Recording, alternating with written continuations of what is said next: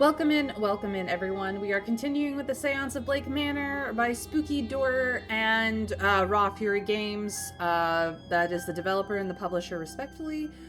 We were in the middle of day 2 at the Manor. Time is starting to run short as we are nearly to the end of day 2, and there is so much left to discover. All right. We need to act for Olivia Darcy, 7th Marquis. Okay. Let's go over some things. All right. We have all these. We have 1, 2, 3, 4, 5 sigils that we know how to make use of. This one reveals events from the past. This one reveals doors that were hidden. This one dissolves whatever it has been linked to. This one unlocks doors that have been magically sealed. And this one woke us up from our dream. We don't know what else it's used for. We have many observations. There's a trunk in Bay 46 that we need to figure out how to open. The hatch door that we need to get into the basement with, the repaired stall door. The crows are about. We've heard that Miss McLeod is attempting to get a husband. That Miss Callahan is a local wise woman, a sort of witch who knows things about the fair folk. We know that Miss Mantovani is very incredibly close to her family. That she has prepared to send some money to send back to Italy for them, but that she is also ill. We know that Mr. O'Mara has had many a near-death experience, but he has come into contact with his angel, so to speak, and is now protected from the seance because of that. We know that Miss Quinn has unfortunately experienced many, many deaths. And we have seen this same symbol of this ritual in both the dreams and originally inscribed under the bed of Miss Deane from her room. It was someone attempted to scrub it away with turpentine, but it didn't work. There's definitely shared dreams happening, and we need to find a record from the drawing room to help us lucid dream our way through it a little better. Mr. Scarrett is a very wealthy man. But he does not, in fact, have anyone to secure his legacy or his wealth to at this moment. We have a mysterious figure in the window, which we believe to be the young son of the current, man who owns the estate. There are symbols inscribed on the well, but we do not know what they're for. There is a ghost at the fire pit who wants to communicate, but we do not know how to communicate with her. This old anvil seems to be an anvil related to at least one of the 2 smithing gods, or I should say smithing, fair folk. We're pretty sure it's the male one because we saw him. Mr. Doyle definitely is a drug user.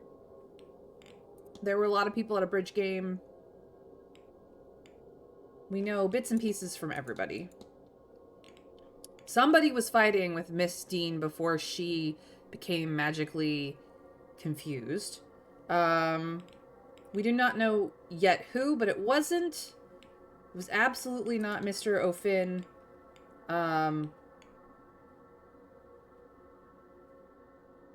Or probably anyone at the game. So it was definitely not Mr. O'Finn and Father Sinnott. They came after she had already disappeared, supposedly left.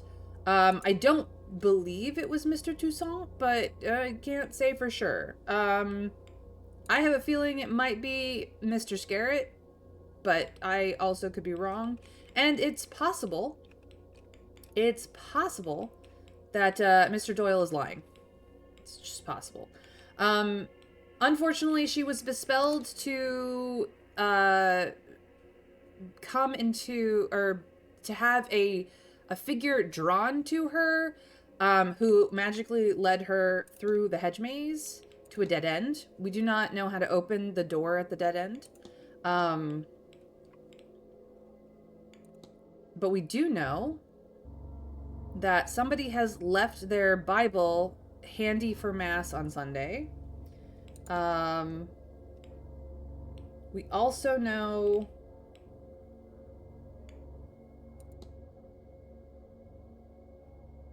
No, we've done this on Archway. We helped the Walled-Up Lovers. We know that there's half a vial of poison left in a room. That we have a syringe of narcotics that could knock somebody out for a couple of hours. And we have some fake handwriting for the, hey, I've left note. She was in room 15.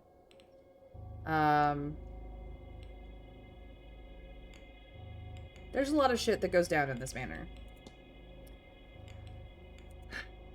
So, we've learned about the Fae. We are concerned about the aftermath of the Seance. The staff adore the young master, who is a recluse, unfortunately. We learned about some of the gods and the Tuatha De Danann.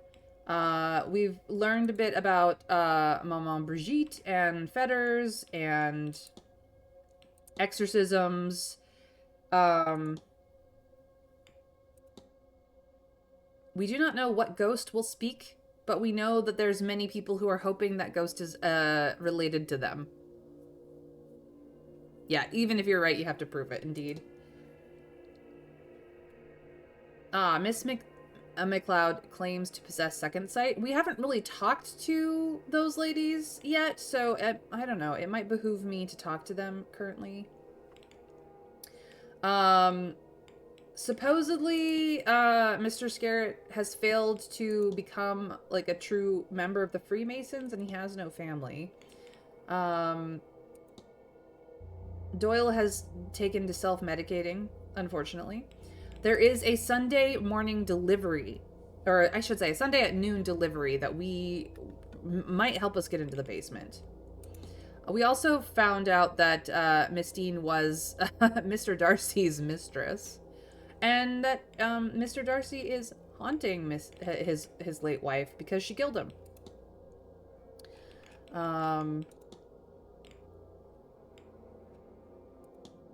We do not know what happened to the Irish gods. I kind of wish I could turn the page and learn more about this, but it's fine. We do know where all the keys, the master keys, are, and we have 2 of them. The southeast corridor key is missing. The atrium key is in the supply closet. I believe those are the 2 that we have acquired for ourselves. So it's really I'm sorry. We have the atrium key and the northeast corridor key, because that was in one of the assigned rooms, which was room 15, by the way. So the southeast corridor key is missing, and the southwest key is in the basement storeroom.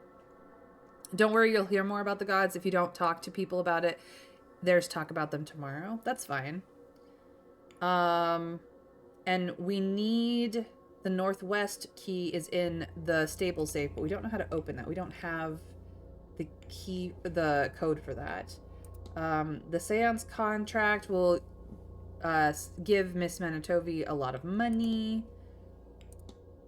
The Freemasons have dropped Mr. Scarrett, and he has not finished his will because he doesn't know who to give his money to.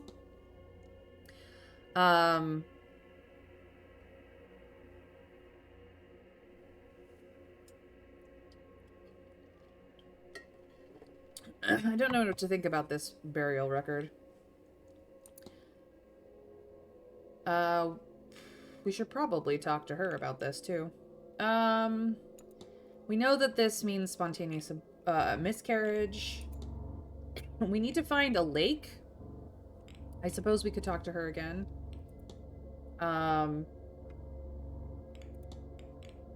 Let's see. We need something related to Mr. Darcy. I just don't think we have it. We have Deane's journal. I forgot we had it.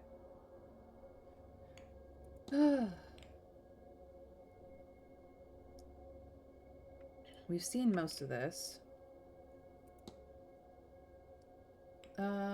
We know this room assignments. There have been written complaints from Olivia. Darcy. We know about the sign-in times. We do have a map of the region. A note to Miss Deane requesting to meet found in the jacket pocket of the cloakroom. That's right. We have a photo of our brother's ghost. We have this chimney charm. We have a slipper that we found in the hedge maze, and we have a screwdriver still, which is nice.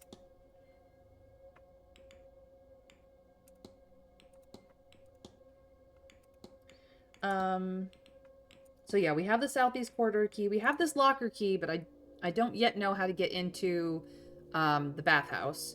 We have the atrium key. We have key to room 13 and the key to room 19. We just have them. We've looked at a lot of people for their details that we've asked some of them about.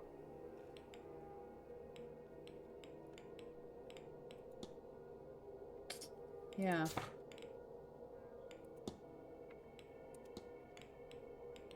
Okay, we've learned more about you.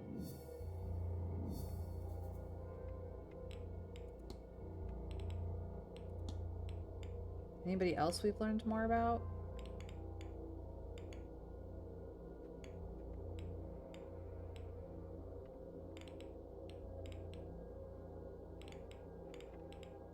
Not really. Okay. So we need to figure out why she came here in the first place.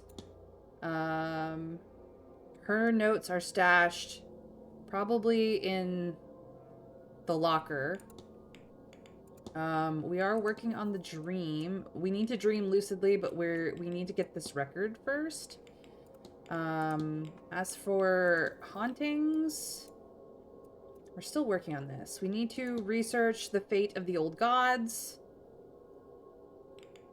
to further that, and then there is the fight that she had with somebody, and we need to find out more of the alibis of people. So there's a lot of things to do, honestly. So let's get to getting. Alright, we know where basically everybody is. We can get into any of the rooms that are unassigned now, it looks like.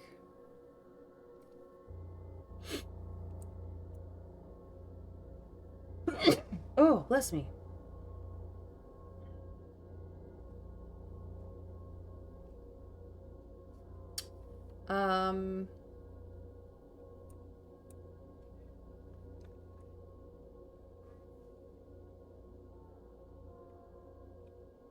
Talk to people about the young mister. You'll get a better understanding of why you don't meet him. Don't worry, you'll hear more about the gods. You were told that, so hardly a spoiler. On the other hand, talk to enough people and they'll cover the contents of that talk so you can go snooping while people are busy. Bless you. Thank you.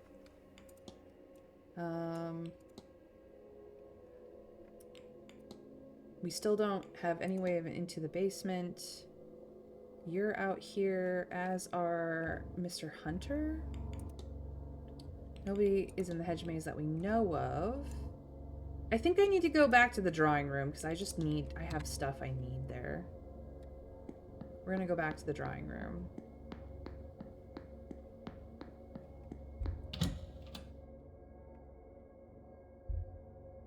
Oh, hello. Can I overhear it from up here? Yeah. It won't give me the prompt from upstairs. That's annoying. There are two conversations going on, and I really cannot eavesdrop from the second floor, which I should be able to do, I feel.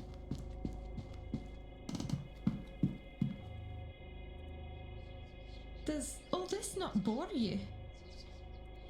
Should it? It's fascinating, in a way.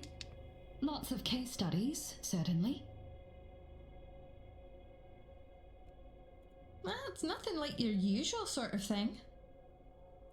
Oh, it's not all scientific, but... Look, you're talking to a woman with a shrine in her room. I'm not entirely clinical. Besides, look at you. Ivy, I said I would come with you. Do you expect me to regret it? I suppose. I just thought, what with who things are? You're always the first one to know when my tempers run short. Do you suppose I've managed to hide it from you, of all people? Besides, you know I would take any excuse to spend my time with you. Oh, good grief. But you are always so sweet. Oh, don't look away like that. Everything will be all right. No, I just... Maybe it will. I don't know. Maybe.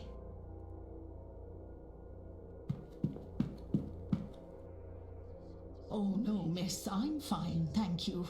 Please, Mrs. Joyce, I beg of you to listen. Please now, Miss Mantovani, I said I'm fine. But I do not need the cars to see how much you carry. You need rest. I said I'll not hear it. I'd rather my joints suffer the cold than your corruption witch. What is this corruption of yours? I simply see you need rest. Now, my room is big and grand. And a horror to clean, I am sure. You were there an hour on Friday. That is an hour best spent at rest. It is needed. And I am more than capable. I?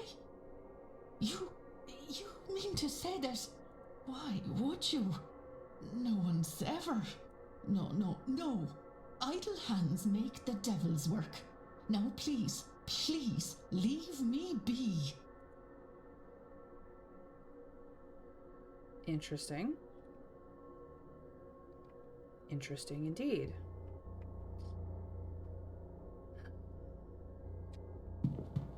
I need to go here.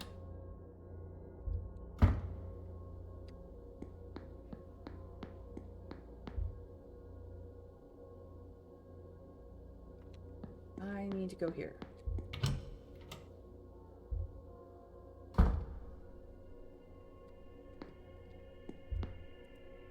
A collection of recordings of classical music. I see a gramophone in my room. I suppose these must have been put out for guests.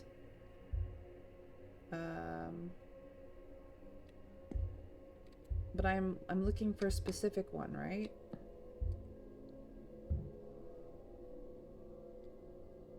Do I need to play a record? I thought... You're here again. Mrs. Erickson is here.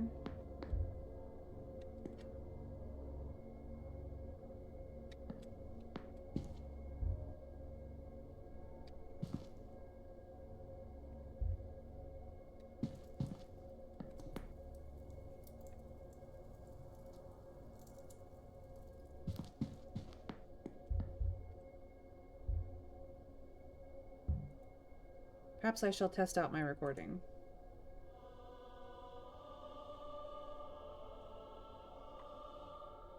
Very soothing, but this does not seem like a safe place to fall asleep.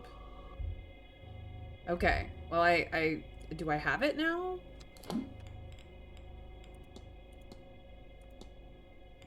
No, it's not like I've picked it up. Otherwise it would be in my items inventory, right?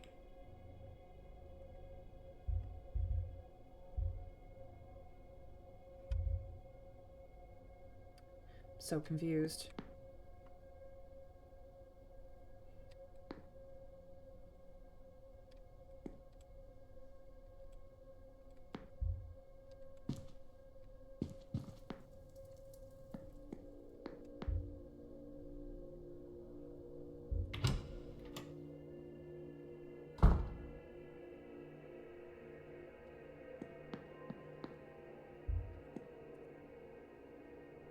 Good day. Hello, sir. Anything I can do for you?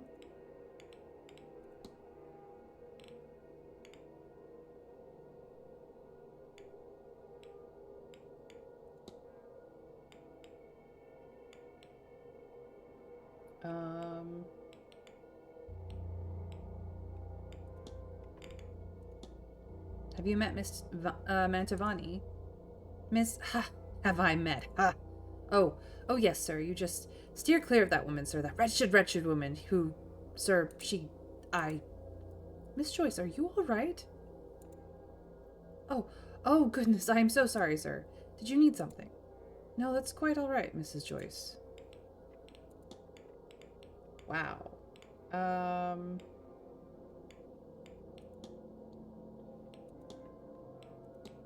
found this on the grounds. What do you make of it? Don't just wave it around, sir. It could be dangerous. Mr. Hunter's the man you want, always setting up on this sort of thing he is. Know thy enemy, that's what he says. Okay, I will ask Mr. Hunter about it.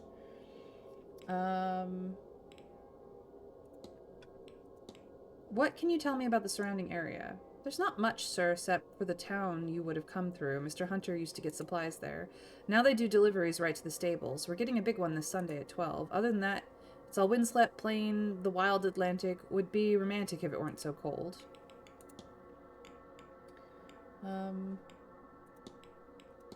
I heard Miss Deane was personally invited to the seance. She must be very well respected. Goodness, if she were, Marquess Blake never mentioned it. Between you and me, sir, I hope he's ashamed of himself. Can you imagine? Inviting people into a cult. That's not what is going on, but okay. I couldn't help but overhearing that there's been some complaints about you, Mrs. Joyce. I'm sorry. Well, good. If this lot were pleased with me, I wouldn't be a very good Catholic now, would I? But still, is there anyone you can imagine going out of their way to do such a thing? Huh, who wouldn't? It all comes down to that Mantovani, though, sir, mark my words. Doesn't matter which monkey squealed, they're all a part of her circus. Well, goodness.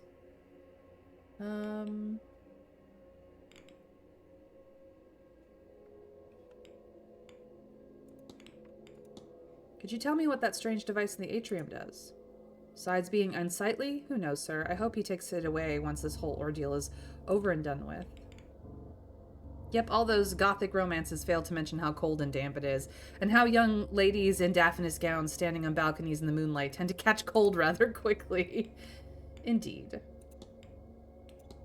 I just noticed someone's been putting St. Brigid's crosses around the manor. Oh, that'd be myself, sir. You know, they protect against flames. I thought we could all use some protection, I suppose. What about strange dreams? Have you experienced any strange dreams while sleeping here? Please, sir, I'd rather not. Well, sometimes I think I'm walking through the gardens, truly believing it, then I have this urge to look back at the manor. And oh, sir, I know not to look, but I can't fight it, and I wish I could. The windows, they're all black, save for those red eyes looking down on me, every window hiding a horrific figure. Then, thank the Lord, I snap awake in tangled sheets. What about a shadowy figure? Have you ever heard tell of a large shadowy figure stalking the grounds? What? It's a cruel thing, sir, teasing a poor old housekeeper. Unfortunately, I'm quite serious, Mrs. Joyce. Oh, don't say that. Please, sir, if it's children's tales you're after, go hang out in the library. You know, maybe I should. Thank you, Miss Joyce. Strange occurrences, then? I've noticed some strange happenings about this place. I knew it, sir. I warned the Marquess. This is what happens when you invite a gathering of the dark arts. We're turning our home into a snake pit? And for what reason, I ask? Oh, dear. Tell me about Mary Blake. What can you tell me about Marchioness Blake? Oh, God rest her soul. She was a good woman, Mr. Ward, gone from us too soon. Marquess hasn't been the same since her passing. He idolized that woman. And poor young Walter. Okay, I've already asked about Walter before.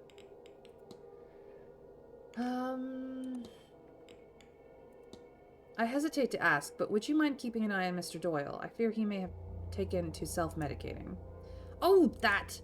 Don't you worry, sir. I'll set him straight. He's a good boy at heart, I promise. Just needs a little guidance. At least his father Sidney to help him along. Always together recently, them two. I'm sure it'll do Seamus some good. What do you know about the Fae? Do you know anything about the Fae? Best not to invite the fair folks' attention at all, Mr. Ward. But if you do, best be polite and make sure you don't accept anything or offer none beside. That's fair advice. I have the impression, Mrs. Joyce, that little gets past you around here. Oh no, more than any housekeeper, sir. We get all sorts of little insights into the guests, you know. Mm-hmm.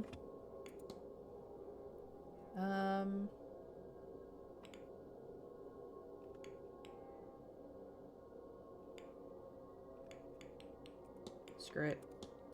Looks like someone dropped this key in the hedge maze, Mrs. Joyce. Might you know what it's for? Looks like one of the keys for the bathhouse lockers. Best you put it back where you found it. Someone will need that. Okay. I'll be off. God bless you, sir. I don't have any ability to get any more information out of her. Where am I?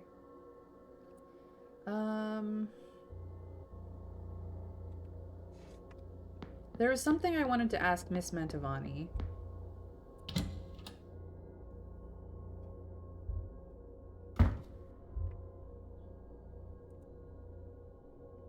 Signor Ward, we meet again.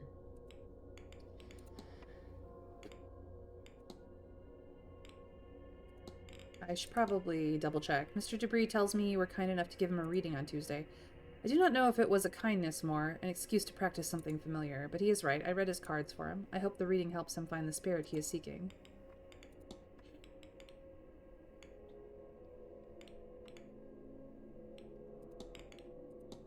Have you ever seen a woman's ghost by the fire pit? I have felt a presence, but no, I have not seen her. Tell me, Signor, is this her?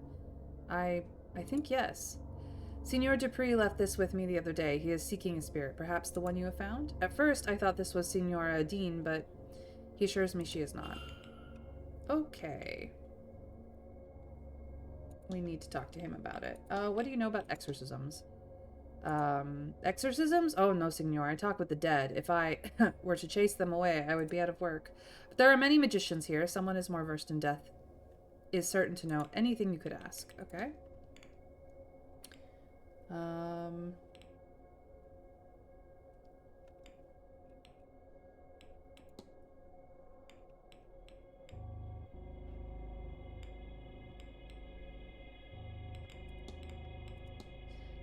Do you like the young master? I have not met him. The Marquess wants him kept from all this business. Though he would not say it, I suspect there is hope that the Marchioness's ghost would appear. That may be too much for the boy at this age, and if she did not appear, that would be too much in another way. No, best he is saved from the whole thing until a later age. Okay. Have you spoken with the housekeeper? I do not think she likes me. Why do you say that? I've done many events like this. Often I meet a family member who's against my presence. Some cannot hide this. Signora Joyce, she hides it well enough. But I think to her I am just a witch. Okay. What about...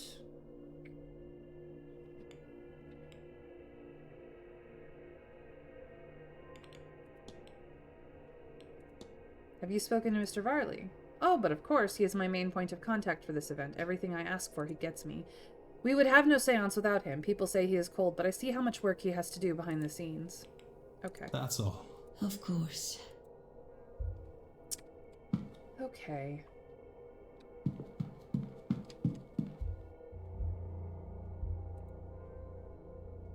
I don't believe we know each other, do we?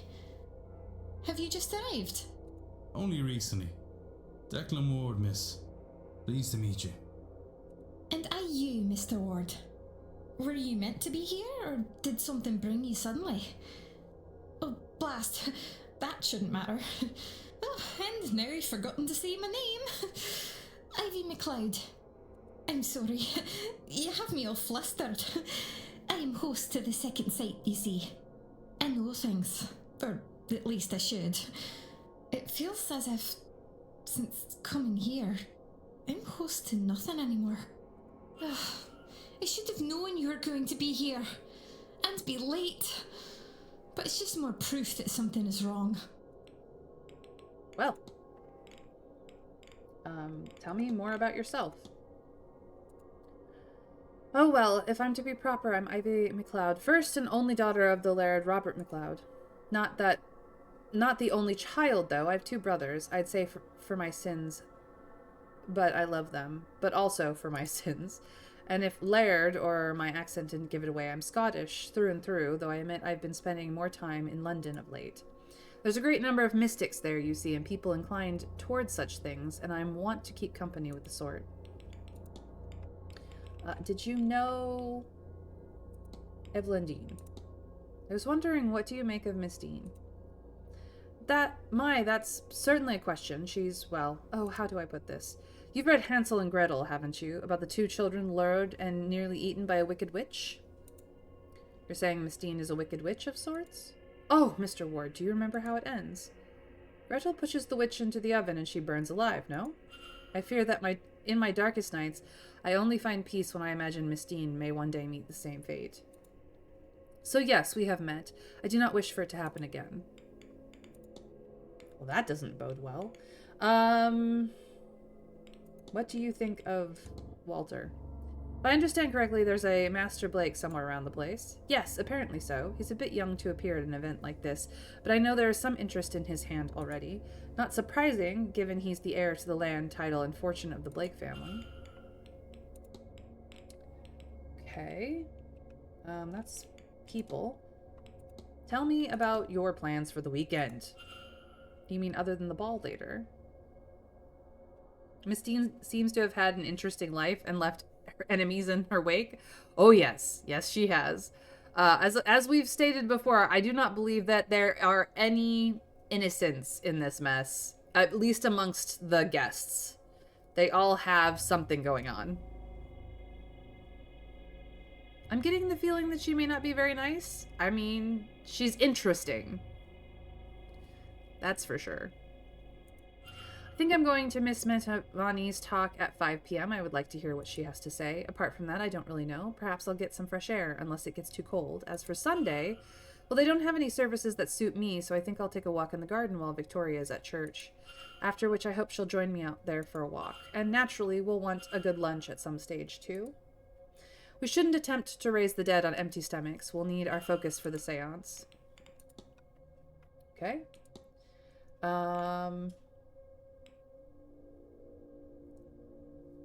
Have you had any strange dreams? You know, I've had the strangest dream the night I arrived here, of a long hallway leading to nothing but more doors. Oh, I've had the same, Victoria, too. I think it's the atmosphere. Everywhere looks the same, so of course it'll bubble up in one's dreams. You know, I've been reading about it. Hallways represent transitional spaces, because that's what they are, quite literally. They can mean moving from one thing onto another, a new stage in life, a new relationship, a new worldview. And locked doors? That's easy. They're barriers to overcome, but really, don't take it too much to heart. The symbols? I don't know so much about that. Sigils, I think, but that really is outside of my practice. I think everyone gets strange dreams around here, right? You are not incorrect. And I'll let you unfortunately... be, Take care, Miss... it is now 5 o'clock.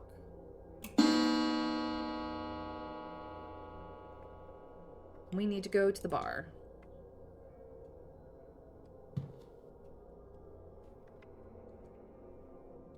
Suddenly it got all ooky spooky. To the bar. To the bar.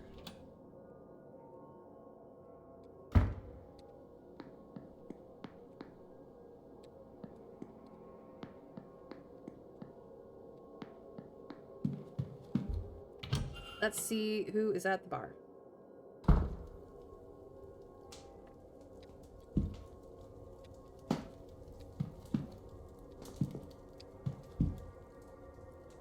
Billiards.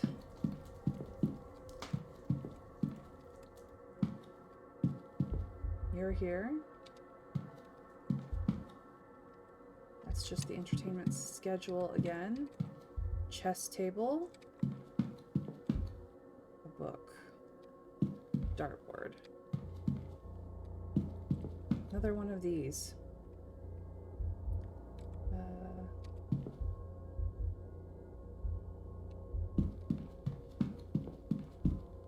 Staff only. Okay.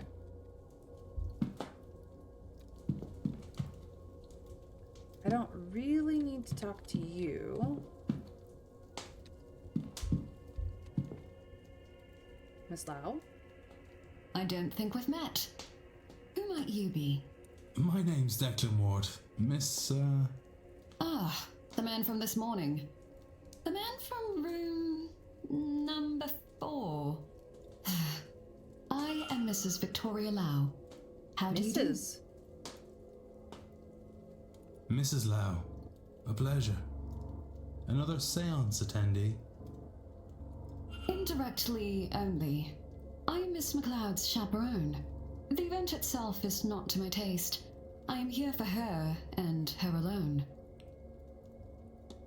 Alrighty then. Tell me about yourself, please. You know, Mr. Ward, some people tend not to ask me such things. I do appreciate it. I confess I'm not a spiritualist, and I have little interest in it. I prefer to study the science of psychology, that is, the study of the human mind. As for myself, I was born and raised in London and have lived my entire life there. That is not to say I didn't travel, but I've never found reason to come to Ireland before. Did you know Evelyn Deane? Have you met Miss Deane? I have, unfortunately. We've been dealing with her for a while now. Is it unfortunate? I don't know if it was for her, but it certainly was for me, if only our paths had never crossed. I can't stand her. The less said about it, the better. Okay. What can you tell me about young Walter Blake? Are you aware that Marquess Blake has a son?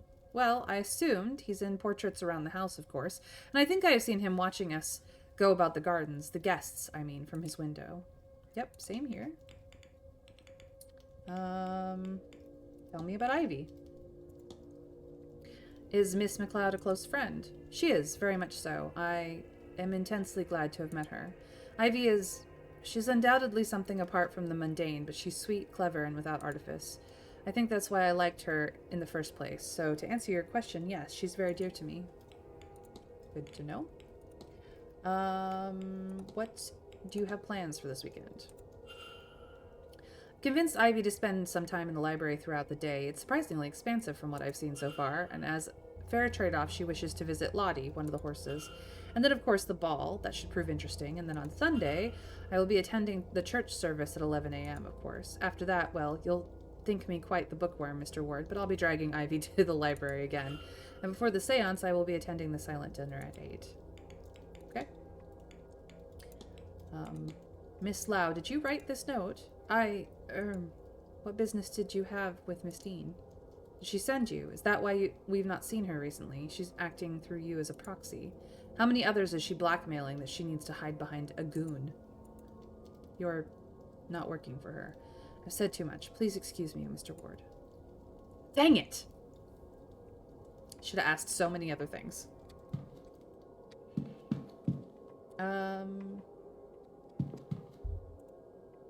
Someone started playing, but they didn't get far with their game. Okay. Oi, can you back off for a moment? Hello again.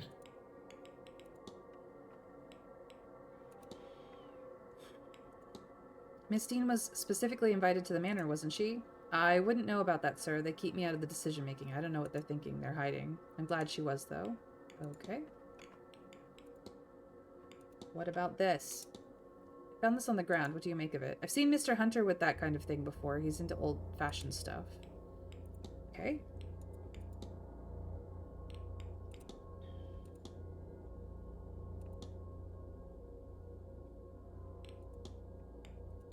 I don't recognize the cross you're wearing. Does it have a particular meaning? I don't know. I seem to always have had it. Don't care much for the church, God forgive me, but I wear this daily. It's part of me, I guess. What is that about, eh? Okay. Are you alright, Mr. Doyle? You're shaking. Ah, don't mind it. I just need... Maybe I'll go see the doctor later. Maybe he'll give me a little, pick-me-up. Mm-hmm. You look tired. Has the event been heavy on you? Tired? Yeah, I guess you're right. Both counts. I am tired, and this event isn't helping. Right. Do you know anything about the Fae, Mr. Doyle? Best not talk about them, sir, at least not call them by name. I met one once, out on the grounds. I thought maybe he was a guest I hadn't seen yet, but the moment I looked at him in the eyes, and then he asked me for my name. My own voice asking my name from my own face. I knew if I stayed, I had given him my name, and I knew if he had that, I'd not be seen again, not the real me. I never knew until that night how fast my legs could carry me. Good to know. What can you tell me about this repaired door? I noticed one of the stable doors has been recently mended. Has it? That'd be Mr. Hunter's work then. He does all the heavy lifting around here. He's well able for it, even at his age. Well, that doesn't tell me how the door got broken.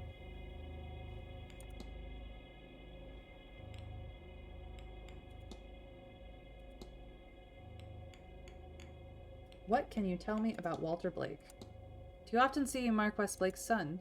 Almost never. Every so often I take a meal up for him, but mostly Mrs. Joyce or Miss Murphy do that. I try to stay clear. What do I have to talk about with a 10-year-old rich kid? Okay. I'll leave you be. Yeah, alright. Go away.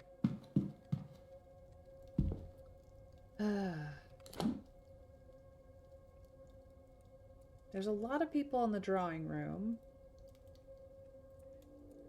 I do need to talk to Mr. Dupree. She's in the southeast corridor.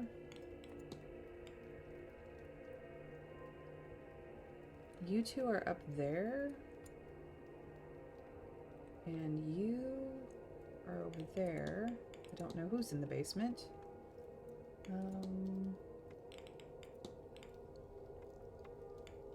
Okay.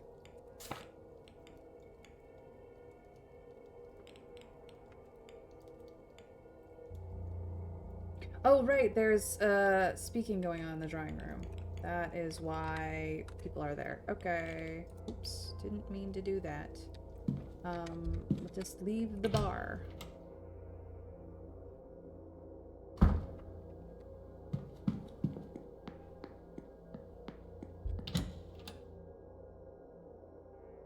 Yes, that is a handy snippet of information. Absolutely.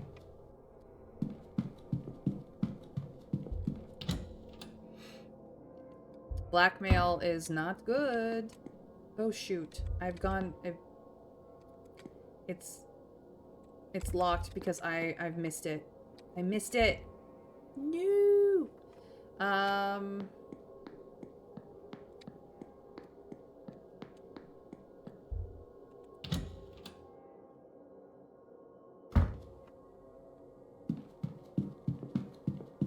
Is there crazy shit down here? Door is locked.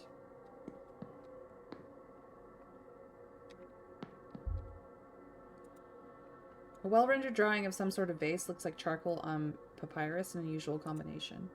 Miss Hisham had charcoal on her hands. Perhaps I should ask her about the drawing. Okay. But I can't reach her, I don't think. Why are you in a corner?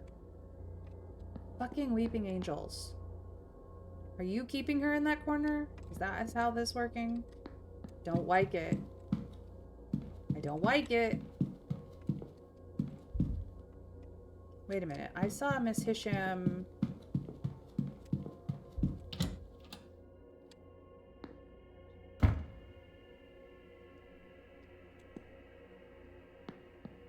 Up here somewhere. Which corridor was she in? The southeast corridor? I need to go straight across. Okay.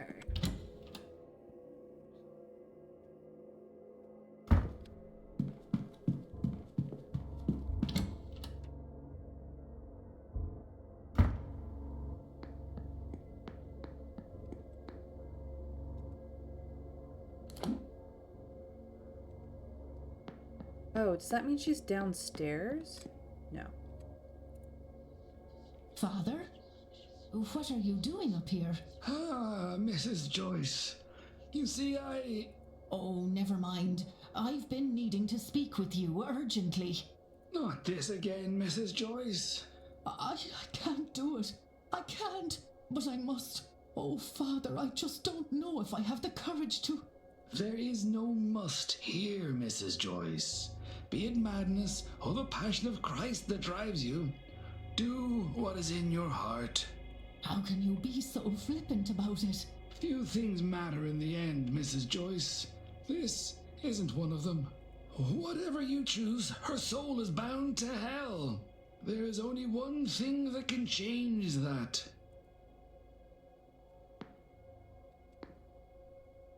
Okay. Not who I was looking for. She is downstairs. He should actually be, like, over here, but whatever.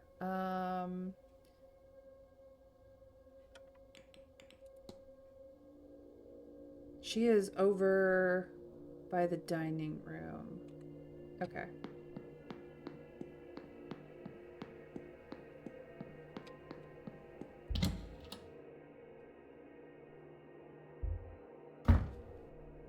What am I thinking? I can just go to the tower, right? Yeah, the east tower. I can get downstairs via the east tower. That will be closer. Sorry, excuse me, don't mind me. I'm just heading down the stairs.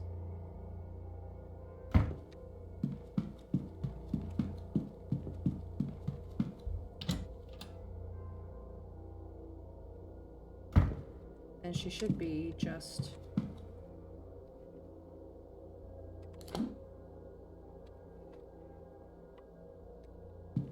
Hello? What are you doing? It has been locked.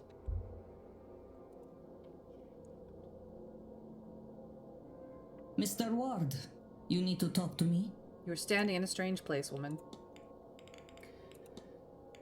I would like you to explain this. Have you been drawing a vase? The vase of Nectanebo. I can see it when I close my eyes. Long buried and then long lost. It should be here somewhere in these halls. But it is not here to see. Someone has hidden it away. But where? The basement? The church? Blake's own residence? I can find nothing. If only I could find some records. Excuse me, I am just passionate. Can I ask you about this fascination with the vase? This vase you're studying, is it an artifact you have a particular interest in? I discovered it had been acquired by a member of the Irish gentry a few years ago, and as is true of so much of our history in Egypt, it has been taken from its rightful home and kept as a souvenir. Supposedly, it's stored somewhere among the Blake's possessions. I would be interested in seeing it.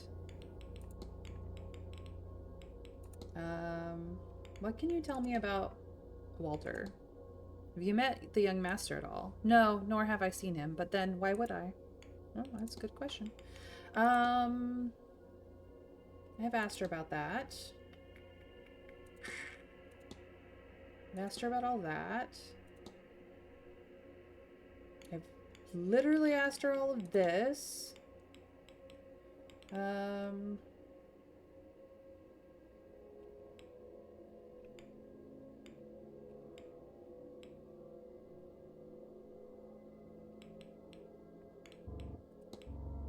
Okay. I'll leave you be.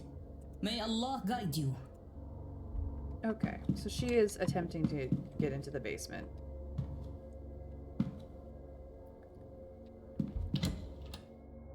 Maybe he's out by the stables, Mr. Hunter.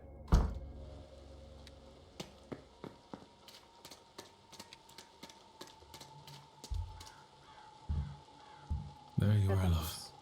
Good girl.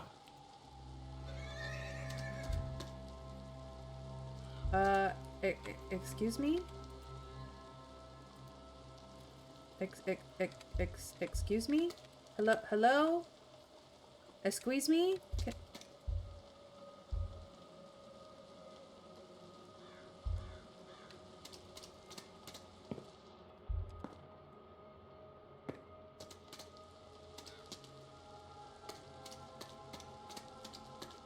I can't.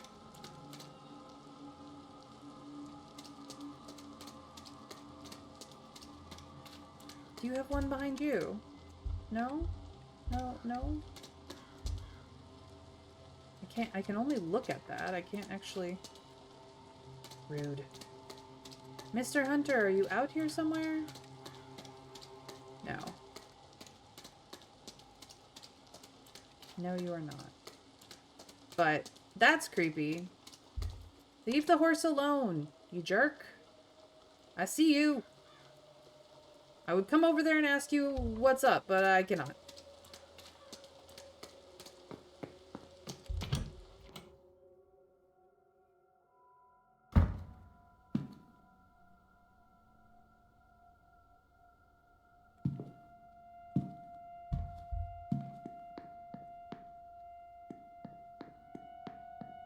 Alright, I might be able to get into the drawing room now.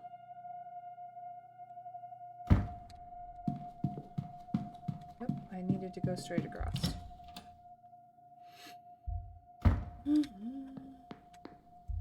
Nope, not yet.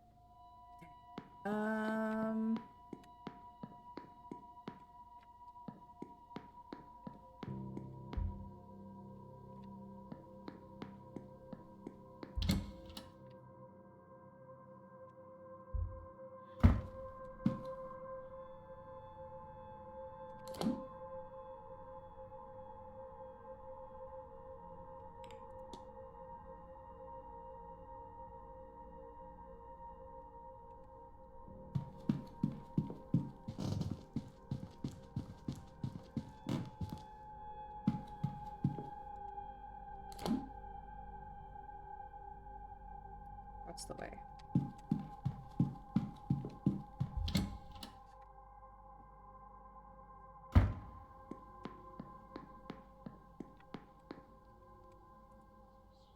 You really haven't seen her, then, sir? Miss Deane? I am so sorry, my dear, but truly I haven't. I do wish we'd had the time, but Miss Deane and I barely got the chance to speak. But, sir, that just isn't true. You were with her. I saw her. She was in your room. Good heavens, Miss Murphy. Where does this fixation with Miss Deane come from? It's going to get you into trouble one day. But... Think, dear child. What if Mr. Varley could hear you now, talking about his guests this way? You're right, sir. I'm sorry. Oh, it's hardly your fault, miss. Someone of Miss Deane's standing simply shouldn't be so careless with her fraternizations. You and that bellboy seem to have the same stars in your eyes at the very mention of her name. Excuse me, I'm going to intrude in this, whatever this is. I have a question. Sir? What can you tell me about Walter? Some, sir. We work on our words together, but in truth, he helps me more often than I help him. I can just about read, sir, only small words, enough to get by. I'm learning to write alongside the master. It was Mrs. Joyce's idea that we could help one another. I don't think he tells his father, mind. Might be part of why I've been let stay, bless him. Interesting. Can you tell me about Coventry, who's standing right next to you? No, sir, I've not. Looks like he's been having a grand old time, though, with... Well, that's none of my business, sir. Right. Okay, back to evidence. Shadowy figure. Have you ever seen anything large on the grounds? Large? Unless you're meaning a horse, then no, but I've heard other guests talking of giants. Not sure if that's what you mean. Maybe there's something of use in the library? Yeah, I've read it. Any strange occurrences? Strange? Oh, I'm just the cook, sir. Couldn't be involved in any sort of strangeness if I tried. I mean, in the more general ghostly sense, miss. Oh, seen far more than I'd like then, sir. Air's so thick with ghosts, I sometimes worry about mixing one into the soup. Okay, what do you know about the Fae? Shh! It's bad luck to talk about the she, sir. Especially at this time of year. Sam Haines when they come callin'. It's why people wear masks then, so as they can't tell who's human and who's one of them. Keeps us safe.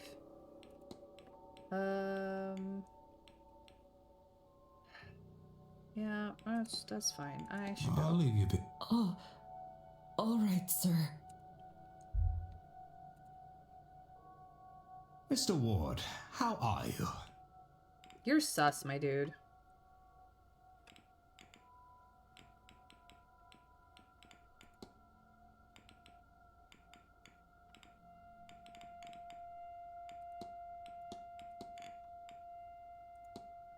What are your thoughts on Miss Mantovani? I gather she is very well respected in the field. She's quite the catch for an event as far off as this. Indeed, I think she's the sole reason so many have come this far. She gave me a reading. It all sounded very impressive, but didn't make all that much sense to me, I'm afraid. Okay. I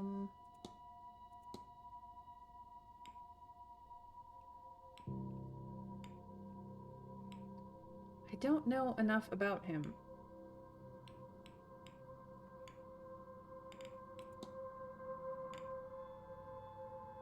Okay. Good, and to you? I wish I could, like, call him out. Relaxed. Yeah. No, hello. So he plays here. I can't get into any of these doors because they're freaking locked.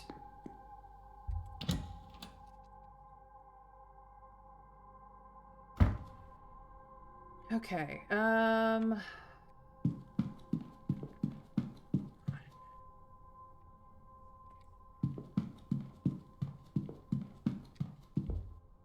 is it this one?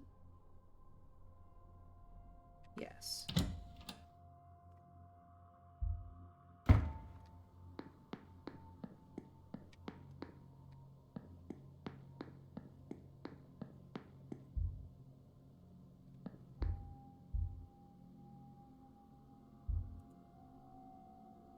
Yes.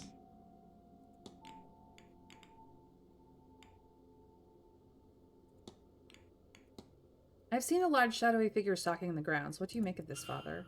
Ah, I knew it. There is an Aeon here. How it got here, I do not know, but I shall find it. You'll have to forgive me, child. I lost the run of myself for a moment. This place has us all on edge, no?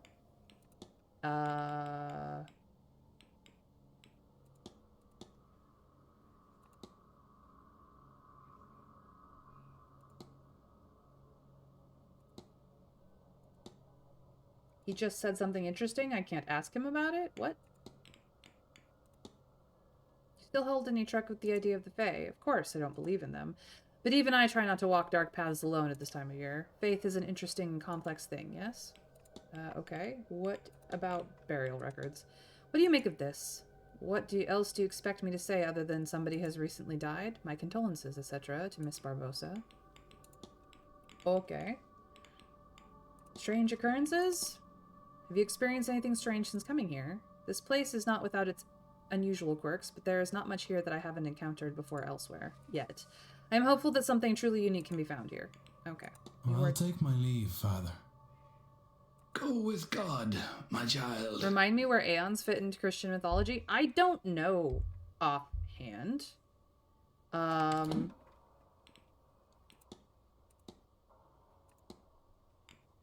Who can I discuss this with? People that are locked.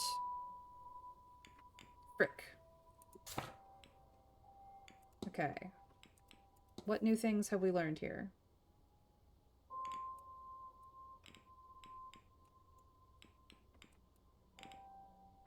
I guess I need to talk to Mr. O'Mara.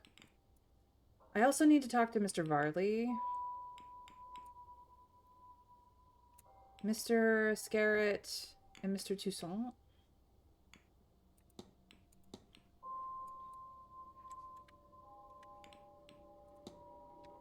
Okay.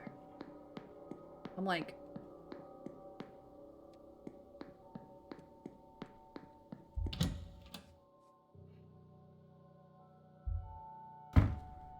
I believe Aeons are Catholic, and I was not raised Catholic enough to know anything. Okay, it's 5:30. Hopefully the talk is let up enough that we can get into and talk to people now, that even though we've missed the actual talk, which is unfortunate. No. By their nature, they're hard to define. And yet, even in their elusiveness, questo funzionerà. We find them everywhere. By their many names, they're all across the world. There are many formations. Some echo the grief they left upon the world, and are blind to the living. While others are vengeful and aggressive. Regardless, no single spectre experienced has been able to directly communicate. But tomorrow night we intend to change this.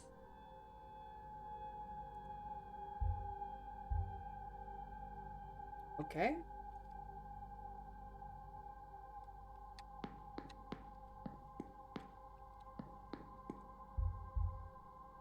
I don't want to wait. I want this to open. Thank you for the lurk, Mr. Scrake. I hope you are well. Who can we... Okay, we learned more things about him. The Aeon. Yeah. I don't know what more I can do here. Okay.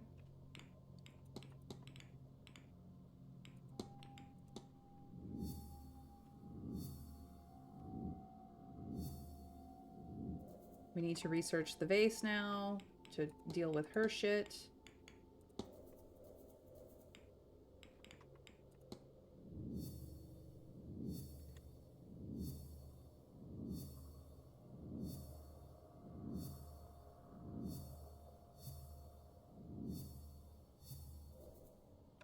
There's things. There's things about her.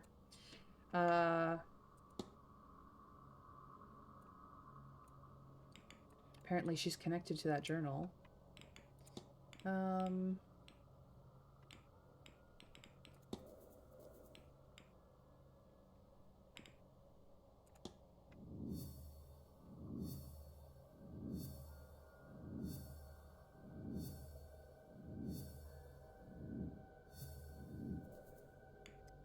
Okay.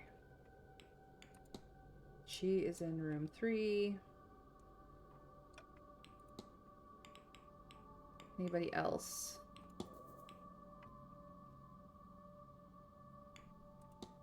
He definitely knows something, but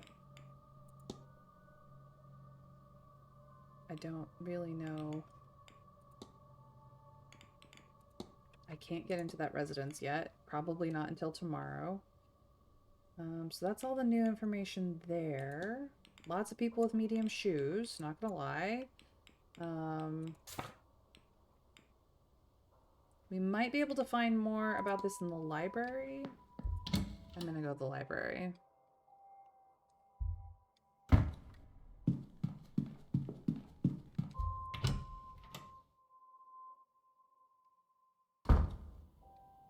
Who is here?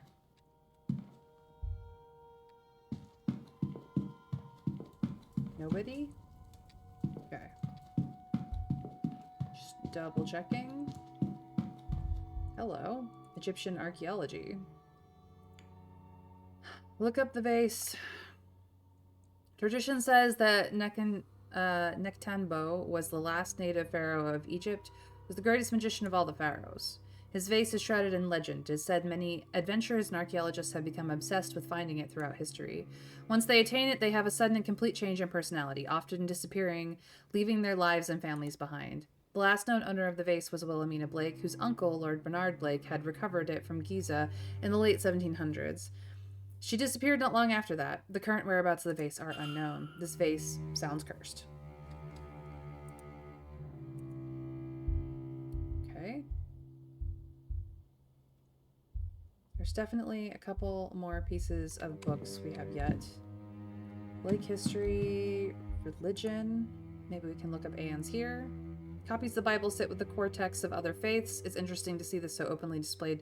To some, this would be blasphemous. Is there anything I want to look up? Resurrectus, Celtic religious symbols. There's a number of designs synonymous with Celtic culture and spirituality. I list a few here. The Draskelion, 3 spirals joined together at the outmost points and the center of the design. Thought to represent the physical world, the spirit world, and the afterlife, or alternatively, birth, life, and death. The triquetra An ancient symbol of a tri-pointed endless knot, now understood to represent the Holy Trinity. The Dara knot, a complicated square knot without end associated with St. Patrick, patron saint of Ireland, and the Dara knot is a symbol of unity and peace. Our crucifix depicts Jesus Christ in his crucifixion, and so speaks to his sacrifice and the forgiveness bestowed upon humanity for it. A resurrectus is the crucifix's counterpart, the cross upon which Jesus was crucified, with no depiction of the Lord upon it. The resurrectus, then, is an empty cross, the Lord having departed it, and in this it signifies hope, eternal life, and triumph over death. Okay. The Celtic cross is distinguished from the Latin cross by the circle or nimbus around its intersection. Its formation is attributed to Ireland, France, and Great Britain, and it gained prominence in medieval art. Its designation as the Celtic cross is relatively recent, perhaps reflective of its historic use among Irish missionaries. Okay. Not helpful.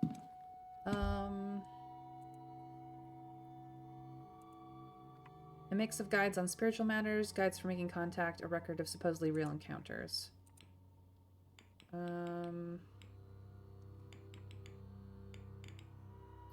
Up the second sight. Second sight is a skill possessed by some that allows them to know of the future or events far from them they should rightly have no knowledge of. It can also refer to the ability to see the dead.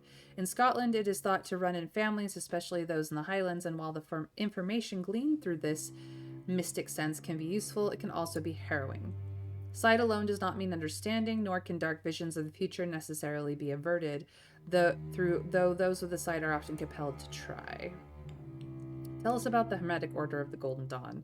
To the layperson, not much is known, henceforth the Golden Dawn. It is a secret magical society founded in England, though it is rumored to have further branches. Reportedly, the Golden Dawn's focus is on divine magic and spiritual development, though the specifics of this are unknown. Despite the Golden Dawn's enigmatic nature, its members may be recognized by its symbol, a Latin cross with a rose in its center, and a pentagram and several alchemical symbols on each arm. Okay. That's not helpful.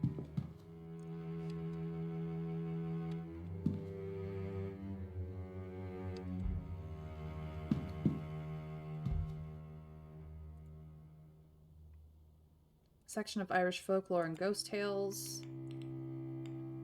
No, I don't need any of that. Irish myth.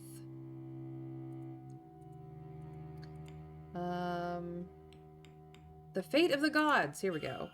This is what I needed. The Battle of Tiltua, I've probably mangled that, was a fierce battle fought between the Tuatha De Danann and the Milesians that lasted many days and saw both sides using underhanded tactics. Eventually, after too much loss, a truce was reached, and it was agreed that the land would be split evenly between both parties.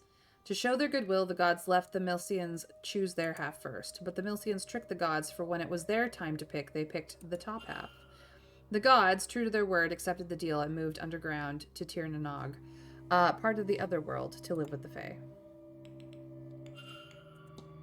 I can't find anything on it. It looks like any books on it have been taken away. I should ask around for more information. Okay. That was what we needed, or something. Is there anything else that we needed in here? World myth. We've tried geography. What about archaeology? The vase. No, I just read this. Never mind.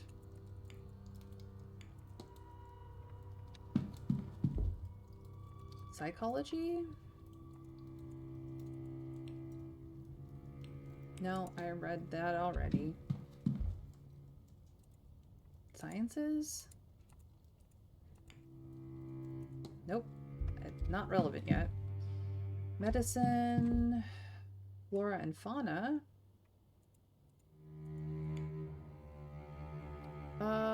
Look up crows. Their main types of crow, this being species of birds within the Corvus genus, is in common parlance. The word crow may refer to any one of them. Typically, crows are understood to be black with long pointed beaks suitable for scavenging, as they are indeed carrion birds.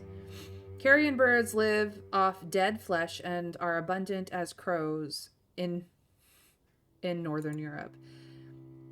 Their tendency to congregate around battlefields to eat the flesh of fallen soldiers has been the inspiration for many incidents of folklore and story, and they are now almost universally recognized to be symbolic of death.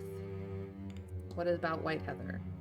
Heather is found in abundance across Scotland, especially in the drier heathlands. There are several types, though most common and therefore most iconic is common heather, also known as ling. Ling is typically a pink-purple color, but a much rarer variety of ling with white flowers is also to be observed growing in the region. White heather is associated with battles and conflict, but is thought to bring good luck to anyone who carries it. One common usage of white ling with this superstition in mind is its inclusion in bridal bouquets. Okay. World history, Irish history, Blake history, religion. Okay, well, that is that.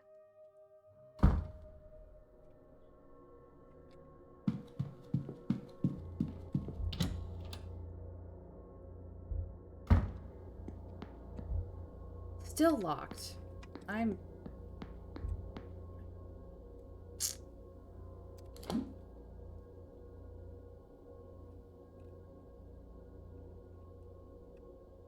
Okay, we'll deal...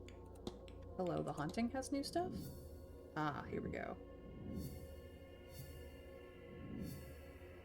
So now we need to research Tir na Nog, but we don't know where to research it.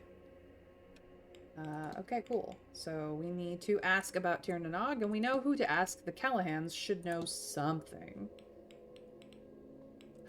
Okay. You...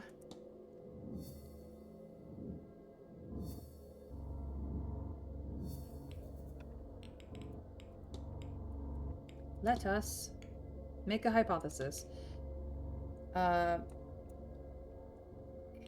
Hisham's goal is to reclaim the stolen vase, but she is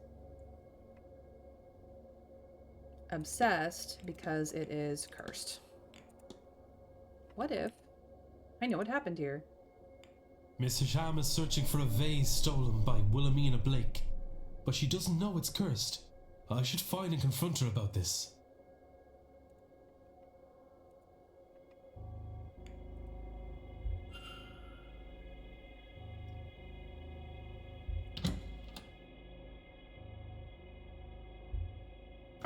Back to the corridor. There's a witch and a druid who I'd expect to know a few things.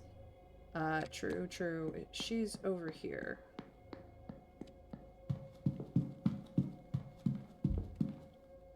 Hi, I have a very important thing to tell you. Mr. Ward, you need to talk to me? Yes. Your goal is to reclaim the stolen vase, but you are obsessed because it is cursed. If you're trying to dissuade me, you will need to choose more than the hysteria of you are serious. I'm afraid so. The thing hasn't left my mind since I first discovered its existence. Every moment I am awake, even when I am not, I think of that vase. If I'm very still, and I feel it pulling me away from myself. And always, I hear a song in the back of my head I have never heard before. I wrote it down, though I do not know what for. Here. Do you see? I am not myself. And yet it seems so important. Not just obsession, then. I will not be subject to such a thing. Will you help me? Will you find and destroy it? And you didn't consider this a sign of some malign influence? I know. Normally, I would not condone the destruction of something so ancient. But such a thing should never have survived this long. And take the music too, in case it helps you. If you find the artifact, Mr. Ward, you must break it. Leave nothing but powder and dust. Okay. Well, I will do what I can to help you with this. That's the East Tower.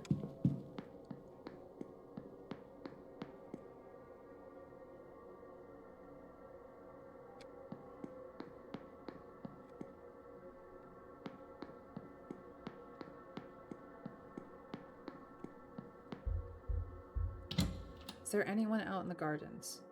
At this hour, I would think there shouldn't be, but... Ah! I've been looking for you, Mr. Hunter. Don't know why you're out here in this weather. Mr. Ward, how are you?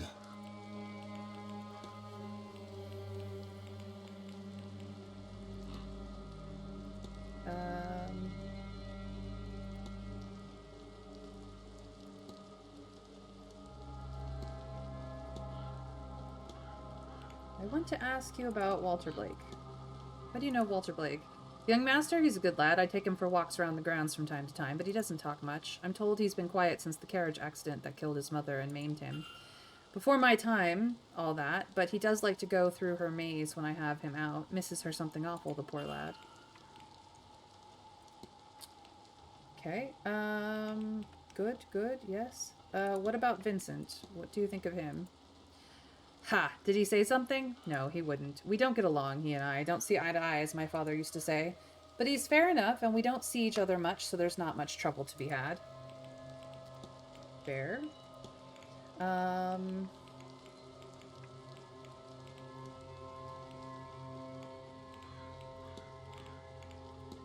Do you recognize this? That's a key for the bathhouse lockers, isn't it? Best put it back where you found it. Okay. What about the shadowy figure? Have you seen a large figure, much larger than a man, roaming the manor grounds? I've seen it.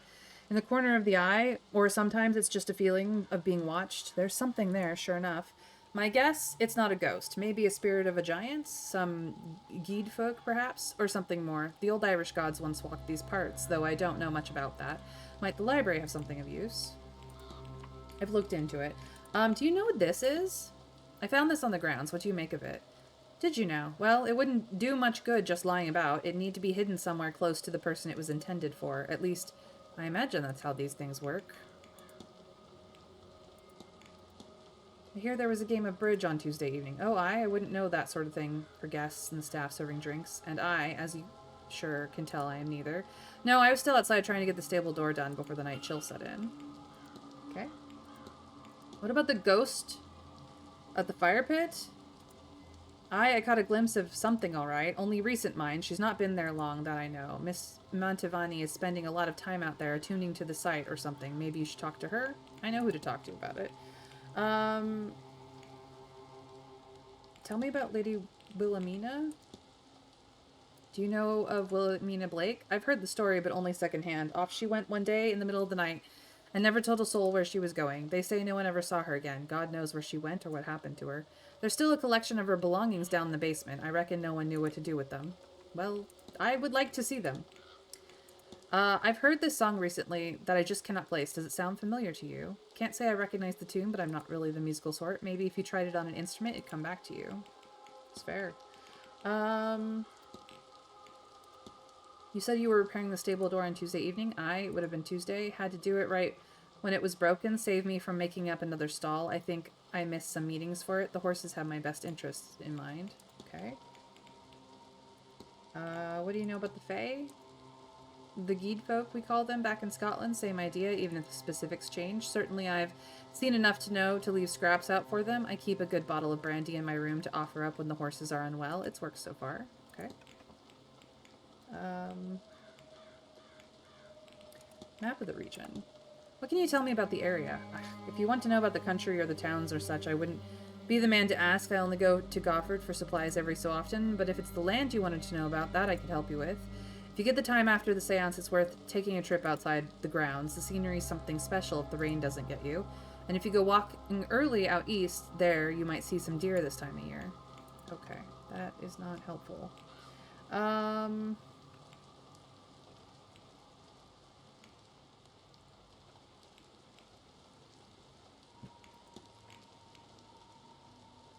It's going well, PP. I hope you are well. There's a witch and a druid who'd, yeah. And didn't you consider this a sign of, hence you're finding a wheelchair in a closet and also why he doesn't get out much. Yep, no, I have seen enough that it was implied that Walter survived the accident that killed his mother, but he didn't survive unscathed. I hope you are doing well, PP, and feel free to sit back and relax. This game is a bit ooky spooky, though. Did you have to fix one of the stable doors recently? Oh, Lottie got spooked and kicked the latch clean out of the door itself. She was in quite the mood. They all were, really. There's no spare stall either, so I had to get one and fix it in place. It's too cold to leave the mountain pasture. When was this? Did something cause her to get spooked? It was Tuesday just gone by. Can't think of what set them off. Wonderful creatures, horses, but not always clever. They'll frighten at just about anything. Rabbits, birds, puddles. I saw a ghost in there. Could it be a ghost?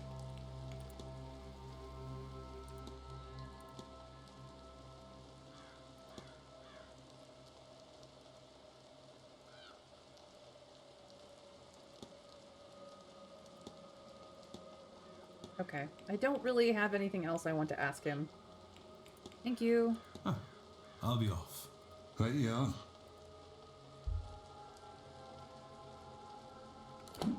So he is out here.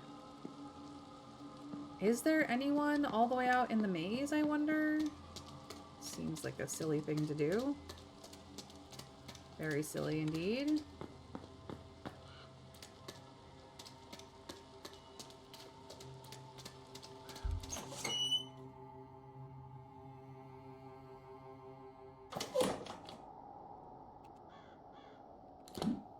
Anyone out here?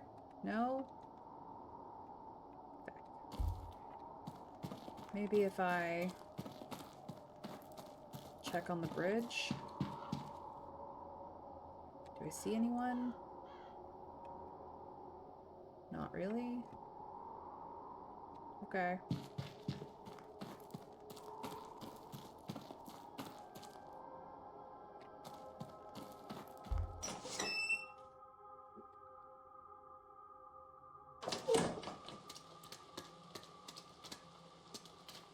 The young master isn't in his room where he's gone to bed. This is the Seance of Blake Manor. It is a disappearance mystery, which has ghosts and all kinds of things going on with it. I am trying to find a Miss Deane. She has gone missing. And somebody has contacted me about her having gone missing, but nobody can tell me what happened to her.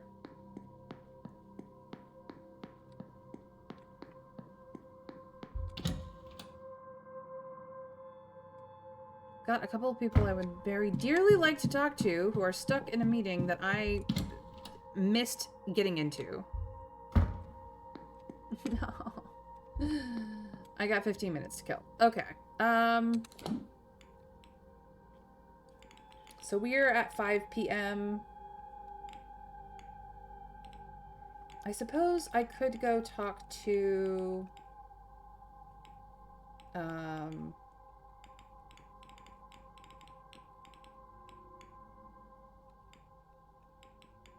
him. He is in the bar already.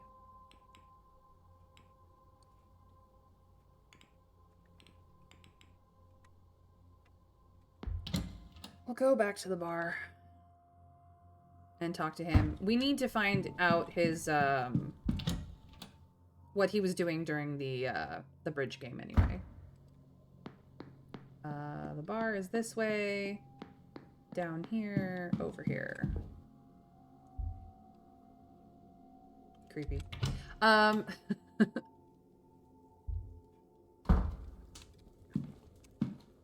You're still there, and you are over here. You again? Yes, I need to ask you about the bridge game. Did you attend the bridge game the other night? The bridge game? That was Tuesday? I did not. No, I was elsewhere in my room praying, I imagine. Yes, that would have been it.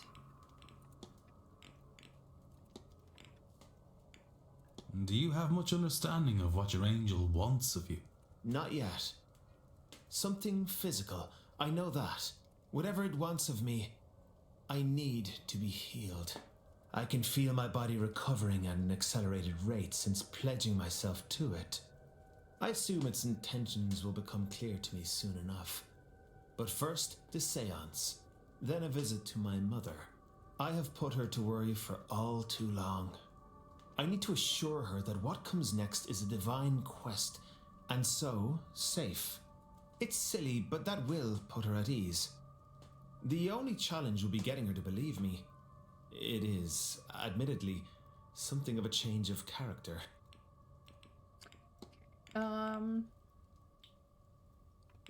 You seen a shadowy figure about?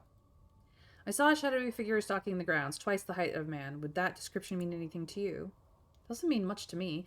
Angelic beings are creatures of light, radiant and pure. I suppose the natural conclusion would be that you have something less heavenly on your hands. Okay. Tell me about fetters? Do you know anything about the concept of fetters? Well, not as much as some of the others might. I'm not much for that discipline, but I believe they're the things that hold ghosts into this world. I suppose that's why they call them fetters, named for the old shackles used to transport prisoners. Okay.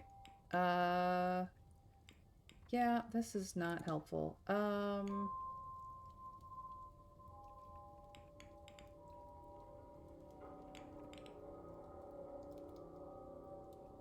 What do you think of her? Have you met Miss Mantovani? Not too self-important for one so famous. I talked to her to learn about the parameters of seances. How many are needed? Is a medium required? Can something more than ghosts be communed with? She answered my questions calmly and thoroughly. Then she drew me a card and warned me to be careful in dealing with the unknown. A real showwoman to the end. Okay. I know that. I don't really have anything more to say about those things. This is not, yeah.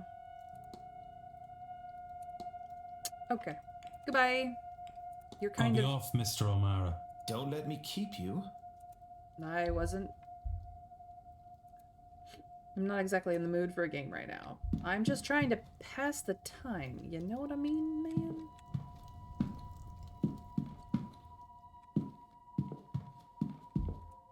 There's a few darts abandoned in the board.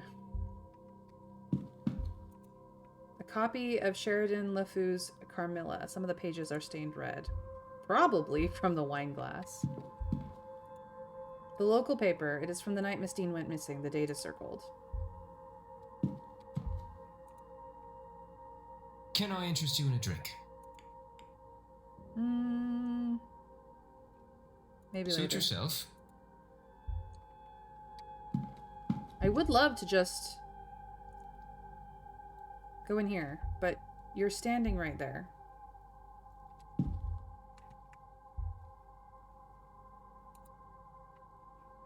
Bottle of potion. It's strong stuff. I'll put that in your room then, sir. Oh no, it's not for...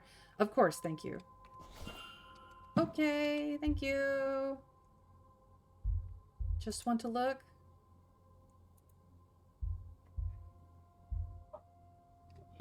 Don't want to get in trouble. Would love to go rifle through the bar. Can't get in here when it's not open, though. Okay, that's... Hello? The end of that.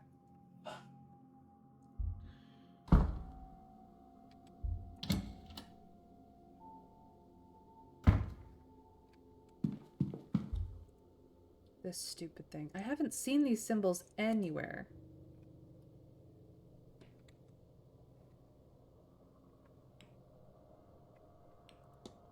It's too much to brute force it.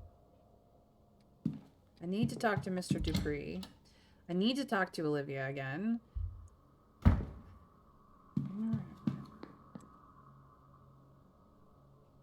I've been to the library. Well, I've only got a moment.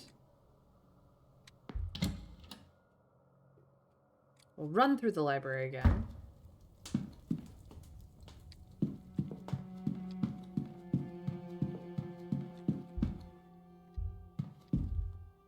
No new books have cropped up. Okay. Edward Blake, the man who built the original manor back in 1650s. It looks to have been extended many times over since.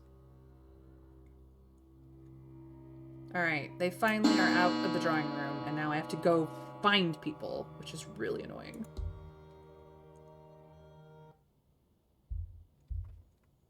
Okay. Oh, you're back here. Do I need to talk to you for any reason? I don't think so.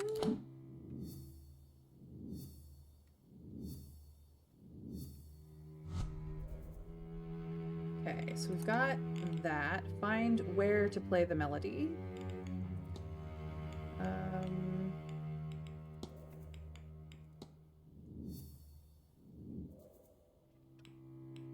That's done.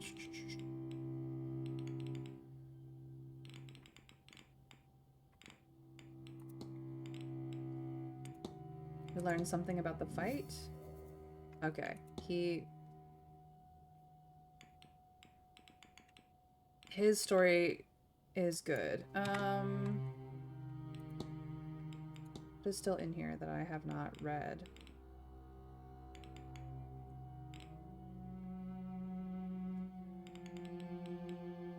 Nothing else has an exclamation mark on it. Okay, who is where that I know of? These two are in the library. Some people have gone to the bar. Not necessarily people I need to talk to. She's there.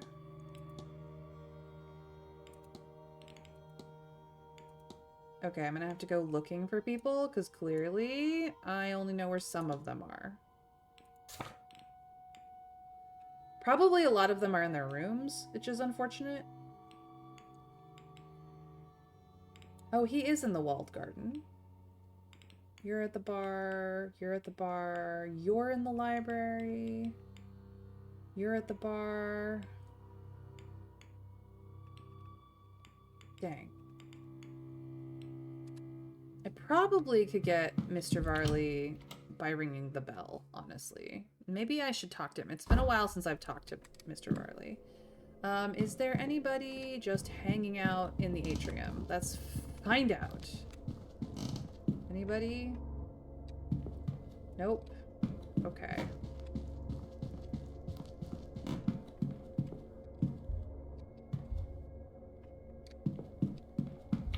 See if there's anybody in the lobby.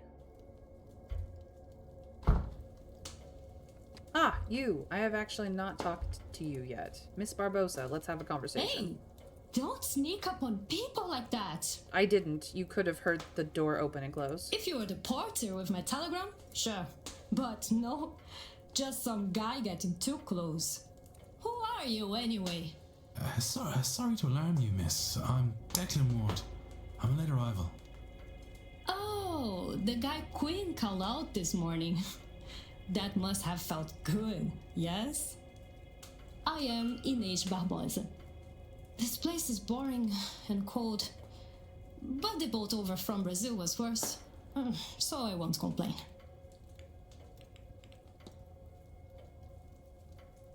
Alright, let's start with people first. Tell me about yourself. Tell me about yourself, Miss Barbosa. What is there to tell? I have already told you that I'm from Rio. Well, I said Brazil, but Rio is my home. But home is different since the uprising. Mostly good, but not all good. Isn't that the way of such things? I decide now, is it a good time to travel? See the world. I suppose I'm a drifter now. I have drifted a long way, yes? Yep, absolutely you have. What can you tell me about Evelyn Deane? Do you know Miss Deane? No more than I know you, but already I do not like her. She knows too much. What business is it of hers to know so much? She is like a spy or a thief, or maybe she has spies and thieves in her employ. Whatever the case, she is a sneak to be watched. No, she's missing, unfortunately. Have you met Miss Mantovani? Yes, I wanted to know more about the seance, so I asked her. She had more time for me than expected. She is good with people. And we talked about tarot, of course. When I told her I didn't want a reading, she laughed and said it was all right. She said to enjoy the here and now instead. With that, I agree. Okay. Okay. Where were you about the were you at the bridge game on Tuesday? Yes. Darcy taught me how to play. This is how bored I was. Did many attend? Aside from Darcy and I were the Callahans, Quinn, Lau, Coventry, and this man who owns the place, Blake. What are your plans for this weekend? I will spend some time in the telegraph room. It is peaceful there, even when I am not waiting on a message. There or thereabouts, I like the lobby or atrium too. There you see people's comings and goings. I'm meeting Dupree in the gardens at 12, then I will see the talk at 3. I think she will spend it telling everyone they are wrong to be here, that I want to see. After that, I will rest in my room before Mantovani talks at 5, which I intend to see. Maybe I can make some sense of all this. After which is dinner, and then the masked ball. Imagine my surprise to find a mini carnival here. Then on Sunday, I will spend the morning recovering from the party, I think. Except, there is mass at 12. Mr. Coventry's talk at 5, I will go to before that lunch. And then there's the silent dinner at 8. What to expect from it and the seance, I do not know. I think I'll take an hour in my room beforehand. I think to prepare myself. Okay, good to know.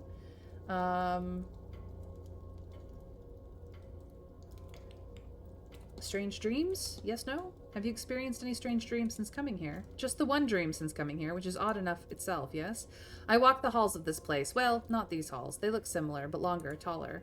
I try to find a way out, a way home, I think, even though I myself will not return to Brazil.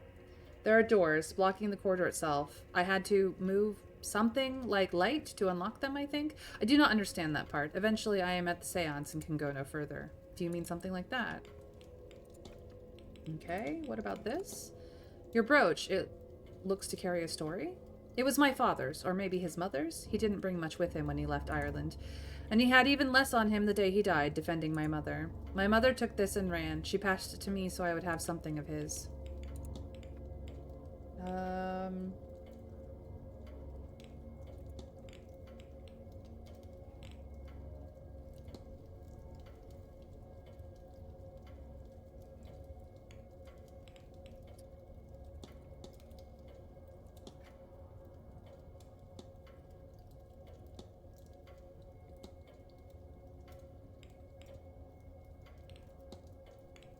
Yeah, I'll ask her about it. Do you have much in the way of family back home?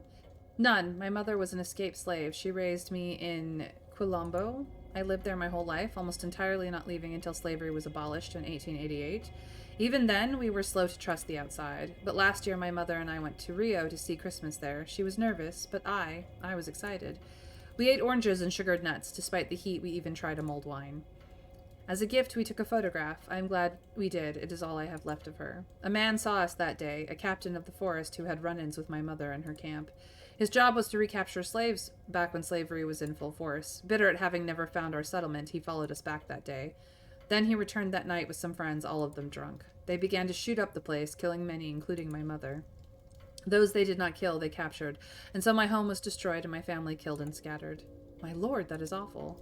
Yes, I feel adrift in the world. Maybe someday I will find something good in that freedom, but not yet. Jeez Louise. I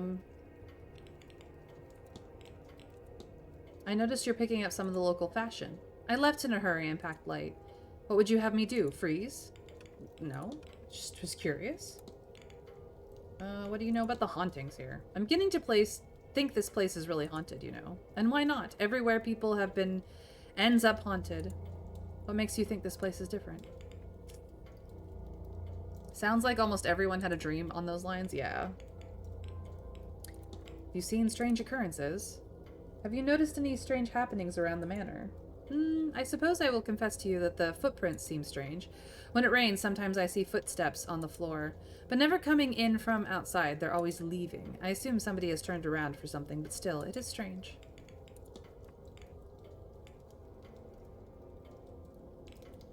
Okay, I don't really have anything more to talk about with her. I have to be off. Oh, if you see that lazy porter, tell him I want my telegram. Now, I should close the mystery of who fought with Miss Deane. If I can form a hypothesis, I will learn something useful for my investigation. You know, the telegram room is like literally right here. You could just go in.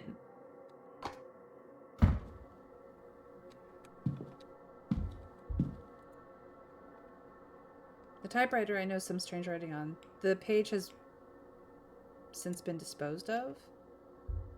Doesn't look like it to me. Okay, it's working now.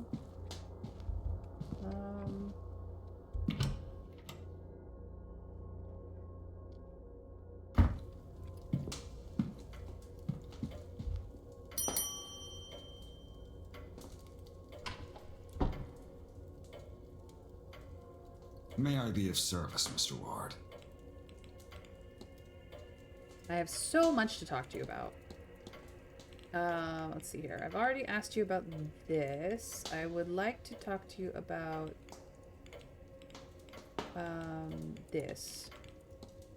Have you met Miss Mantovani? Insofar as business demands, of course. We are very lucky Miss Mantovani agreed to host the event. Of course, for that sum of money, I do not see how she could refuse. Forgive me. Tell me about Walter. Am I to believe there is a young Master Blake? It's not my place to discuss the Blake family, Mr. Ward, but Marquess Blake does have a son, yes. You can address any further questions about him to the Marquess himself. I would, but I haven't been able to talk to him at all. Okay. Tell me about... Is there much to do outside the manor? Refreshments can be requested on the patio. Many guests enjoy walking the grounds. There's a hedge maze for your enjoyment. Mr. Hunter also offers horse riding sessions, though I believe those are now booked out. But if you're asking if there's anything outside the grounds, no. Gofford, the town you took the carriage from, is our closest point of contact. I'm sure you will find the hotel offers everything you could need during your stay with us. Breakfast, lunch, and dinner are served in the dining room. There's a well-stocked library, a bar, a drawing room for relaxation, which includes a variety of games and records for your entertainment. Sadly, the bathhouse is closed this time of year. The water is too cold to heat. Finally, we now have a telegraph room up and running again should you wish to reach out to friends and family. Okay, what is your timetable like? Would I find you behind reception over the weekend should I need you? Either here or in the office for the most part, in which case ring the bell for my attention. There are a few exceptions. I will be covering the bar for Mr. Doyle at 7 p.m. this evening, so if you need me at that time, that is where you will find me, and naturally I will be overseeing the ball at 9. Then tomorrow, the silent dinner is at 8. While the staff will not be in attendance, I will be outside to prepare you. Finally, the seance is at 9, and I shall be present. Okay. Are you very busy, sir? I notice you're holding your pocket watch there. These events do not run themselves. Its and the Manor's success depend on tight scheduling.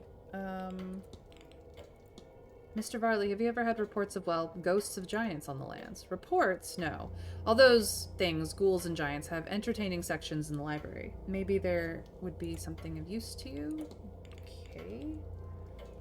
Have you had any strange dreams? I've heard it said... It's not something you experience yourself? I've worked here for nearly 20 years, Mr. Ward. I don't often sleep off the ground, so I could not guess what a normal dream would be for me. When one spends so much time in a place, to dream of corridors and doors and windows is sadly quite normal. What do you make of this? I found this on the grounds. Ah, my apologies, Mr. Ward. With all the activities, the cleaning schedule hasn't been as regular as usual. I couldn't say what it is. It looks like a figurine of some sort made of sticks and horsehair. Perhaps a toy Mr. Hunter made for Master Walter?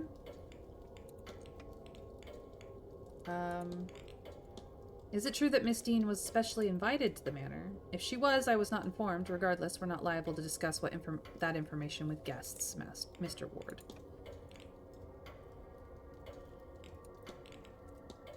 Miss Hisham told me about this melody she's heard. I would say that you're free to use the piano in the drawing room, but it was moved last week, out of tune as it was. Our finest piano is in storage, but the Marquess refuses to move it upstairs. Okay. The bridge game. I'm told there was a bridge game the other evening. Did I miss out on much? Yes, one of the events that was run for the guests, as Marquess Blake was overseeing it himself. I took the opportunity to meet with the housekeeper and coordinate rotas for the following day. I'm afraid I have little else to tell you as a result. Okay.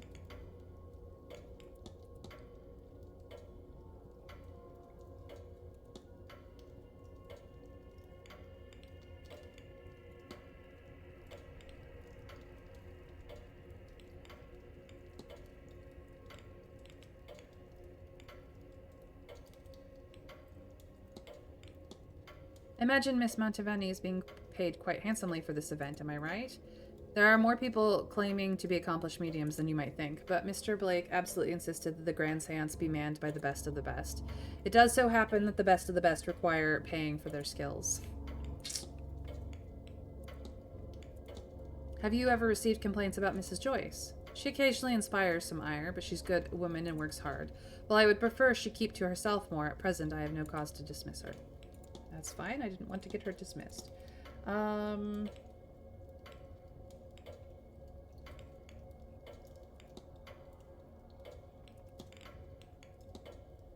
It's a spectacular portrait you have of Wilhelmina Blake in the atrium. Yes, the center of one of the odder occurrences from Blake Manor. I'm told she had a sudden and drastic change of character. One day she was content with her life here, the next she was ordering a carriage to Gofford, taking just a small suitcase. She never returned or sent any of her belongings. They're still all down in the basement.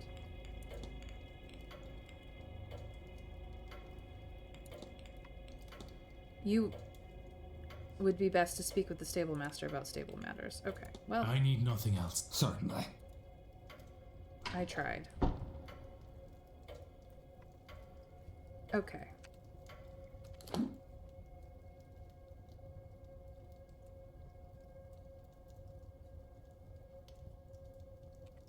We'll see if anyone is still in the drawing room, assuming that I can get into it.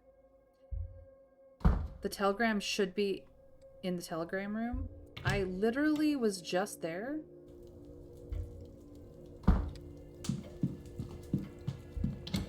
I didn't seem to see anything lying about that I hadn't seen before, but sure, we can look. Oh, there it is.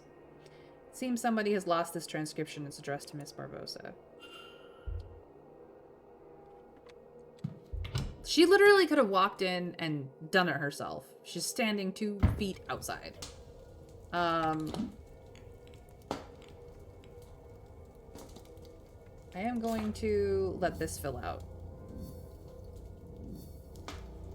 Hey Fen, welcome in. How are you? I'm playing the Seance of Blake Manor. It's a crazy thing.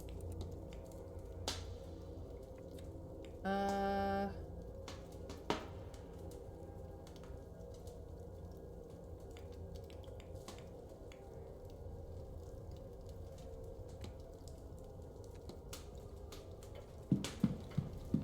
I have your telegram. More questions? No, I have your telegram. I was going by the telegraph room and this was waiting for you. I thought I'd bring it to you. You did not read it, I hope. Let me see. Damn it. Is everything all right? Fine, it's fine. Ah, my time in Brazil had come to an end. What does one do in that case? Well, my father was from here, so it made sense to come this way. In truth, I do not care much for your ghost stories. We have plenty back home, but this hotel, it has a lot of records for this area, so I come. This event suits me. If I came here alone, I would be the main attraction, yes? Now I am just one more who plays drums in the carnival. There are so many nobodies pays attention. I am researching everything I can find about the area. Census data, birth records, immigration records. Your people have badly kept records. My room is full of this stuff. But can I find a thing on him? This is a foolish thing. I know only his first name, Shay, and when he left this country in 1864, like so many others. Okay.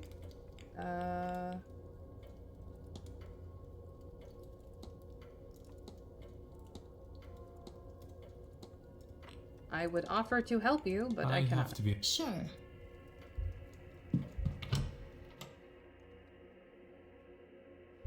You're right, Trav. You're right to call me out. I was the idiot who didn't see a thing.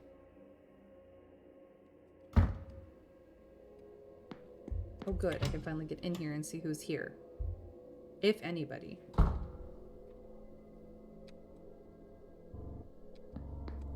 good, you're over here. This will be my last seance, Mr. Dupré. I won't survive the strain. Then won't you reconsider? And by myself what? A few weeks? That's enough time to make it home. Is it? It has to be worth trying. I live too good a life, Mr. Dupré. All my earnings are spent and I am broke. All I would be returning to them is debt. I'm sure they wouldn't see it that way. But it is the truth. No, I will do this seance and send the money back. They will have some comfort in that at least. What I ask of you is to make sure my body returns to them. Of course, Miss Montevani. You can rely on that. I will literally take it to my grave. Okay, hi, I need to talk to you. Hello again, my friend.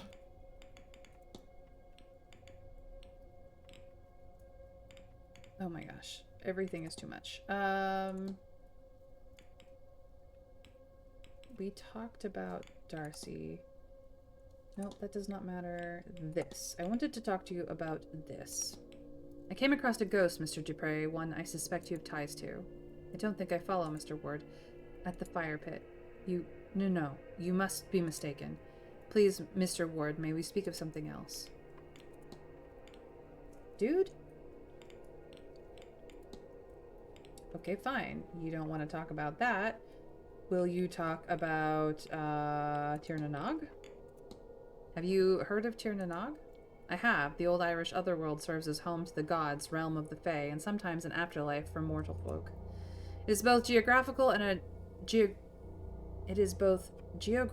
ageographical in that it is said to be under Ireland, but also an island off to the southwest.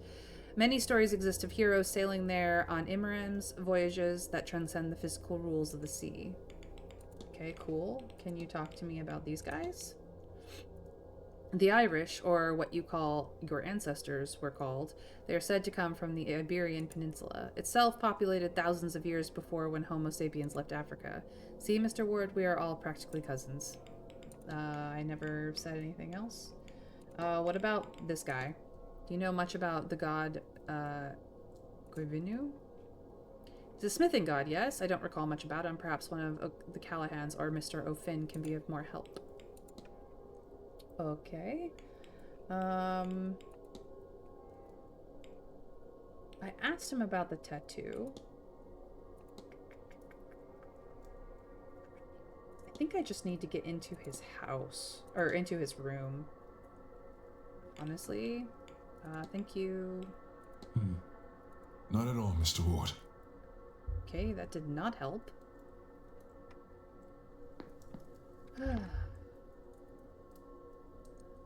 Hello. I don't believe we've met. Yes, I've talked to your son, or your nephew. I haven't talked to you. We have not. I'm Declan Ward. I arrived just yesterday, from Dublin. And yourself, ma'am? Fia Callahan. No need for the formalities. I arrived at the hotel just a few days ago, but I've lived in the area all my life. Ah, a local. A good person for a stranger to become acquainted to. Oh, I'm not just local. I'm the local Bandri, Declan. A wise woman. I've come to minimize the damage of this damnable seance. Alright. We talked about people first. Let's ask her about herself. Sure, what about me? Anything worth knowing is obvious to someone with a keen eye. Declan, you'll be fine. Sorry, I am distracting you with something. I should leave you alone. No, Declan, I have the gift of I cannot pronounce any of that because it's not my language. Just makes it hard to focus at times. I've never heard of this. Do you, Jackines, learn nothing in that city of yours? The two sights, boy. It's something that's been with me since I can remember. It's a blessing and a curse that has allowed the women in my family insight into that which lies within and without, so you can see things that other people can't. It's more of an innate sense of the pattern, flow, and weaving of imbas about the place, but it does give me a good sniff of people. And from that, I think you're all right, Declan. But this event, well, it does give me awful migraines to try and look at the future of it, and that is troublesome to me. But look, I'm talking the ears off you. You didn't come here to listen to me talking doom and gloom, eh? What can you tell me about Evelyn Deane? Have you met Miss Deane? I have. You stay away from that one, Declan. Lest she try to take what's of value to you. Ooh, interesting. What do you think of O'Finn? Do you know Mr. O'Finn? He's a good laugh. We've known each other for a long time. If you knew his druidic code of conduct, you'd know he and I are singing the same song, just with different harmonies. Okay. What about Father Lorcan? You met Father Sinnott. What do I need have of a priest? I'm not dying. I'll say only this. Some people are so caught up in a world that could be that they're blind to the world they're already in. That's fair. That is absolutely freaking fair. Talk to me about your nephew. What can you tell me about Dr. Callahan? Ah, my own flesh and blood. I've never had children myself, but Rory has been beside me like a shadow since he was small. I've been training him up. Any day now he'll be ready to take my place. Cool. Alright, let's get into evidence. Tell me about this. Do you have any plans for the weekend? Well, I do think it's quite likely I'll be out of the maze for most of it. I'm tending to the old well, you see. It needs a great deal more care than it likes to let on. Between all that, my dear nephew and I have lunch plans at 1. I want to run through my talk with him, which incidentally is in the drawing room at 3. After that, it's dinner at 7, and then feed up for the night. As for tomorrow... Seems I'll be in the maze most of the day again, Declan. I've offered a few scrying sessions at the old well. Otherwise, I still have lunch at 1, and I'm seeing the drawing room talks at 3 and 5. Then, of course, it's time to face that damnable seance and see what's to come of it. The old well. Want to ask about the weird symbols on it? I'm getting there. I'm getting there.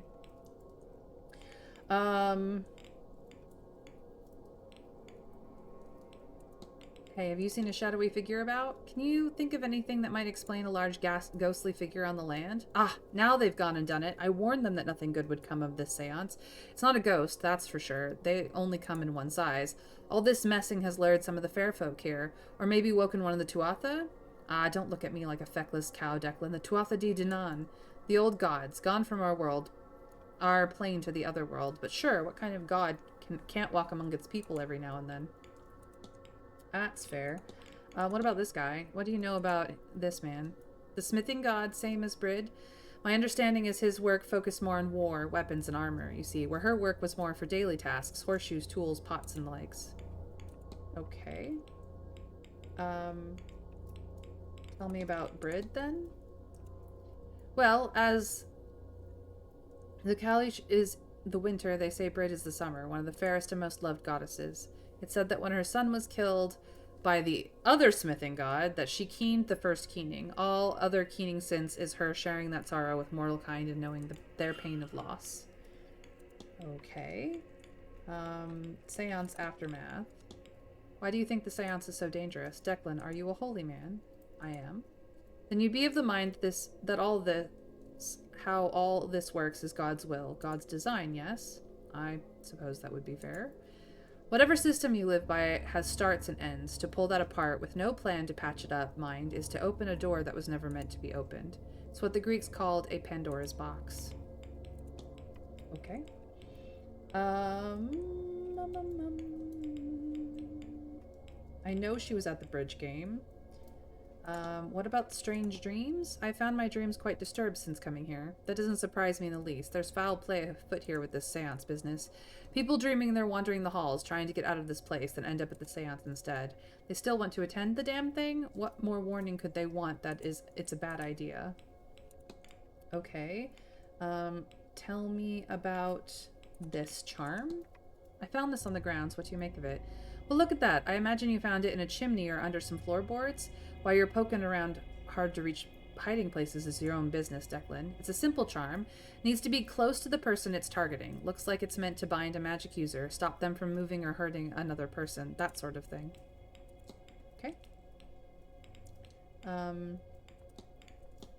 What do you know about the second sight? Well, Declan, some people are born with an innate ability to sense beyond the mundane. There exists a certain interconnection and weaving of the interlacing patterns of life in its many forms. I myself can sense in my bones where a person or event is aligned in this network. For others, they can see ahead in the pattern, sometimes in the forms of visions, often in the form of dreams. I am very glad I am not one of these people. It can hold a great weight and a constant sense of unease. Okay. Talk to me about Tirnanog. It's the home of the gods, Declan. Not just the gods, the fair folk, and our dead, too. It's sort of underneath us, and it isn't, as is the way of such places. But it's there enough that coming and going is possible through passageways, found at places of great power, once the day is dark. Caverns like Nagat, or cairns of important people, or dolmens. Significant ways under, down, and through. What can you tell me about these people? Well, there's a race of man who came to this island and battled the gods for the rights to stay. Funny, we first fought them, then we worshipped them, then we largely forgot. I like that more than worshipping the god that we all lost to in the end, myself. Rory is talking more about this at 3 p.m., you know? You could do worse than go to that. Okay.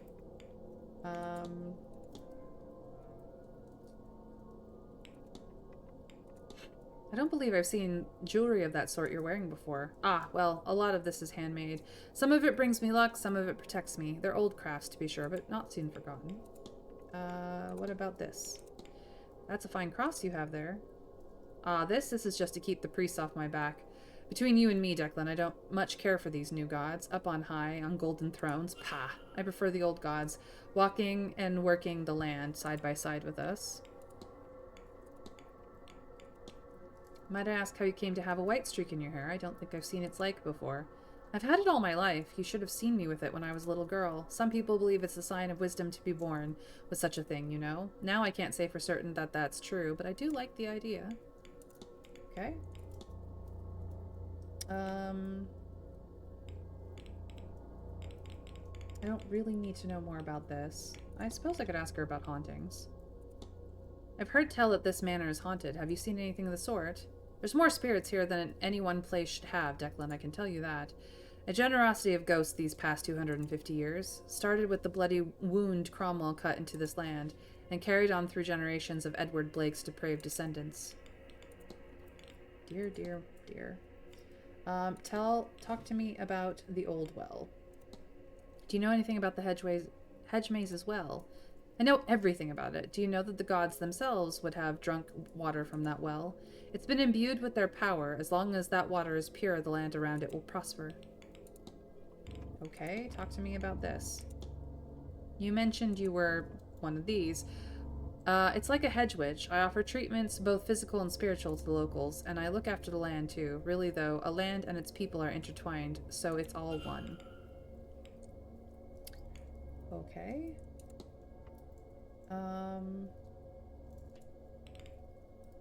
What did you notice about the bridge game? I was, dear, and a fine thrashing we gave the posh beggars too. Who was playing? Oh, well, it was myself, little Rory against Marquis Blake and Mr. Coventry, much to their dismay. The other table was Miss Quinn and Mrs. Lau against Mrs. Darcy and poor Miss Barbosa, who thought it would be fun to play, but was soon set right in those thoughts. Okay.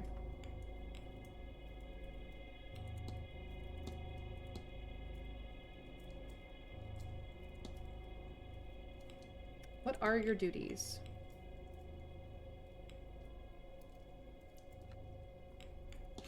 Can you tell me more of your duties? Oh, what else is there to say? Healing the land, the body, the mind, all that.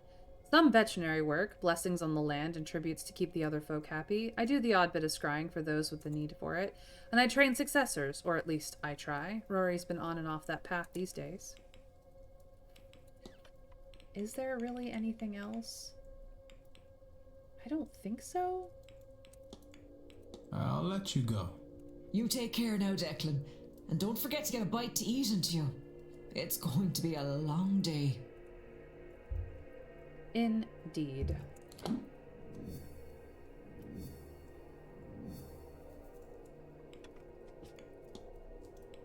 Okay.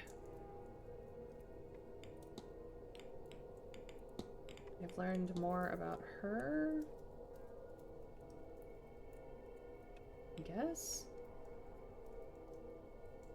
I guess I could talk to her again.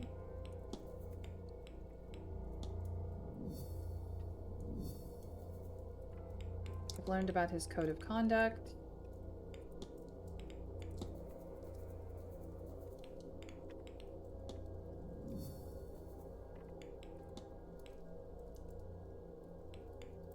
Learned Shay's real name.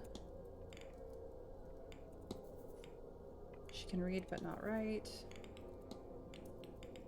Is there anything else that I have learned here? So, Mr. Varley was busy. I can corroborate that. So, I just need to talk to these three.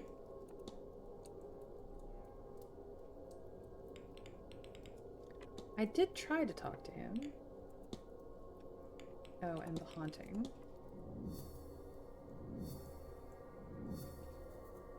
Is there a portal here? Look under the cover of darkness. Okay, well, it is... Oops. We're gonna quick save real quick. And it is dark out. It's almost dinner time. None that catch my eye.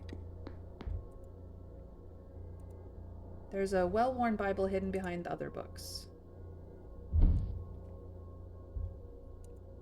A well-loved Bible, many pages have been dog-eared and several passages ringed. One of the passages has been ringed so thoroughly and so many times the page has been worn through. Leviticus 20:27. A man or a woman who is a medium or a wizard must be put to death. You will stone them with stones, for their blood is upon their heads. And on the inside cover, in looping cursive, are the initials C.J., the housekeeper. Mrs. Joyce, who vandalized the flyer, but why? It is now 6 o'clock. I should go to dinner. Okay.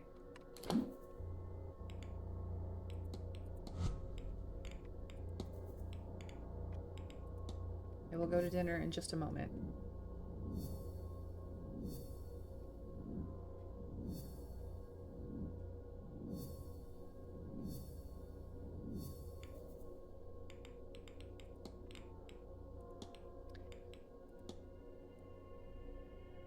Is to stone Miss Mantovani to death before she is able to conduct the seance.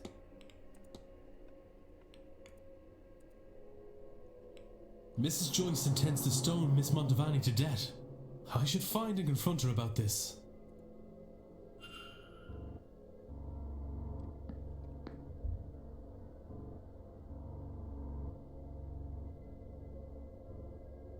Can't spend too much time on this. Mr. Ward.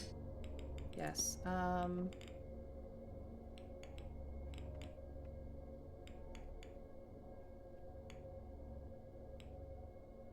is it that I've not asked your timetable? What are your plans for while you're here? I'll be in attendance. Mr. Blake's talk. Suppose I'll have to make lunch. Yeah. Work hard and play hard. Church 11. Okay.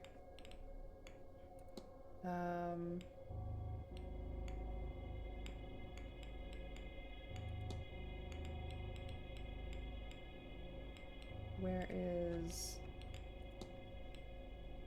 I thought we had discussed this with her.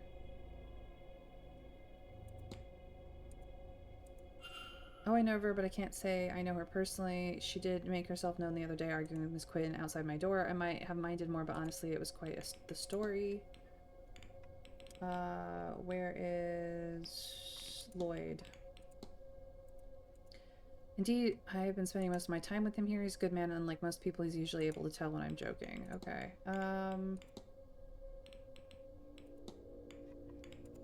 Do you have reason to believe that your husband was writing to someone who he shouldn't have been before his death? Oh, I do. My Cecil was quite the wordsmith. It was what had me fall for him in the first place. Now, if only he'd had the decency to save those love letters for me.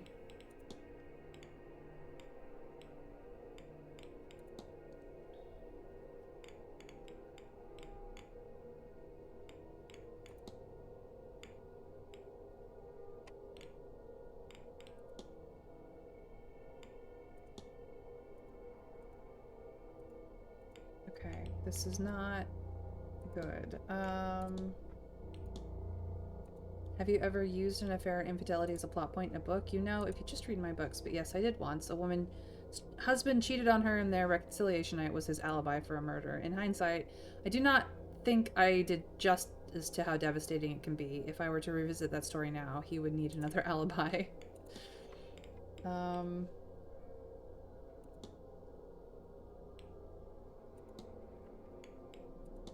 That's an interesting brooch you have there. Yes, it's actually very important. I'd tell you, but it's one of those secret things. Yeah.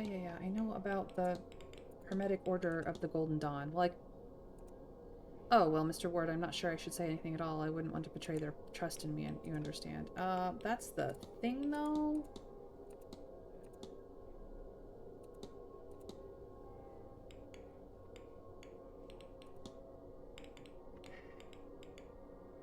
How do I get the thing?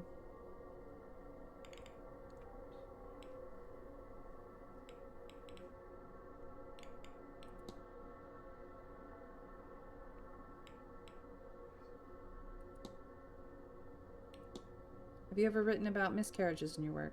No, it's not something I think frankly, sir, given how the topic is dealt with in the real world, I do not think publishers or an audience would care for it. Okay. That was all. Good day, Mr. Ward. This is not helping me, and I need to know your alibi for the card game. Hello.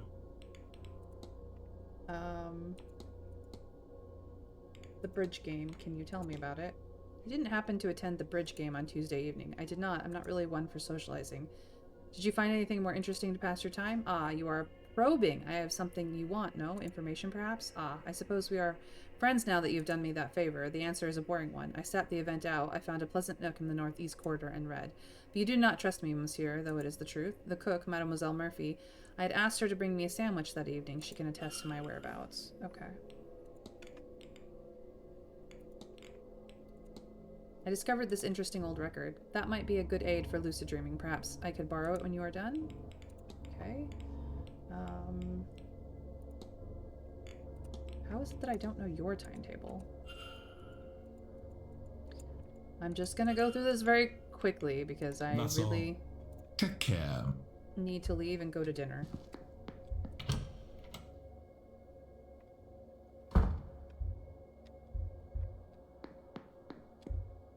To the dining room.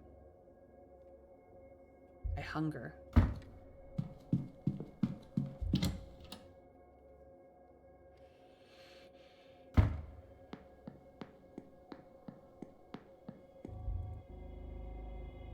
Hello again, sir. You here for the meal? Yes. Certainly, sir. Let me show you to your seat.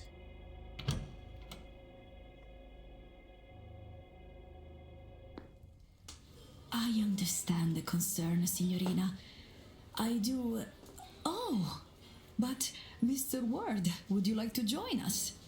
We were just talking about, well, whether this seance is such a good idea. You're welcome to join us if you'd like. Absolutely, I will I'd be join delighted them. to. Is there doubt about the seance? See, Signorina Callaghan has concerns about it taking place. If you ask me, Mr. Ward, there's nothing good to come of this. Best to leave these lands be. They're unsettled enough already. I could say, amica mia, that it's only one spirit. One among many apprehended for less than an hour. Were it to cause much trouble, I would not do it. This is, of course, a lie. How can I say it is safe when it has not been done before? Of course I would risk this. And the Marquess, he sees value in that risk too. I'm not sure the Marquis knows what's good for him.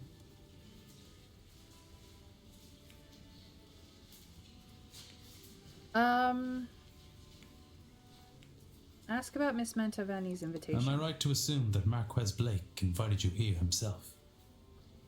Yes, he contacted me directly and insisted I host his seance.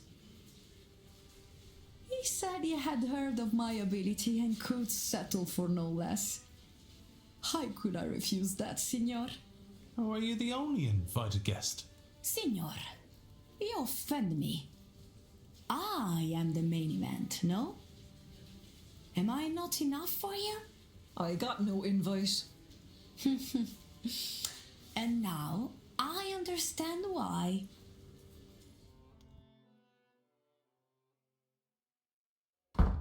And I'm kicked out.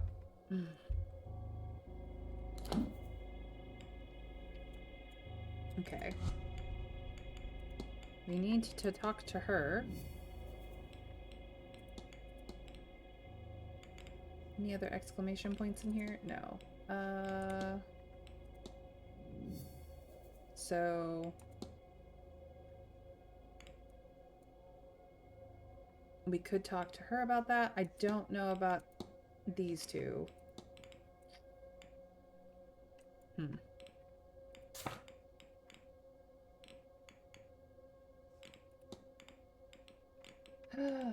Alright. Observations. She seems to be doomed to die.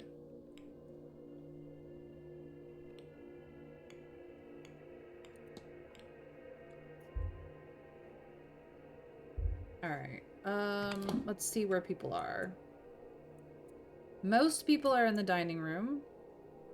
I can't get to her because she's in the dining room. They won't let me back in. There are people in the drawing room. I still don't know how to help her. There are people in the bar. I could go talk to the Mr. Scarrett at the bar.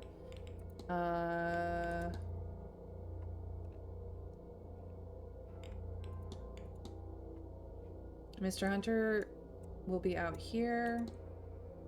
I don't know of anyone there. Okay. Let us go to the bar. Wrong way.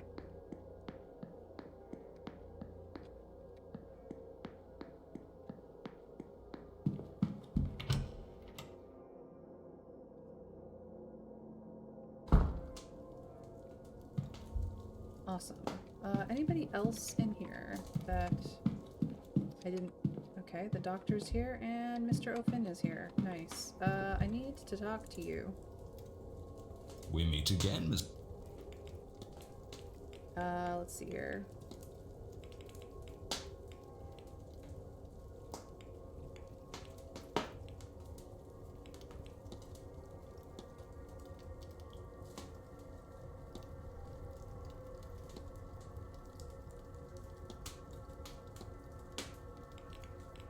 Need to know about the bridge game. Thank you very much. Were you at the bridge game on Tuesday night? Oh, I don't think so. On Tuesday? No, I was relaxing fireside in the library. Do you happen to be a smoker, Mr. Scarrett? Well, a man must be allowed a vice here and there, don't you think? Okay.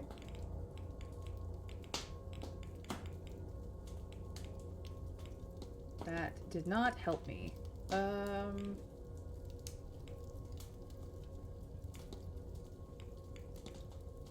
Good day, Mr. Good day.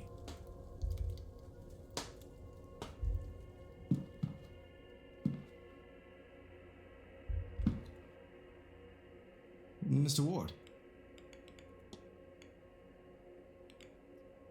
Talk to me about Kiernanog. I'll assume that you know it's the old Irish afterlife as such, or since you are a Catholic, our version of heaven. I say our as Irish people, but also this is what I believe in, so do take what I say with a grain of salt. There are many things that separate it from heaven, of course. I think the most significant is its accessibility. Catholics have to die to get to heaven. We pagans can find a way to the other world by less final means. It's not a truly physical place, of course, and defies physical rules. You can access it via the sea or via passageways on the land. Once mankind learns to fly, and mark my words, we will, we may find gateways up there too. I can't recall quite which, but some faiths took the idea of heaven is up there very literally, crossover between birds and angels, etc., etc., etc. I have even experimented with entering it via the dream space, but I digress. To be clear, I'm not talking mythology here. Yes, there are stories of that young Osin of the Fianna went and came back hundreds of years later, of course.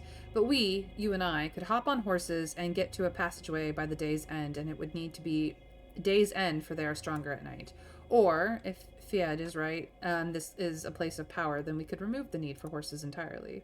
I've gotten close to the threshold to the other world a few times. It's part of my training. But going there and coming back are not the same thing, so I have only gotten close, and that was enough for me. Okay.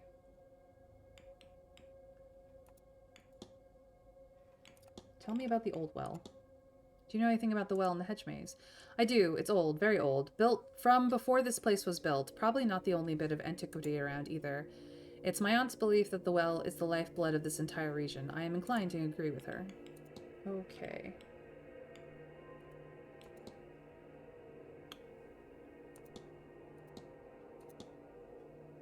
What about the duties?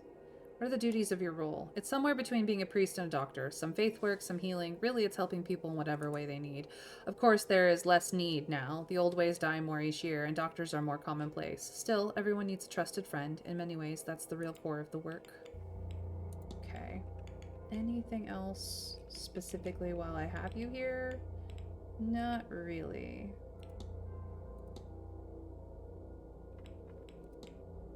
I have to be on my... Be well. Okay. Mr. O'Finn. And you're back. What can I do you for?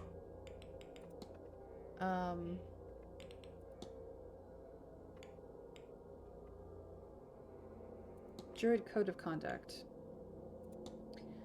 What is the code you live by? It's nothing fancy. I try to treat all people, creatures, plants, and places as equal. I leave no trace. I burn safely and leave my share for the other folk. Tell me about being a druid. You say you're a druid? As much as anyone can be. The Catholics didn't leave much trace of the old ways, but I pieced together a tradition that feels all right to me, and called it druidism. No more made up than anything else, mind. For the most part, I just treat all natural things as equal in value. People, plants, animals, and places. Real places, the wild and such, not man-made intrusions like this manor. Bloody eyesore. Nah. Okay.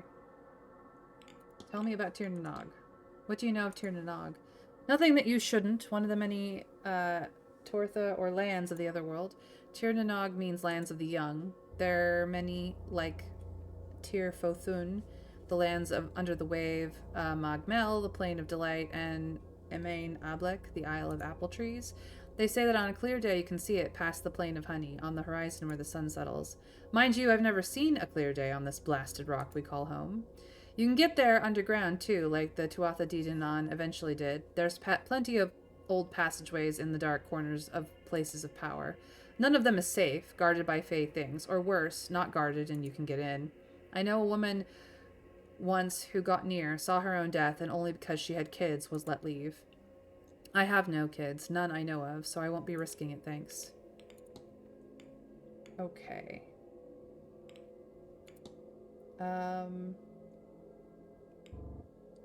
You were not at the bridge game because you were not here.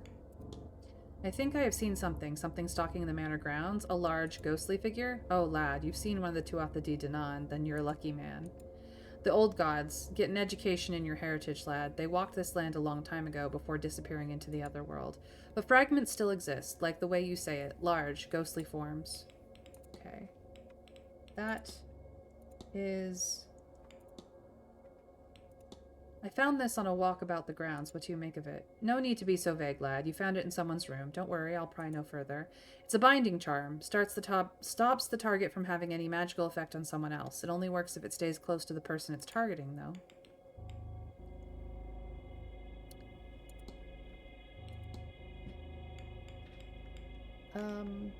What do you know of Evelyn Deane? Have you met Miss Deane? Who? I've not met anyone with that name. Yeah. You really... What about Father Sinna? Have you spoken with Father Sinna? A bit. I don't know the man, but I've no time for anyone with father in their title. He's no father to me or the people of this soil. It's fair. What about Walter? Have you seen young Master Blake? Master? Isn't he meant to be 9 or 10? Who's calling a child master? Are you under a spell or something? Get some sense into you, lad. That's fair.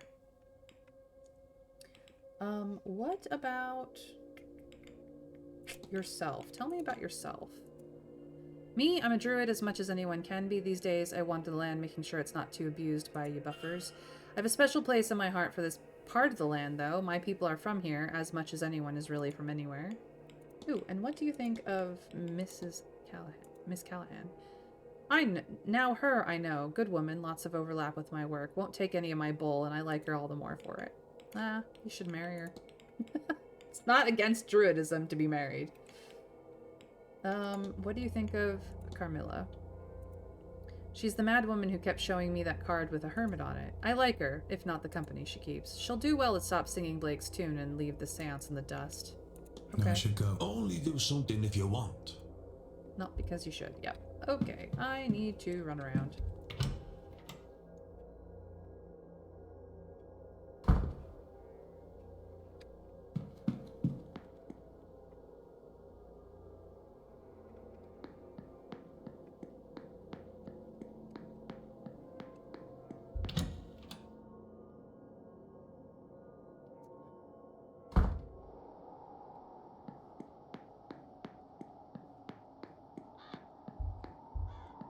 Please tell me we can go talk to the woman. Hello again, my...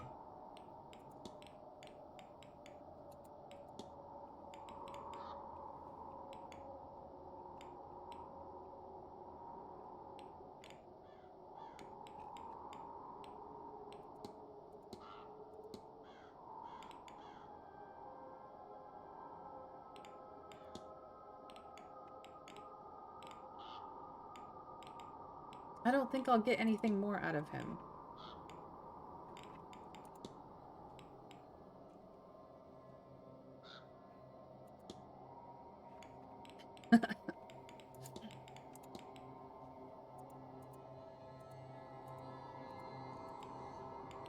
Okay. Not at all, Mr. Ward. I seriously cannot get anything out of him. Jeez the frickin' wheeze.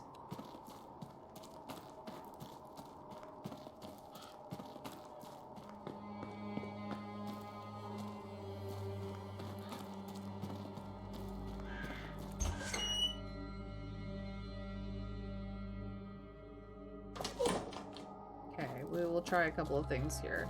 As you may have guessed, I'm not impressed by his attempt at sounding profound. Can you tell me your name? Nothing, of course. There must be some means I can communicate with her. I don't know what means that is, and nobody will tell me. And it's driving me completely bonkers. Oops, wrong way. It's this one over here. That gets me up here. That makes me go past the anvil. Nobody's there right now. And then down here.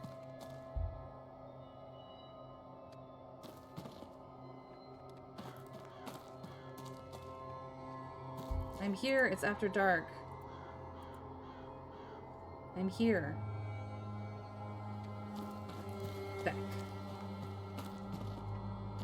Balderdash. Summer Beach.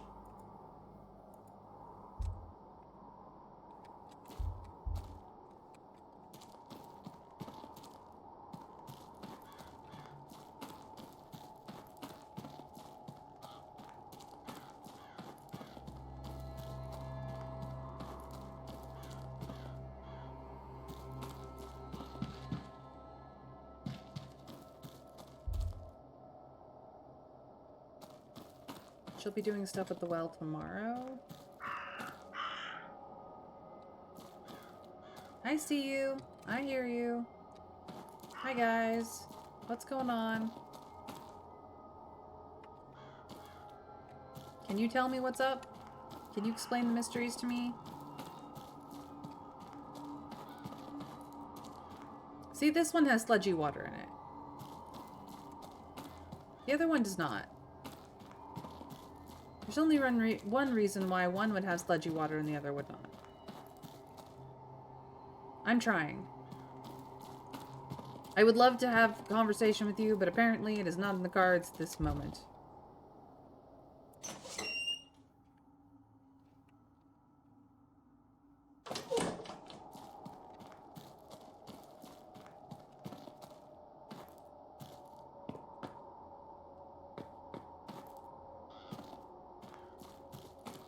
What in the world are you doing out here? Whatever.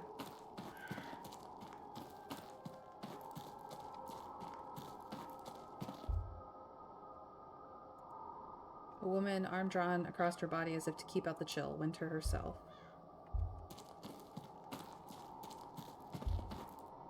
Statue of a woman carrying a sheaf of wheat embodying summer.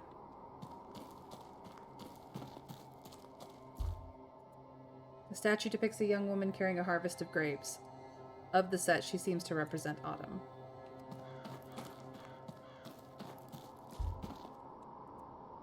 A young lady carrying a bushel of flowers, or maybe grass, and personifying spring. This will be relevant at some point. Or maybe not. Maybe it's a distraction. A red herring, if you would. Mr. Dupree, come with me to the fire pit. Beck's sake, I need you to do a thing, and why will you not do it? How? How can I commune?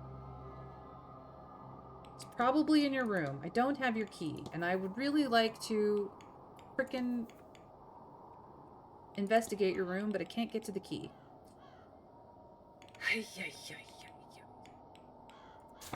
Mrs. Joyce, where are you?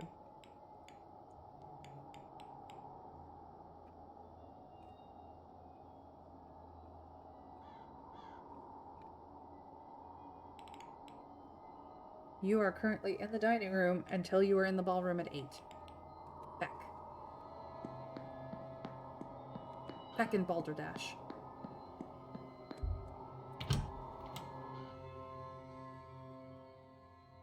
I would love some sort of direction, because I don't have one at the moment. I am running around in circles doing absolutely fuck all. Do I need to go to the library and look something up? What do I need? What am I missing?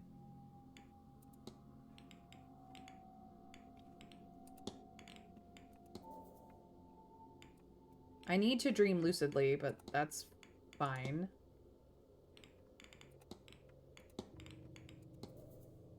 Is there a portal here? Probably. How do I get to it? Fuck if I know.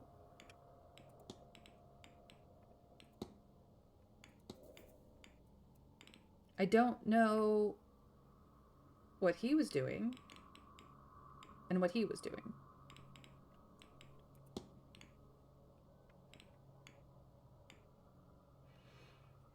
Did the housekeeper give you a package early on? What was in it? She did. I have... Cool, I have that.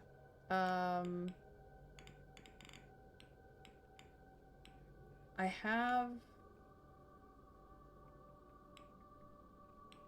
have her journal. The feckin' symbols. They were right in front of me the whole time. Cross, D, triangle, diamond.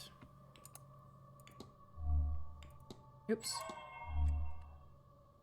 Okay. I need to go here. Thank you, Trav. Otherwise, circles we would go.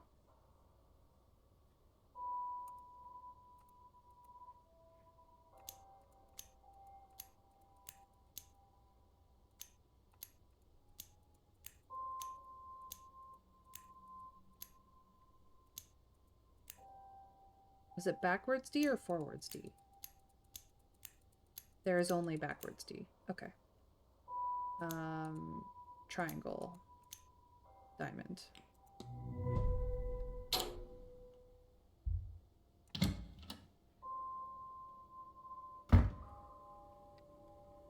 Awesome. Just towels. Cool. Soaps.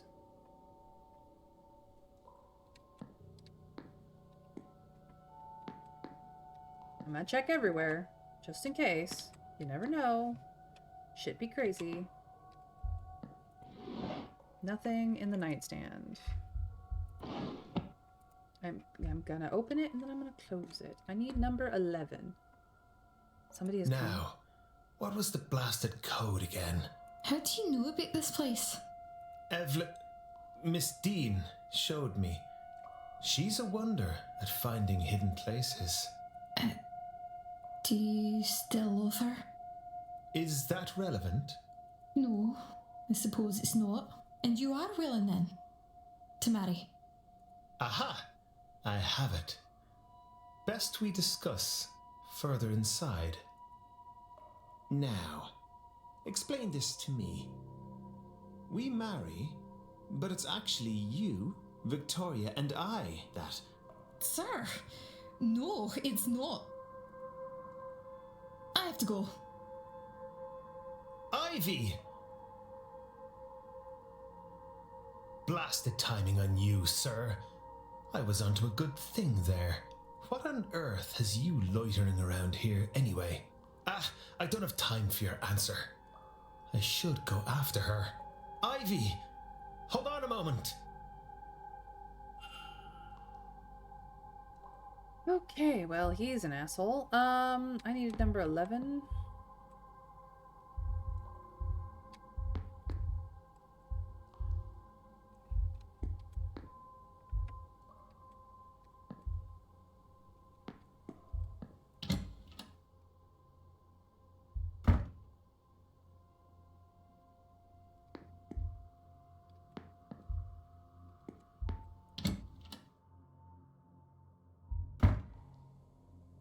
Yeah, they didn't exactly look. Okay, anything in here before I start snooping? I'm surprised they would leave any sources of light running, honestly. Okay. An unused towel, slightly musty only due to time. Okay. 11 is over here. It's locked, obviously. She received a threatening letter from Mr. Scarrett. I have brought my dagger. I hope you are ready for what comes next. I can also make out the number 451. It must have been written on the page atop this one. A letter from Dr. Callahan. It seems to be part of a longer conversation. He seems to be offering to meet her and teach her some Irish magic despite some warning or refusal from his aunt on the matter. Make no mistake, my respect for my aunt is unwavering, but she's rigid in her ways, and she won't be persuaded on this. She prioritizes safety over progress, protection above any sort of advancement. You want recognition, of course you do, and I swear you shall have it. My aunt might not understand that, Evelyn, but I promise you I do. I might not be who you asked for, but I know the tradition in and out and think we could help each other. Consider it, won't you? The missing page from Miss Deane's journal. Seems like Miss Deane sacrificed her friendship with Miss Quinn to gain access to some texts. Understandably, Miss Quinn was not thrilled with this. I wonder how important this is to Miss Deane, that she left it behind.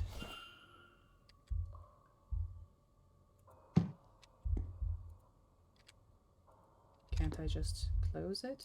No, apparently not. It's locked, closed for the season, I suspect. Yeah, well. Don't know why they double locked this shit, but okay. They really will not let you into the bathhouse.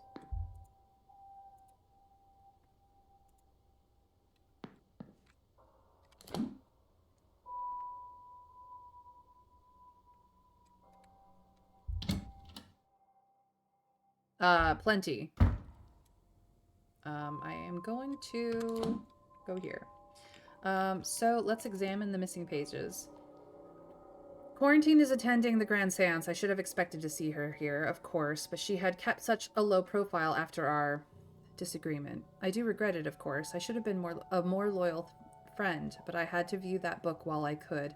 I would say that the cost to entry was too high, but I would pay it again and again. I didn't think she cared so much for standing. I thought she'd understand, but my betrayal has clearly done more harm than anticipated. She barely acknowledged me, and when I called her name, she looked at me with such anger in her eyes. I may try again to mend things between us, but she's in her books like never before. I doubt I will get near her.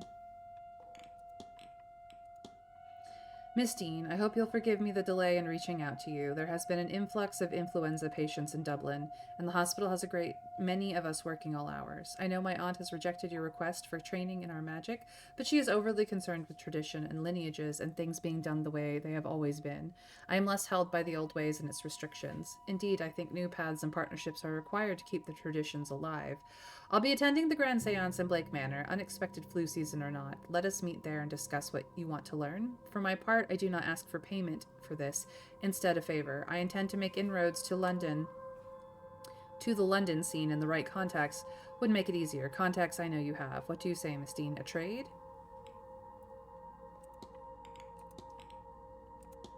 I have brought my dagger. I hope you're ready for what comes next, Garrett.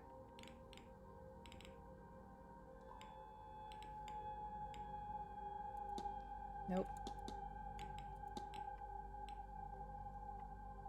Oh, look at that.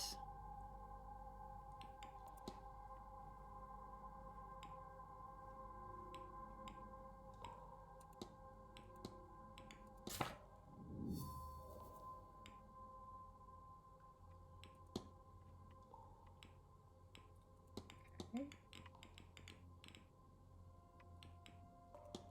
And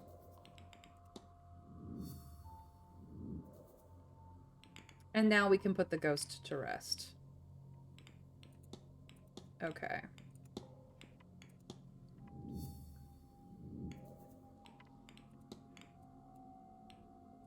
I have profiled her. Have I not? Why? I don't know.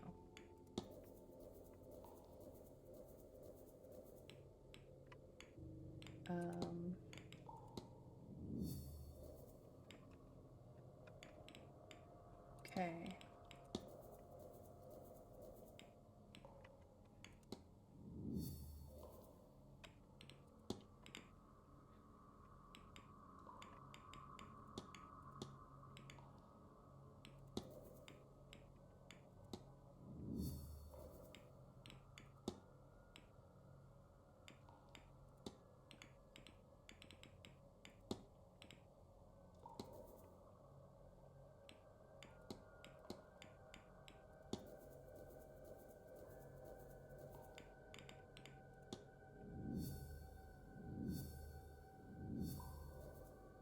What does 451 mean?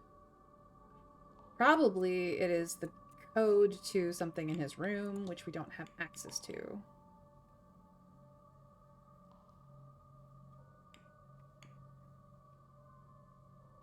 Okay. I need to talk to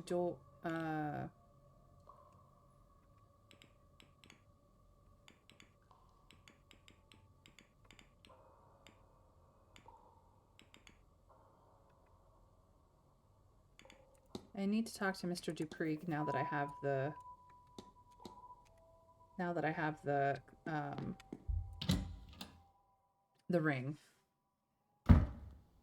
Who, Mr. Scared's room? You were in there earlier. Yeah, I was. He in fact may be in it right now. Okay. Who is where that I know of? Mr. Scarrett is right there. Where is Mr. Dupree? Mr. Dupree is in the garden. Okay. Not there. This way? No. This way.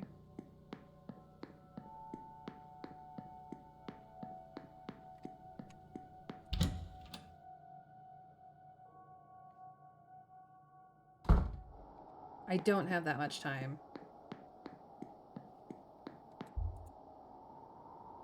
Hello again, my...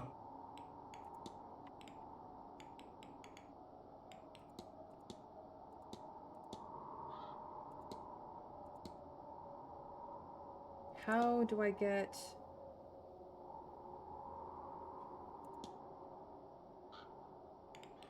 exorcism?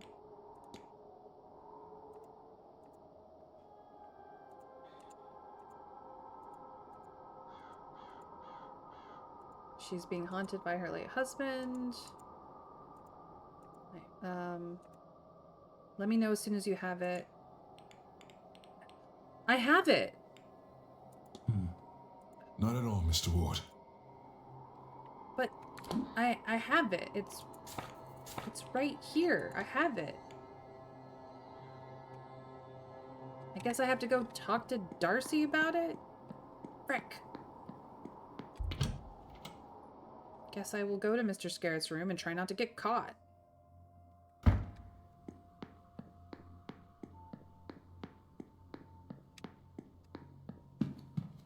Nope, wrong way.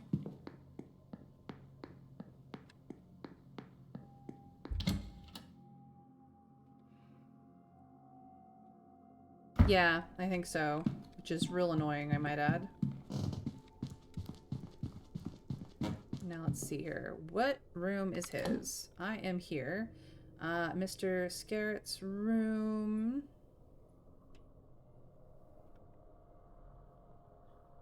is this one.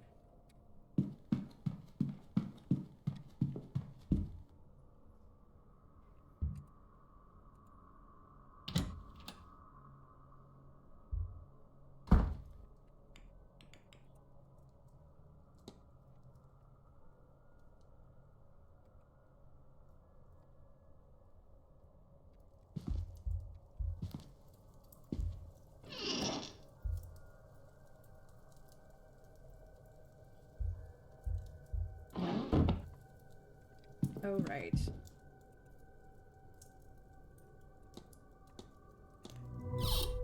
Four, 5, 1.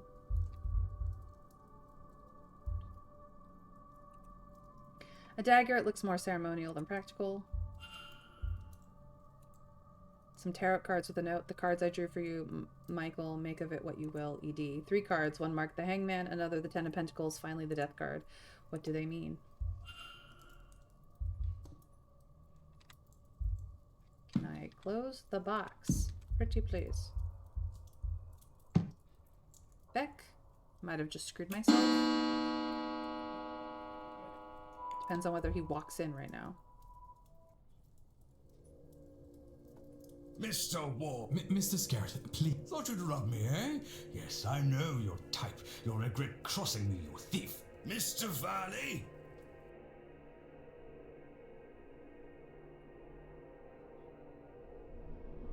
Yep. You were evicted from Blake Manor. As a result of your actions, 3 of the people in the manor survived. There were 25 hours until the seance. I did quick save. It is okay. Okay.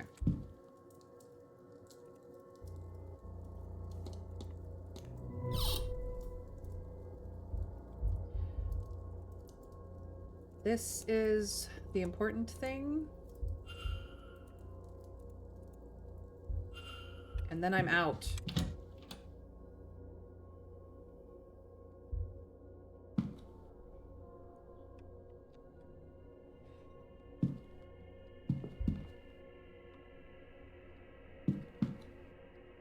Okay. Masked ballroom, or no, people are at the bar, at the ballroom, in the library. Okay. This is my room.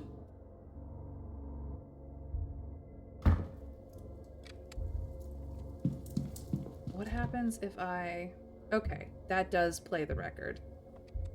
That is what I needed to know. Do I have anything back here? No. I can't talk to her because she is in the dining room.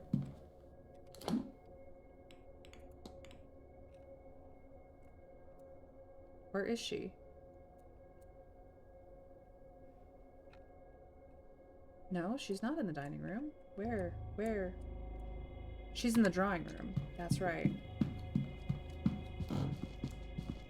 I might have just enough time.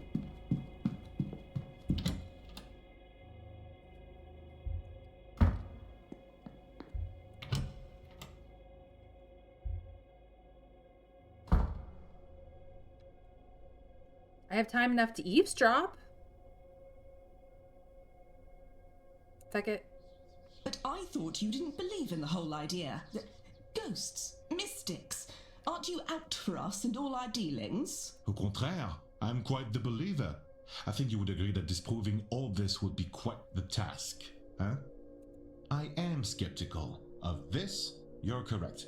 I concern myself with a falsified case, which I believe to be the majority of cases. But to deny it all, especially in a place such as this, impossible. That is not what I want to hear. I was hoping for assurances that it was all smoke and mirrors, as they say. I could have sworn there was someone in my room last night when I was almost asleep. But not the staff, even. Some little boy.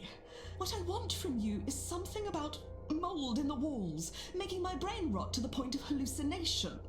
Would a rotting brain be of more comfort? He was a very creepy child. Okay, that did not cost me time. Cool. Fine. Fabulous. I need to talk to you. Mr. Wu.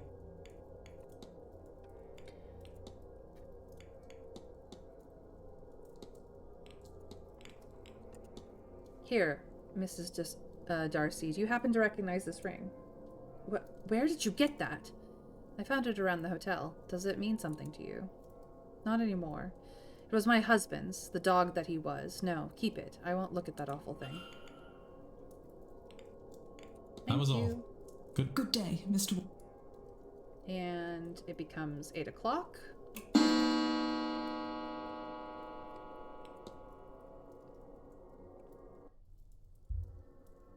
now, maybe, just maybe, we can talk to Mr. Dupree. Assuming he's in some accessible place that we know of. Okay, she's in the bar. They're both in the bar. They're in the library.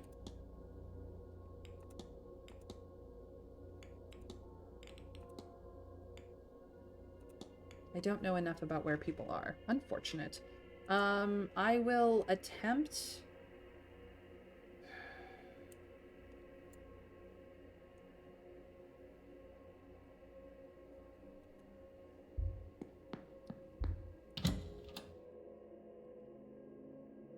places. Atrium doesn't seem to have anybody that I know of. We'll check the library then.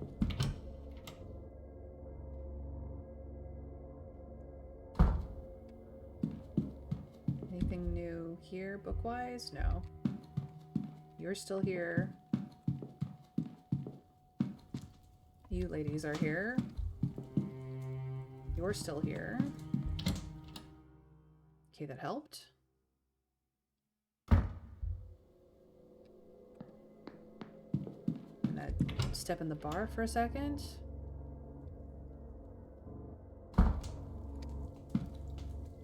There are definitely more people here than I thought there were. Fantastic. Nobody's playing darts. Okay. Cool.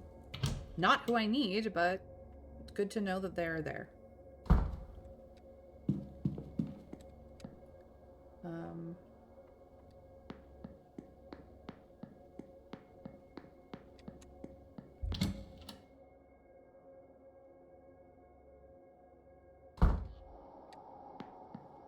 Dang, he's moved locations.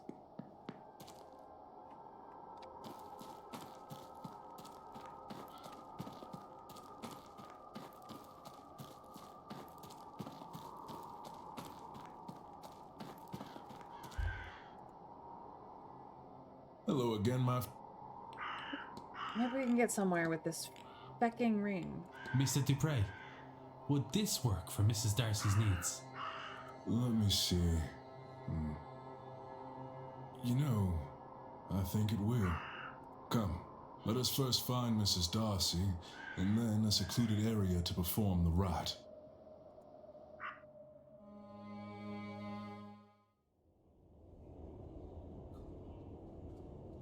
Oh, angry, angry husband.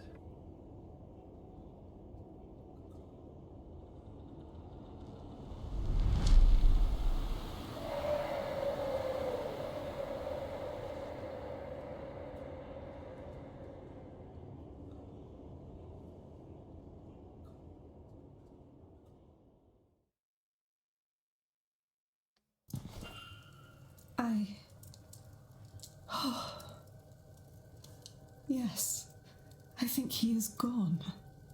Not quite. I've bound him to the ring. As long as it remains undamaged, he can torment you no further. Well then, on my journey home, I shall lodge this into a clay sod and drop it off the side of the ferry. Thank you, gentlemen, both. I harbour no regret for what I did to that man. But I am glad he did not convince me to harm that stupid, selfish woman. Before coming here, I did not think this mystical business had anything to it. I wish I was still so naive. Seeing my husband's ghost was more than I wanted. I need not see another. I shall not be attending the seance. Now, if you will excuse me, Yes, I need to lie down for a while. Now freed of the ghost driving her to murder, she has dropped her vendetta against Miss Deane. Perfect.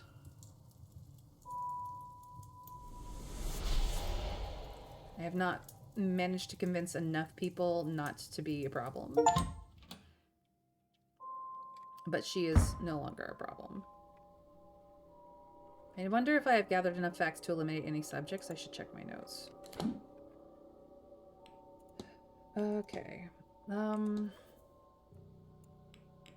We have found the hidden notes, but it doesn't seem to have helped us. Okay.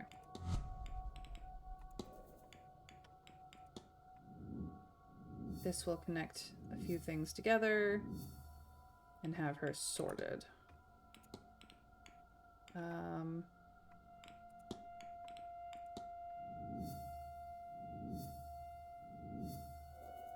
I need to figure out about Mr. Scarrett's tarot reading.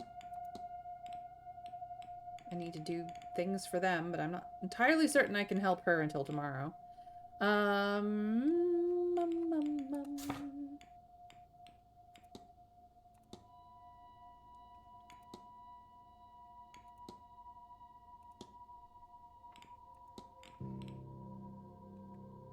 will have to talk to Miss Darcy again, but she is she's in the bar, I believe.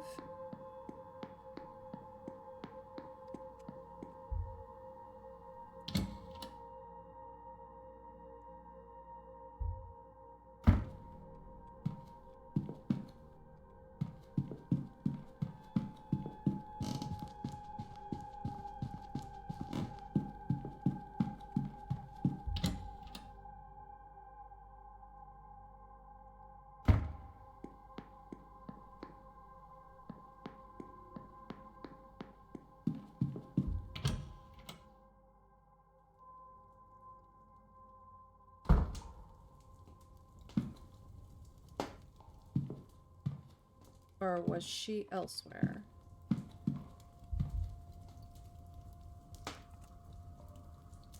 Signor Ward. I wonder what this means. What would you make of the reading made up of the Hanged Man, the Ten of Pentacles, and the Death card? So let me see. 2 major arcana and 1 spread. There is a lot going on. Perhaps turmoil in the recipient. First, the cards themselves. The Hanged Man, he represents sacrifice, new perspectives, higher learning. This kind of thing is a card of great wisdom and personal growth. Death. Now this can of course mean death, but rarely is this the case. It symbolizes more of a transformation or transition in life, a fork in the road of life. See? The Ten of Pentacles is for legacy and prosperity being passed down through generations. It is hard to comment on a spread not knowing the recipient, their question, all this. But a cold reading of this, I could take it to mean that somebody needs to make a sacrifice and undergo a transition to gain a new perspective. They do this and they may find something they seek, a form of enduring happiness, perhaps? And are there other ways to read this? Of course. There are many ways to interpret the cards. Take an extreme, for example. In a literal way, these cards can mean a person must undertake the ultimate sacrifice, death. A legacy might be created. Then, through the nature of the death itself, or maybe the hangman returns here and new learning is left in their wake, which forms the legacy. Mind you, this is a shallow reading and only takes the face value of the cards into account, but shows how wide a range of interpretations there are, see? Okay. Is there...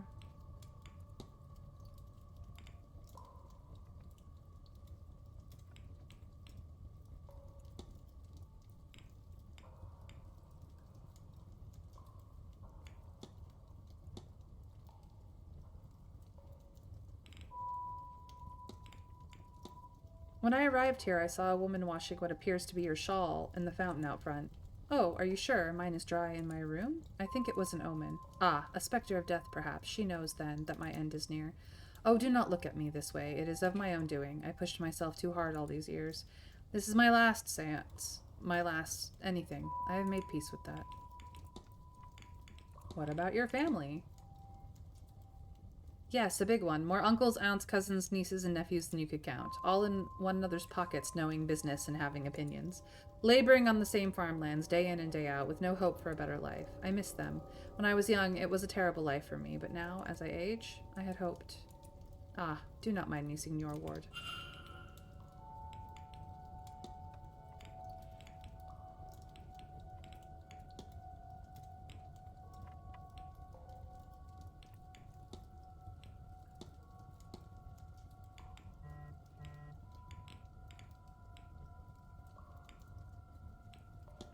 Fuck it. Someone told me Miss Deane was specially invited to the seance. Oh, like me, they invited others. Oh, Senior Ward, will I never be enough for these rich people? Oh, I do not think... Oh, Senior Ward, please, I am making fun. What do I care who has been invited alongside me? I am still numero uno. Gonna form a hypothesis.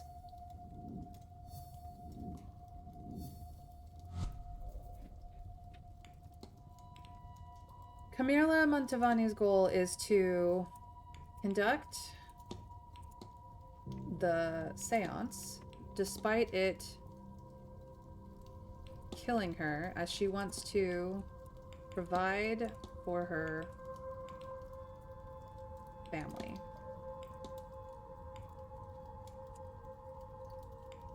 Miss Montavani is ill. Clearly her work is taking its toll. Another seance might be too much for her body to handle. I should find and confront her about this. I am quite literally standing in front of her. Senior Ward. Your goal is to conduct the seance despite it killing you, as you want to provide for your family. It is not just those of us speaking to ghosts who are uncovering secrets, is it, Senor? I have had time to consider, to decide. This is not where I wanted to spend my last days. But at least this way, my death will have use. The last I've spent on this grand seance. It will be something to be remembered. And this contract will serve my family well. It is not perfect. But few things are. Senior Ward, I have a favor I must ask of you.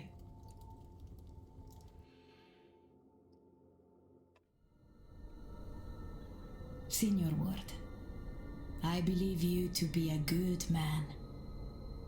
I try to be. I will not survive this seance. Even if I hadn't already known it for myself. I have seen it in my cards. I have resigned myself to this. I have reason for seeing this seance through. My family. I left when I was young, when I realized this gift gave me a way out. And what a life he has given me. I have performed in the old world and the new. Every kind of party I have been to. I even read for Queen Victoria.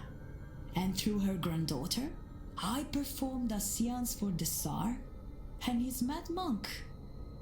I could not have asked for more. It's a pretty crazy life. But I do not have much left. All I earned, I spent. I could always earn more. But the time for that is at its end. I want to give something. Some fraction of the comfort I have had.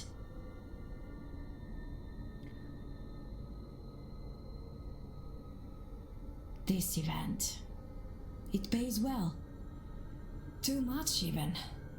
But at a time when I needed much. But now I fear I will be gone before I can get this money to them.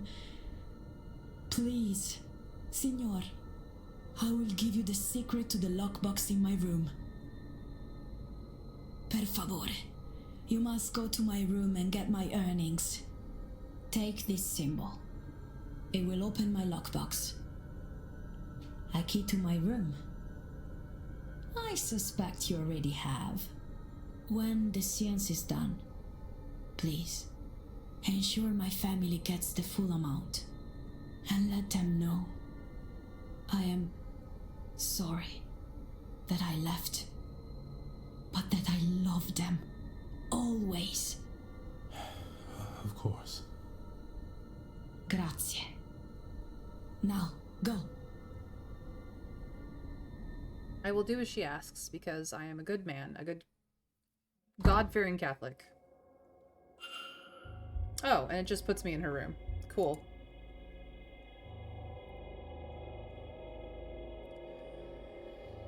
Let's see here.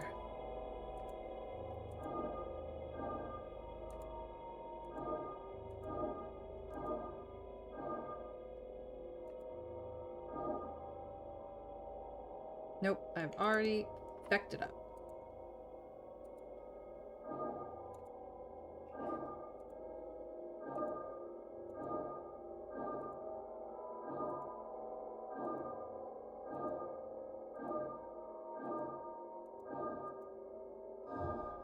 No, I'd screwed it up. I figured it out. I'll put this away for safekeeping. I'll make sure it gets to Miss Montavani's family. I can hardly imagine how the other guests are going to react. Would they go through with the seance if they found out what it would do to Miss Montavani? I pray the Lord shows them compassion. They don't own their complicity. At least Miss Montavani has chosen to die on her own terms. It's a luxury too few of us are afforded. Miss Montavani will conduct the seance and die as a result. She has asked me to ensure that her family gets the money on her death, so her death is not in vain.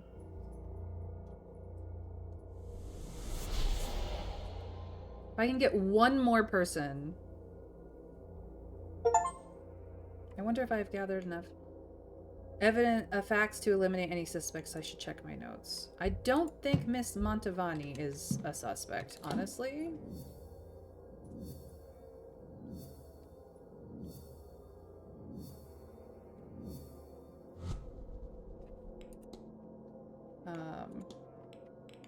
I honestly don't think that she is the problem. Where is she? I'm going to eliminate her.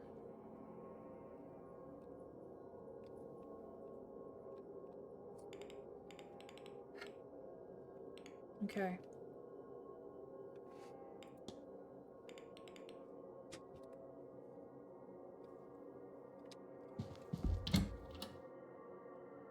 I wonder whose ghost we'll see at the seance. I mean, the Marquess is hoping for... Okay. I need to find... She's in her room. That's fine.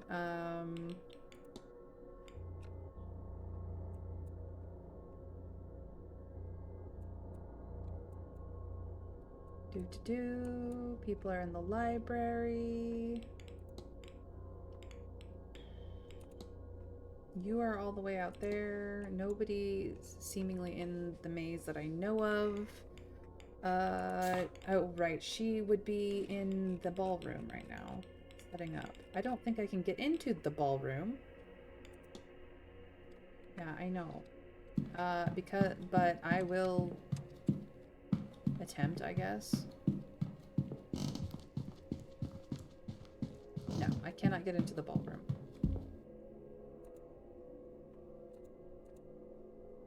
So I can't confront her. I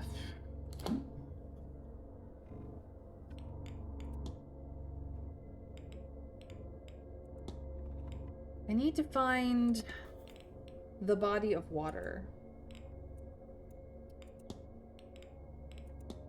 A scrap of paper seems to suggest an intention to undertake something strange. Requires a body of water. Ritual requires a body of water. I can use the bathtub in the ladies on the first floor. Okay. Nope. Math.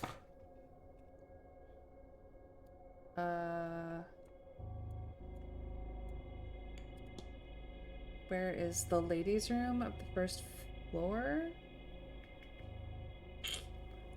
Here.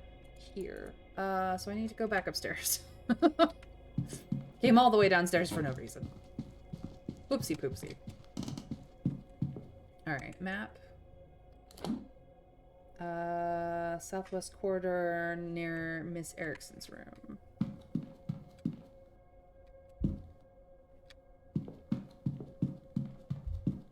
This one.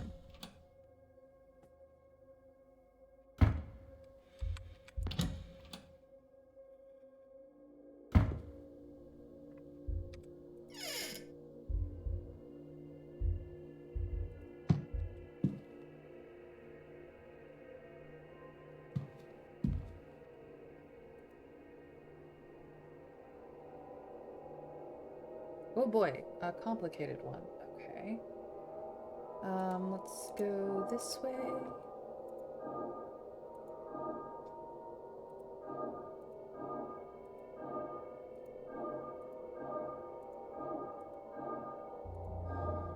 That should be everything.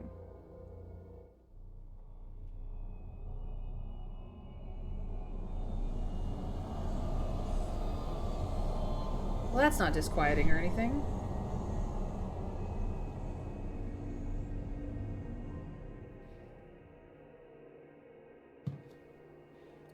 What is all this? What is she trying to summon? Somebody? Something?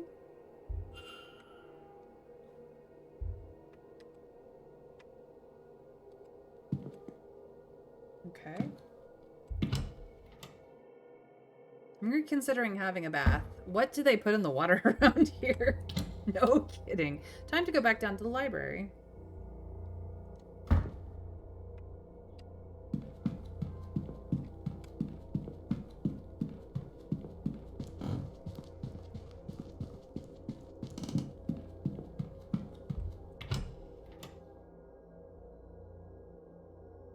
She literally lives in this library. Hello, Mr. Ward. How's the day treating you?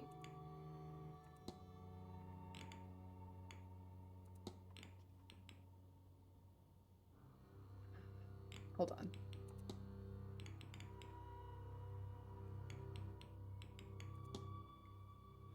Yeah. We'll start with this. I gather you and Miss Deane had a falling out of sorts? I suppose that is a way to describe it. I do not make friends easily, Mr. Ward. I have a great deal of responsibilities and I am left with little time for socializing. Pardon me for a moment. I will be right back.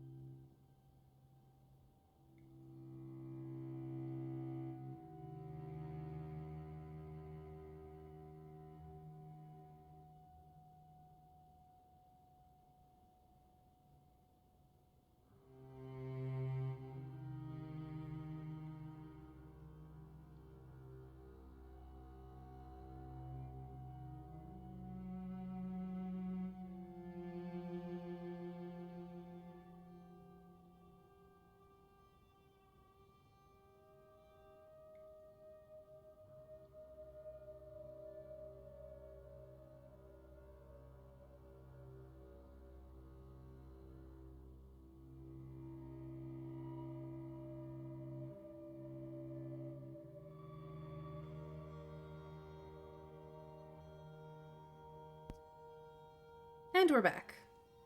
My apologies for the moment. Evelyn came to me for help deciphering a grimoire, an ancient tome of spells, that being my specialty.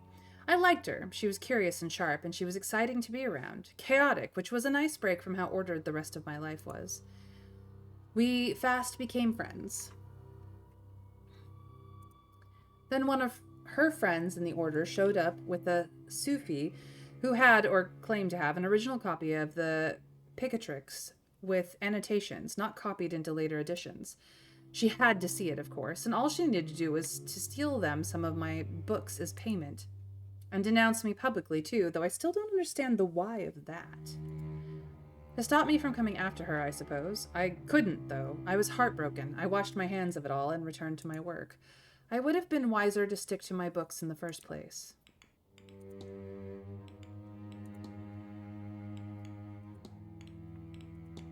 So, Miss Quinn, a summoning ritual, is it? Accidentally found yourself in the ladies' bathroom, did you?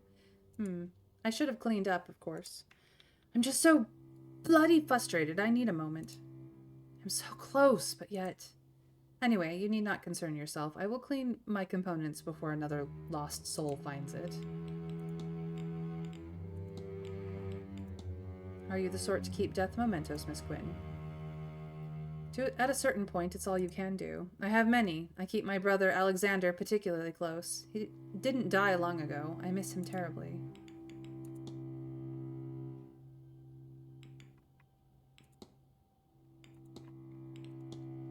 This might sound strange, but I've had some improbable encounters around the manor. Do you happen to have seen anything unnatural yourself? If you mean the ghosts, then yes, I've seen them. This whole house has death strewn about it with the same regularity as furniture. You're not used to such tangible supernatural presence, are you? Are you? In my own way, as such, I'll commend you on your bravery. For a first supernatural experience is quite the introduction. The ghosts are very vivid. Nobody I know, though. Not that I've seen. They're probably the poor souls who have died here.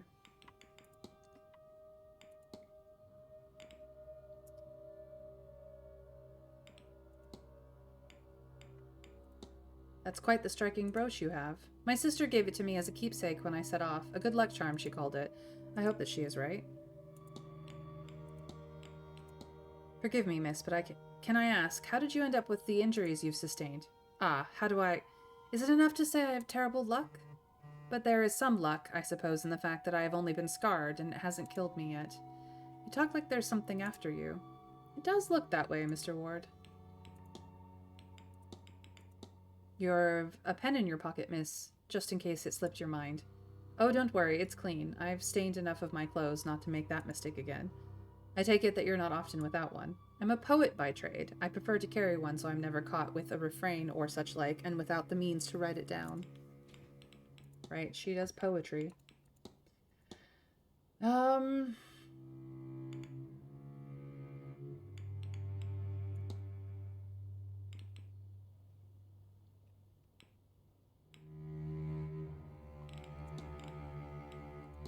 Have you met Miss Mantovani? I've seen her in London before, though we didn't speak.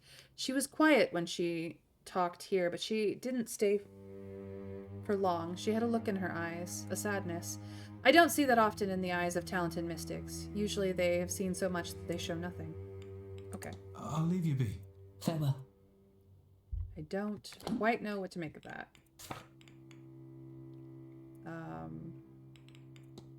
Back.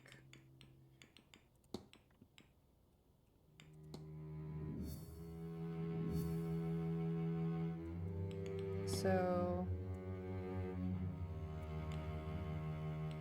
I found the body of water. I don't know what else you want from me, game. Honestly.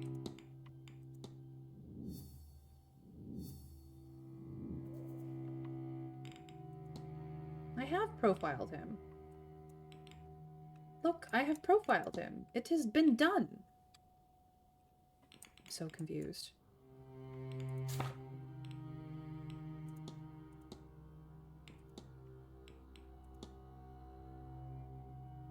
Ah.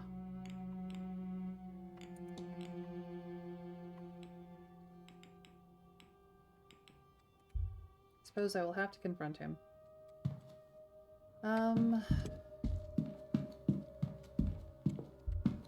You two. I absolutely need to talk to the both of you more. Hello, Mr. Ward. Okay. We've talked about these people. Have you spoken to Miss Mantovani? Spoken? Oh yes, I'm afraid I rather cornered her at tea. I was more excited than I ought to be, perhaps, to talk to her. But she was lovely about it. She gave me a reading and talked to me for some time after. She gave me a lot to think on. I hope it was not too taxing for her. She seemed quite exhausted by the end of it all. What do you think about the quite handsome Cathal? Have you met Mr. O'Mara? Not by myself, sir. He's a well-to-do man, yes, but I am a lady. Though I suppose he is of the right age and unspoken for. It wouldn't be right. Tell me about your friend. How did Mrs. Lau come to be your chaperone? That is, in itself, quite a story, and sometimes I don't know whether it is mine to tell. I will give you this. I met Victoria at a party some springtime due, and once I spoke with her, I felt I could have known her my whole life. And, perhaps despite her better judgment, she likes me enough to keep me my company. She's a darling like that. I am immensely fond of her. Seldom do you meet a person like Victoria. Okay.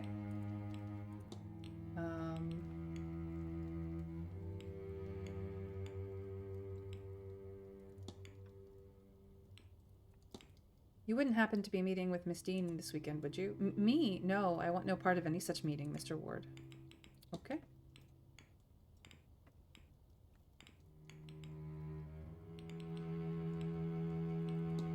Tell me about your second sight. Would you tell me about this ability of yours, miss?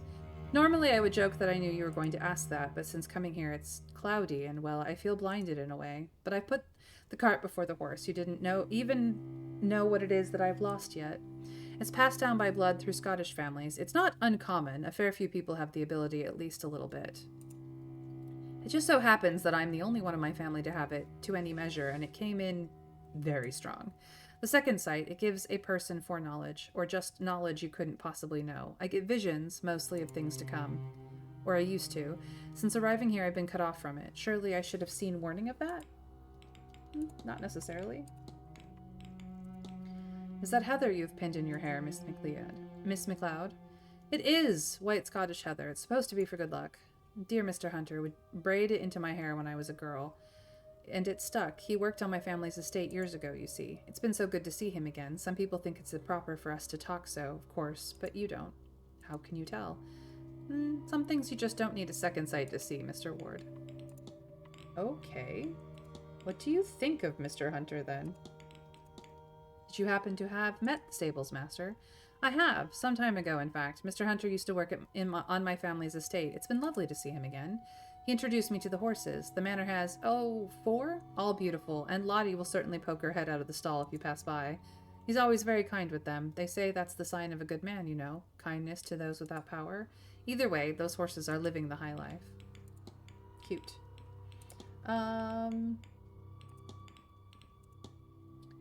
Mrs. Lau's necklace. Am I to understand that it's a mourning cameo? It is, Mr. Ward, for her late husband. I never met him, you know. He died of malaria, and I did try to warn Victoria. I had seen it, you understand. We were too late, of course, and to listen to Victoria, the world lost a remarkable man because of it. Their bond, Mr. Ward, it was deep gentleness, deep love. Sometimes I don't know if I'm doing it right, you see, being there for her and all this, but I know I want to try.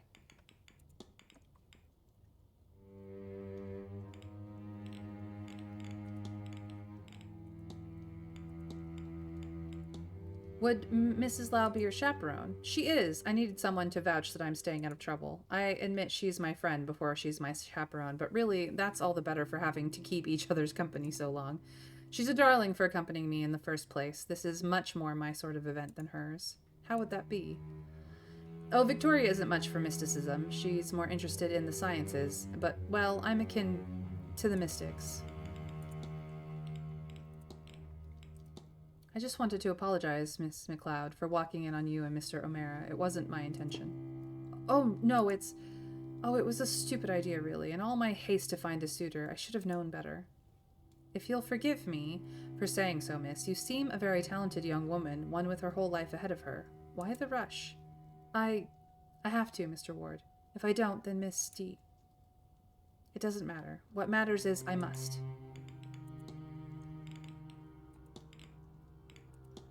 In tarot, what would the spread of the Hangman, the Ten of Pentacles, and the Death cards mean to you? Well, now, let's see. This Hanged Man, he represents spiritual development and, patience, I believe. Death doesn't mean death. Not really. In an abstract sense, yes. Like how a part of you dies as you change and grow, but that's all. It's not a card to be scared of, or maybe it is, but not in the way most people would assume. The Ten of Pentacles is about family and sharing, and the security and peace one gets from that. As for their meaning together, I must admit I don't really know. I work with the cards as a way to focus my own gifts. I honestly couldn't give a clear reading here, not while my sight is dulled. Perhaps you should speak with one of the more accomplished readers?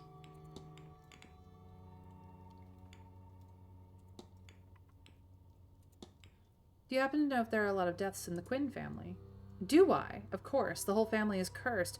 There's not many of them left at all, I hear. Miss Quinn might be the last of them. I don't know the specifics of the curse, but I know it to be true. Bad luck like that doesn't come about naturally, the poor dear. Interesting. Can you tell me more about this? So the Quinn family have a curse on them. What's it supposed to do? Well, I didn't ask, but I think there must have been a Quinn, like quarantine, in our circles at least once before, because it is not an unknown quantity. From what I've heard, it is supposed to drive them to early graves. The means, I don't know, but I've heard of illness, accident, murder.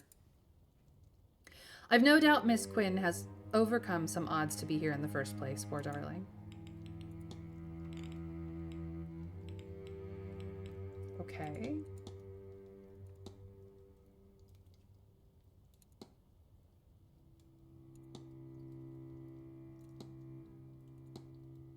No, I think that's it.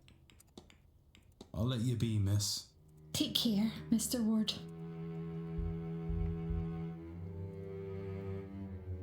Hello? What brings you back?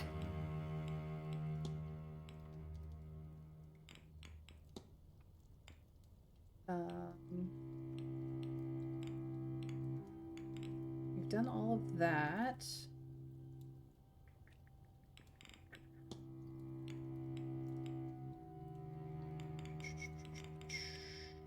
What about lucid dreaming? I would like to... Would you know anything about lucid dreaming? Well, dreams are an area of psychology. They're not my area of focus. Ivy, however, is interested in dreams. Amateur as she is in the area, she knows more than I. Okay. What about her second sight? Your companion mentioned something called second sight? Really? It's what brings us here. I know it sounds outlandish, Mr. Ward, but she is genuine. However, Ivy gains visions of the future or knowledge she shouldn't know. I don't know. How? I wish I did. That's how I met her, you know. She pulled me aside at a party to give me a warning, a total stranger to her though I was. She predicted my husband's passing. Perhaps if I had been more open, if I had listened, acted sooner. After his death, I had no question about her ability. She was there while I mourned, and in time we became friends. She mentioned it has weakened since coming here. Strangely enough, yes. I might have expected the opposite.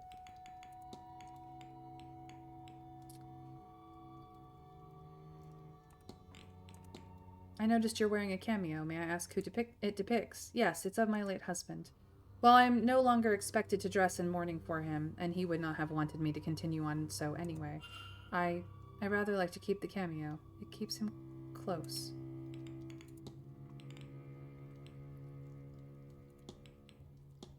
I hope you don't mind my saying, Mrs. Lau, but you seem to have a keen eye on the goings-on.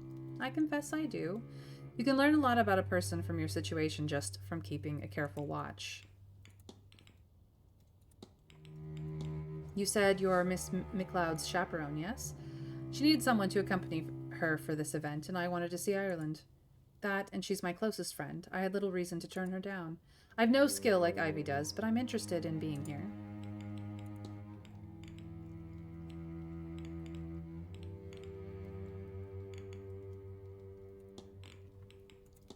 I've spoken to Miss Quinn. She has confirmed that the Quinn family was cursed some years ago. And so I would not imagine Quarantine Quinn deserves it. There are plenty of unlucky stars to be born under, but that is an unusual one. I stumbled upon Miss McLeod and Mr. O'Mara meeting in secret to discuss marriage. Is that so? It is, isn't it? I can see it in your face. Oh, Ivy, not him. Don't do that to us. To us.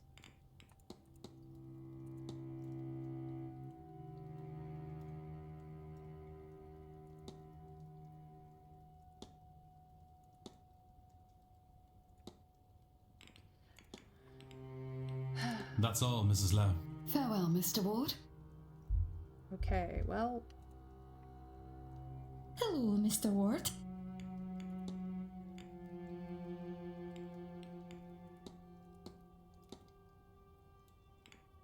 Right. Lucid dreaming. I can now talk to her about it. Do you know much about lucid dreaming? Oh yes, it's quite the wonder. It takes some training, but some music or other sleep aids can get you there. I prefer unguided myself, just a cozy space and some free time to explore my mind. I've never tried using an anchor to guide the dream, but I gather any concept can be used as long as there is a physical totem for it. What if you wanted to explore a dream? Oh gosh, now that's something. Do you have anything on hand that you'd associate with this dream? I suppose I have a book, a journal really, that set me on this course in the first place. Would that work? I can't say, Mr. Ward, but there's a certain way to find out, and that is to try. Okay. That is all I wanted to talk about that. I mean...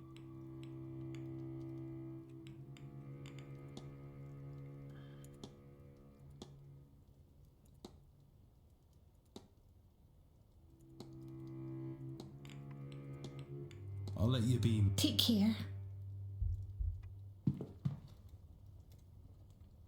Any closer to solving the mystery? A little bit. She solved a few of the smaller ones along the way. Thanks that you find it good to hear, but I am on the struggle bus. I do need to talk to her again, but...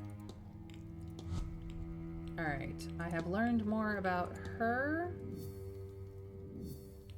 So now I can make a hypothesis. Quarantine Quinn's goal is to perform a summoning ritual to research the curse from the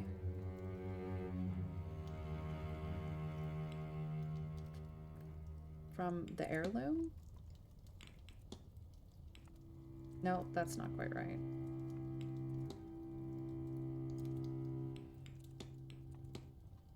To anchor the curse from the Quinn family? It's not anchor. Remove. There we go. Miss Quinn wants to lift the curse on her family. I should find and confront her about this. I have so many things to do. Hello, Mr. Ward. How's the day treating you? Your goal is to perform a summoning ritual to remove the curse from the Quinn family. You figured that out, did you? Why I'm nose deep in all these godforsaken books. You're right, of course. I will... Well, you have a look about you that says I don't have to plead the veracity of my case. Is that right? Oh, thank God. That's what all my work is about. I'm trying to lift the curse before it kills the last of us. But just our luck, I've reached a dead end. After everything. All this work, all this death, it couldn't just be simple. God forbid. God forbid I actually manage it. I have it, you know. The name of the woman who cursed my family. Biddy Eve O'Connor. And if I could only speak to her, I might be able to appease her. But there are too many spirits with her name. And without some item from her, I just cannot reach her. And I can't see what else I could do about it. I will keep trying, of course. But I think my fate is sealed. Mine and my little sisters. We all die like the rest of my family because of the cruelty of my ancestors. Bastards. All of them. And that's that. What else is there to say about it? I don't want to talk about this any longer. But, look, take this. If you find anything to do with it all, tell me, would you? God knows there's nothing else for it.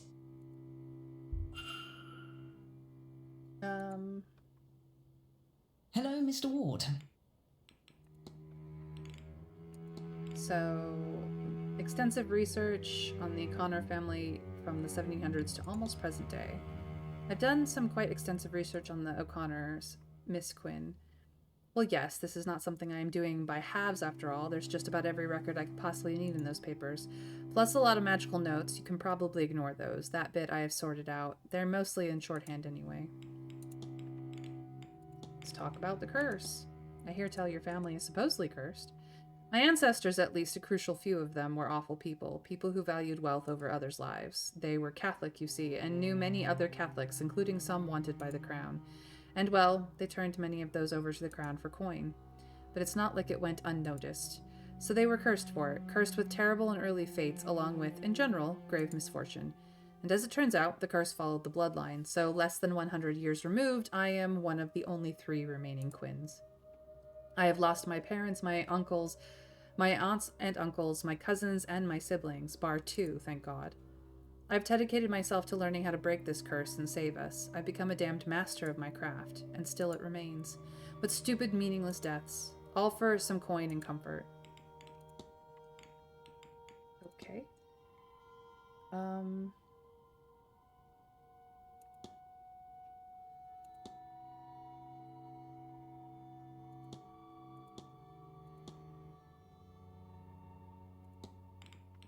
All right. Well, that's... I'll leave you be. Farewell. Confront, act on... Okay.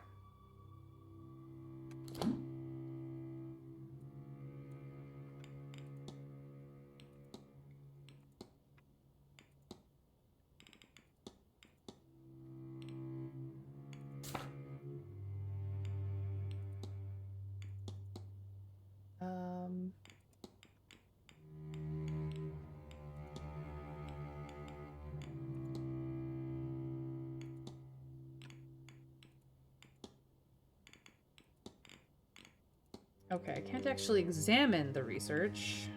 That's annoying. I have the money. I do not have all the keys that I need, which is very annoying.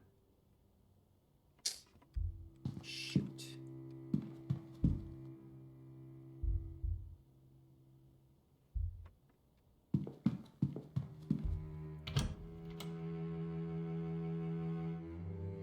I can give you a very minor suggestion about something if you're looking for something to do. Please, please, please, please direct me. I am a little bit lost and I will be running around in circles wasting time otherwise.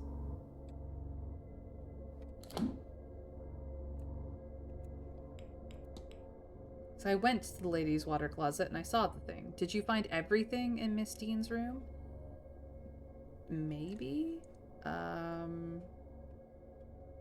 Up the stairs by Miss Barbossa's.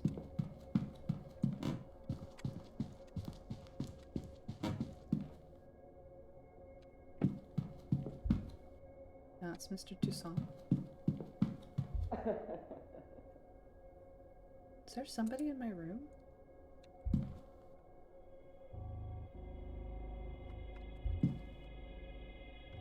It's not that way.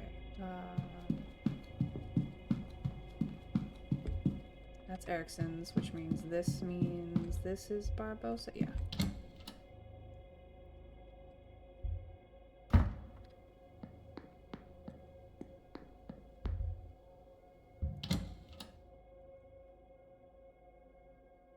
I think I have a ghost in my room at the moment.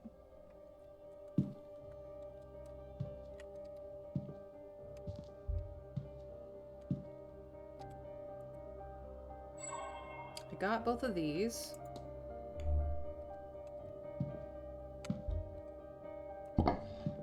Fecking floorboards. Start in the garden in the atrium. Walk east to the junction, then north for 3. Turn west and walk for 2 junctions, then south for 1. It is kept behind the cornerstone, which is seen when you face the stairs. There's something else too. A piece of paper stained with what exactly?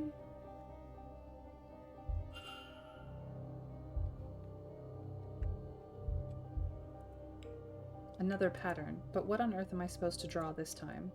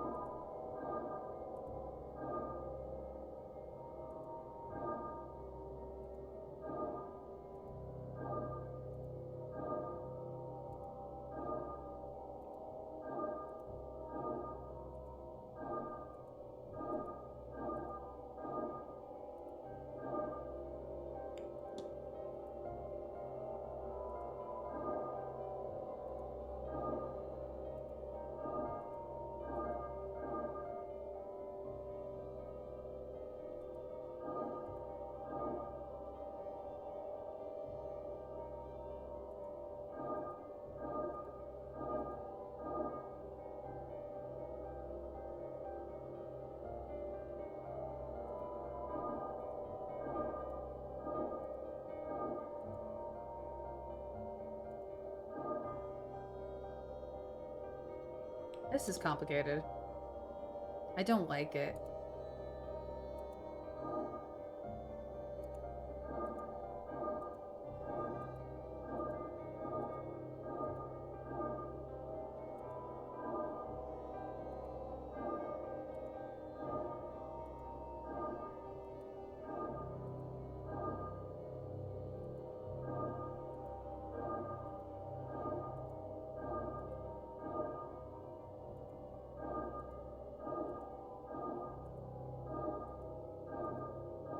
I did it.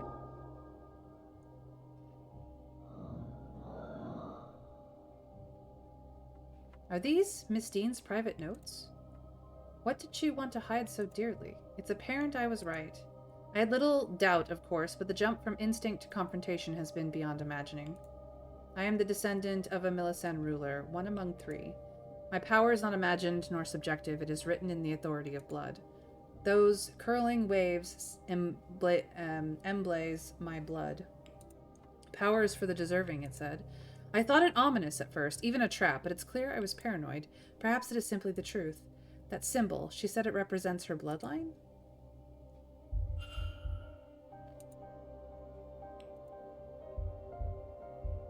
Okay, I can't just take the page?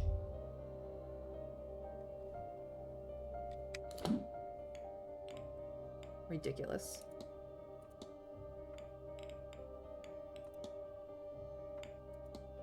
Okay, so I do have it here.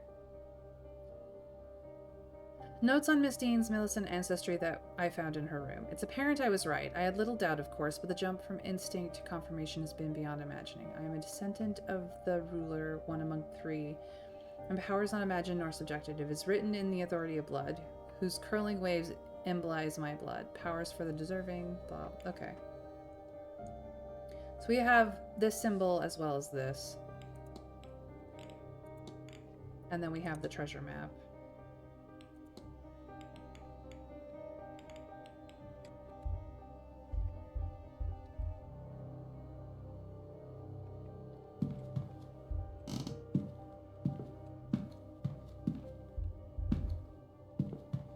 No one's moved the bed back.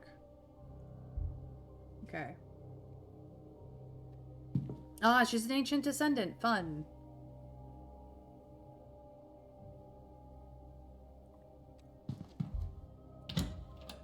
I have 20 minutes until the ball. Perhaps I should go to the garden?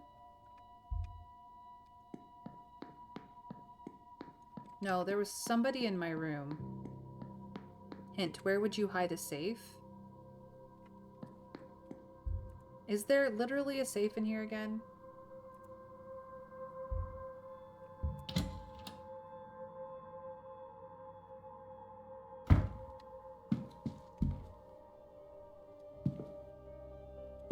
Oh, hi. A wanted poster for Miss Barbosa? It looks as though she is wanted for arson in her homeland. She set fire to some prison carts earlier this year. Arson. I did not realize just how dangerous Miss Barbosa was. Dangerous or foolish, but with fire, there's not much difference. How did Miss Deane get her hands on this anyway? Okay.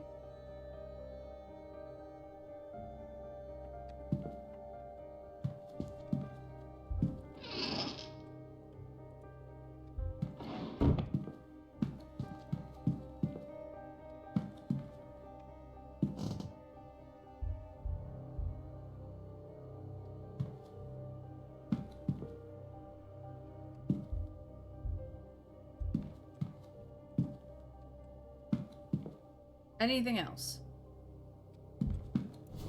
Oh hey, it's a rug. There's nothing under here.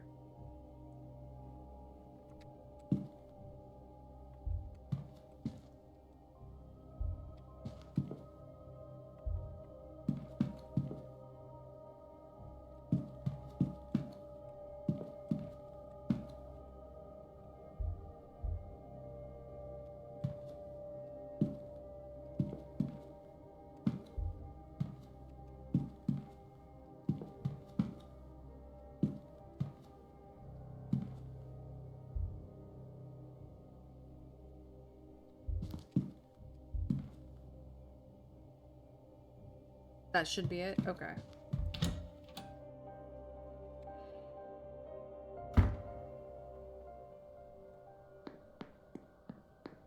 No, no, no. There was voices in my room.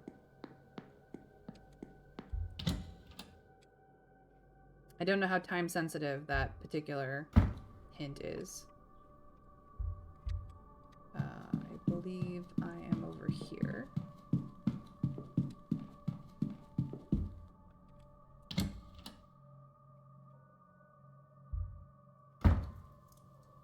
I don't see anyone. I would have sworn I heard laughter.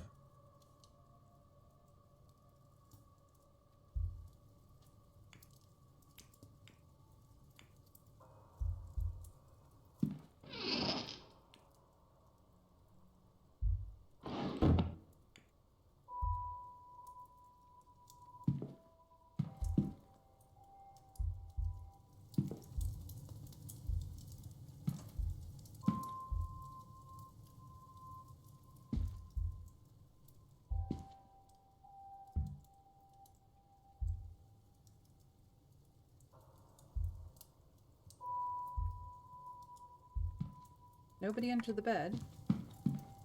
There's nobody behind the changing screen.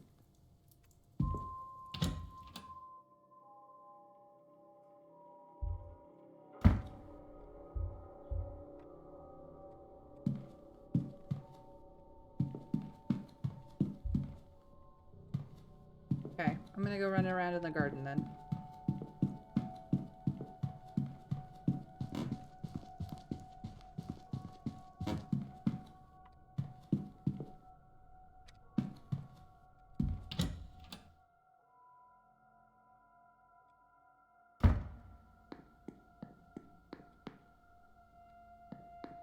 Let's go out to the stables.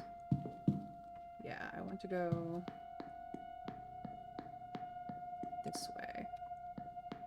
Out to the gardens.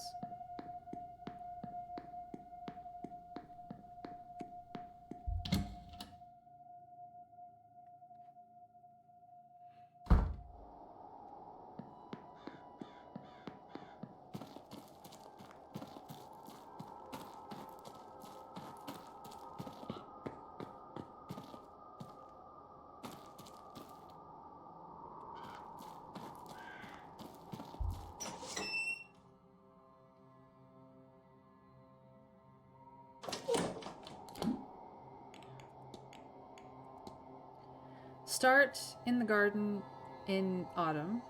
Walk east. Oh, never mind. It was for the gardens, not the hedge maze.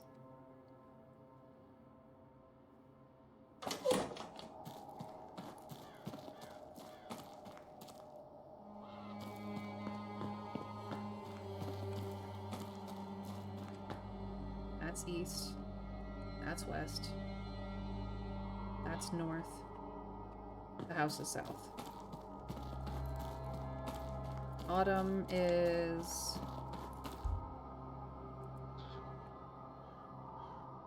represent autumn. Okay. Start at the garden in autumn. Walk east to the junction, then north for 3. Walk east to the junction, and then north for 3. Is this 1, 2, 3? Turn west and walk for 2 junctions, then south for 1. Turn west and walk for 2 junctions, and then south for 1.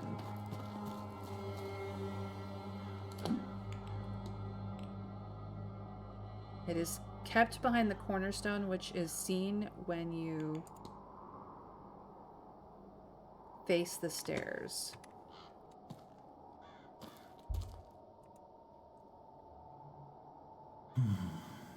This is where the note from Miss Deane's room leads me. If I look in here, then... Ah! Found it. A strange book. It feels as though it's staring right through me. That may be why it was covered up. Oscale. The sigil fills me with dread, but then it's overpowered by a sense of ambition. Are those emotions my own, or do they belong to someone else? Despite the modern-looking cover, the pages are old and rough. While they are dry, they smell of peat and moss. I'm not sure what this was written with, but I have a fear it was not ink. Deane. The sigil fills me with deep sense of sadness and the fear of being trapped. Are these emotions my own, or do they belong to someone else? I can make out some Irish letters, but others are unfamiliar to me. Somebody has translated the sigils. Miss Deane, perhaps? The first one means to open, and the second means to close.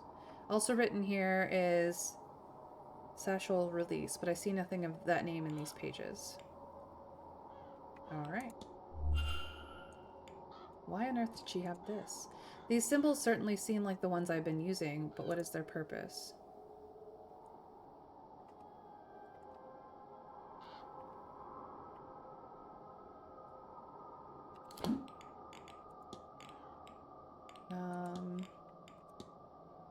Wanted, procurada, recompense, reward. Wanted alive for arson and manslaughter. Issued by the office of the Mayor of Del Almeida, March 2nd, 1897.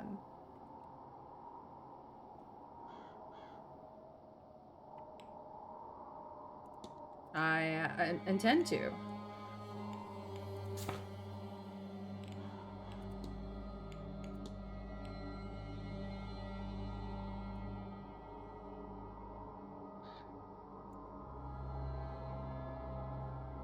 But first we must find her?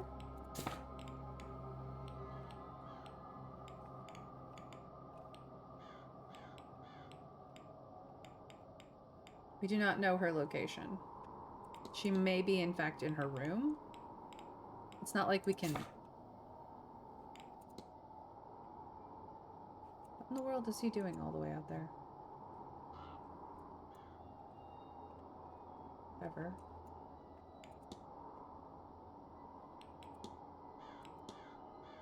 I think she might be in her room.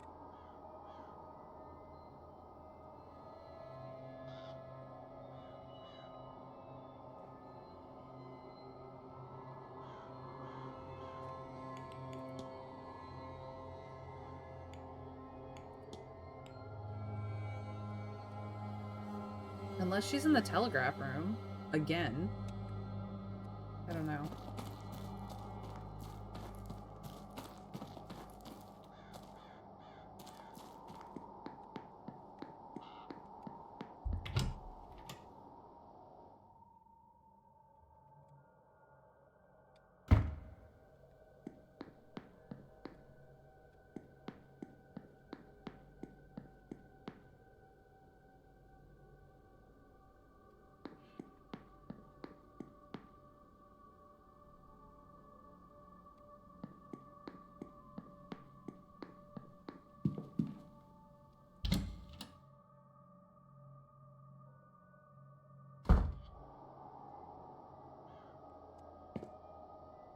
She's not out here.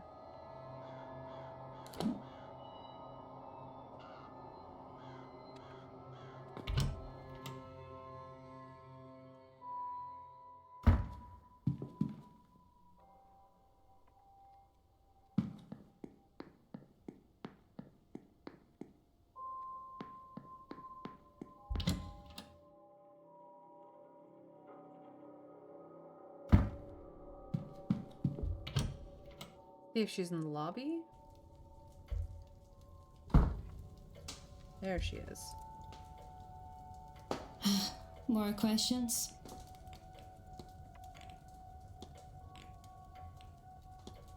I found this. I thought you might want it before anyone else sees it. How did you get this? Did you break into Deane's room?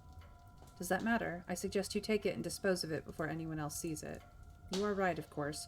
She told me she had it, tried to make use of it over me. She must have seen the fire in my eyes because she left me and has avoided me since. It is a foolish keepsake. I was an idiot to take it. I was captured, taken by the man who killed my mother. I do not know his plans for me. and I had no intention in finding out, and so I started a fire. I would rather have died in a blaze than let him choose my fate, but maybe my mother was watching over me, because the way the fire went, I was able to escape instead. My captor and his crew were not so lucky, and good for them. I had no plan. I was lost. By the time I got to Rio, my face was on posters, so maybe not all of his people burned. A shame. That is when I decided to go. It was time to leave Brazil. I go to the port a few hours later. There were posters there too. So I took one before I left. A souvenir. A stupid, dangerous souvenir. I hope that was a one-time thing. The fire? Sin. It was just that one time. Good. I implore you to keep it that way. Otherwise I will bring you in myself. Understood? Understood.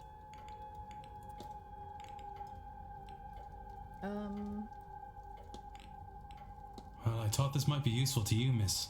It's research of the O'Connor family. I notice it bears the same crest as your brooch. What? But this is... There's so much detail here. Where did you get this? It's Miss Quinn's work. She's been researching the O'Connor family for a ritual she wants to conduct. He noticed, did you? Yes, I noticed. The woman she's focused on, a Biddy Eve O'Connor, had a son who emigrated. I was hoping you would check the date of his departure against that of your father. Yes, they line up. But his name is Seamus O'Connor, not Shay. A cousin, maybe. Hang on, I can't believe I didn't make the connection before now. But Shay is often used as a shorthand for Seamus. So I have been looking for the wrong name? Yep, she has been looking for the wrong name. It is possible. Or we may have the wrong man altogether. So, this doesn't mean... No, it does not. But Miss Quinn says her ritual is a matter of life and death, and that she requires an item from that family, which, it turns out, may be your family. So, do you think she might borrow that brooch of yours for her purpose? If she is right, it would not only help her, but also confirm we have the right man. Then how can I refuse? Come, let us find the Queen Woman. Well, look at that. I have solved the thing. Thank you, Miss Barbosa. This could well save the lives of the last people that truly matter to me. I do not understand how being in a bathroom with two strangers is helping, but I'm eager to learn. They might become friends. And I appreciate it. All right. One more time. Distant cousins.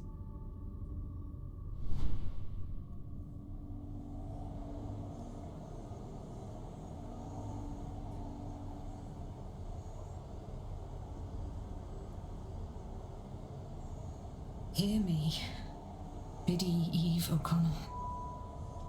I call you from beyond the grave. Hear me, child of the family you damned. Hear me, so that we may bury all this grief. Santo Cristo, fantasma. Are you Biddy Eve O'Connor? The same Biddy Eve O'Connor that cursed Fionn Quinn and his descendants? I believe that's a yes. Good. My name is Quarantine Quinn. I am of the third generation of the Quinn family since Fionn Quinn, and now one of the three of us that remain. It is myself and my two sisters. The people that wronged you, and they did wrong you, I will not deny it. They're long since dead by your curse. My ancestors sinned against you, but we did not. For the sake of my life, for my dear sisters' lives, I implore you to release us from your curse. Would you consider this? Now the man who hurt you so is dead. Excellent. All right. Let me think. Do you require your bones to be laid to rest? No. What does that mean? If too many candles blow out, the ritual will be over, spent, and I will have lost my chance. My family will be doomed. Oh. Do you have some unfinished business here that I could see to on your behalf? How many candles are too many? I don't know, but I don't like the chances. The spell is already failing. I don't think it will survive another wrong question. Another extinguished candle. What did your ancestors do to deserve all this? They betrayed their fellow Catholics to the crown, and then they took the land. Oh, maybe, Biddy O'Connor, you would have me relinquish my claim on that land, the money from it. Oh, why didn't I see it? Miss Barbosa, Inez, would you accept the Quinn lands and the money we made from it? What? It was ill-got. It shouldn't be ours. And if it will satisfy Biddy O'Connor for her descendant to have it, will you take it? Please. You are serious? Yes. I will accept it. Biddy Eve O'Connor, from the bottom of my heart, I offer you my deepest apologies for all the wrong done to you. And my promise. The Quinn fortune will go to Inez Barbosa. She can do with it as she likes. I will relinquish every acre and every penny of it immediately. This I swear to you on my honor and my life. And if that's all that need be said, then I bid you goodbye, Biddy O'Connor, and thank you. May you rest in peace. Come, Miss Barbosa. We'll go to the telegraph room and send word to my lawyers so they can get the paperwork in order. Lead the way, I suppose. You'll be needed too, Mr. Ward. To witness. Come along, would you? Well, that worked out for everybody.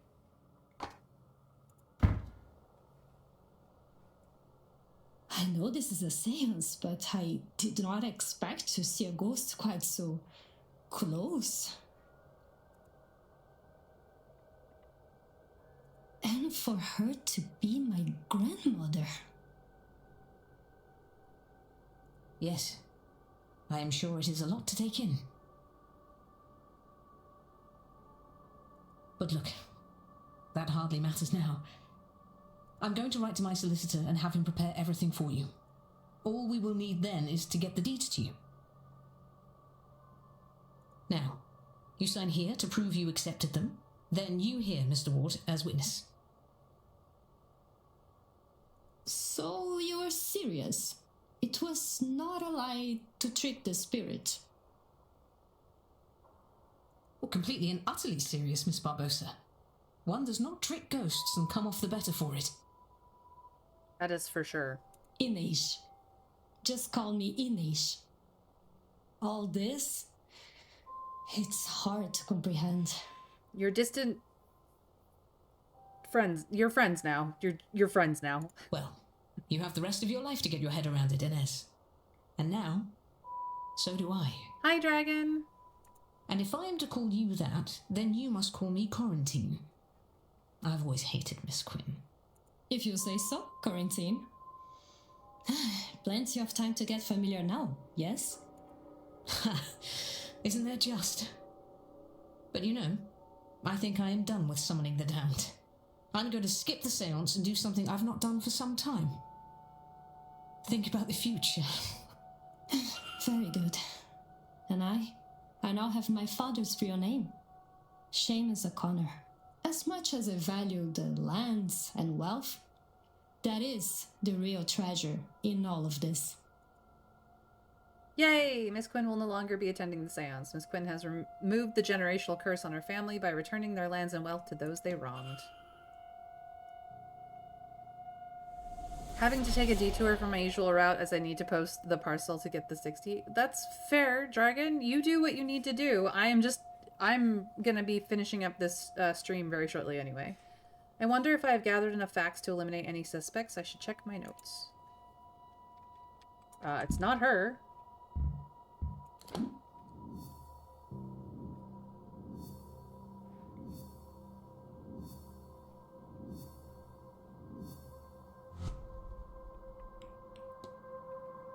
Yeah, she is definitely eliminated.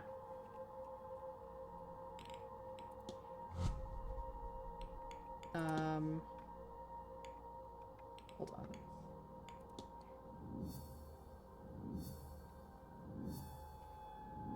We've learned more about this.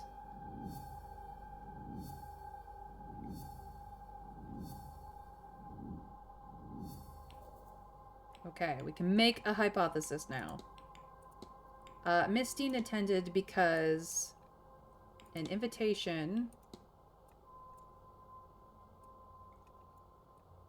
promised information about her ancient power. Nope.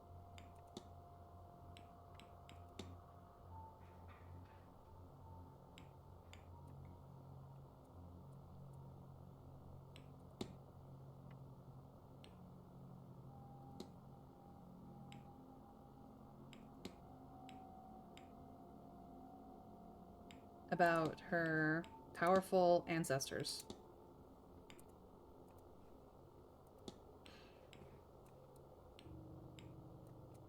About treasure.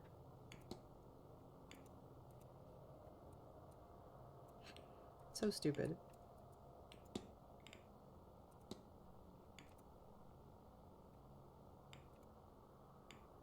Go back. Yeah, promising her revelations about her magical abilities.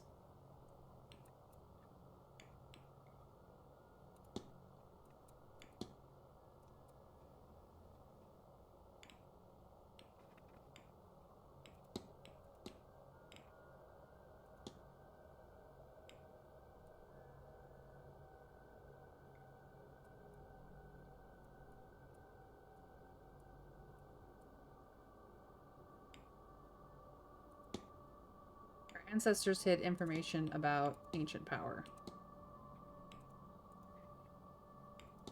She got an invitation that promised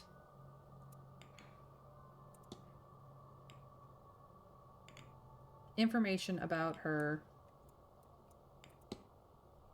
treasure. No. Should probably talk to Miss Barbosa to get her to quit too. Yeah, I will. You wanted to pop in? Just noticed my phone battery's low, so gonna have to head out. Take care, dragon. About her I attempted the ancestors. Okay, finally. It didn't take the first Someone time. invited Miss Deane to the manor. Someone who knew about her Milesian lineage. Milesian. They also seem to believe that she is a wellspring of magical potential. I've known people who are happy to exploit the skills of others. Did Miss Deane's mysterious correspondent really help her from the goodness of their heart? No, absolutely Or rather, what were they getting out of it for themselves? Can I learn anything about the culprit from this? It is an organizer. I don't know. The invite is bespoke and looks nothing like the Blake letter-headed paper. That may be on purpose, but it also may suggest the inviter was just another guest, using the event to cover their true intentions. They are Blasian themselves. This is possible. They knew Miss Deane. That seems unlikely. Their entire message is built on intrigue and trust. If she met them... Okay, fine. They did not know. This is likely true. They admit they are a stranger. Their entire message is built on intrigue and trust. If she met them, and it was somebody she knew, it could be enough to chase her away. Given that, I am looking for somebody with no prior history with Miss Deane. I have picked up another fact. I wonder if... And if not... Miss Deane's attendance, she was invited on the promise of knowledge and power. That's great. But I do need to deal with you.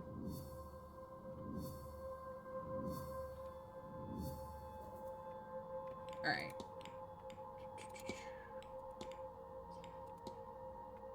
Ines Barbosa's goal is to reconnect a name in her O'Connor family now that her old life has gone up in flames.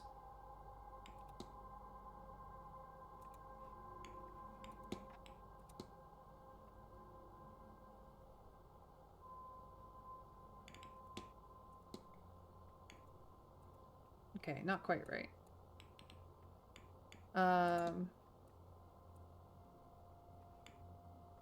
In her father's homeland?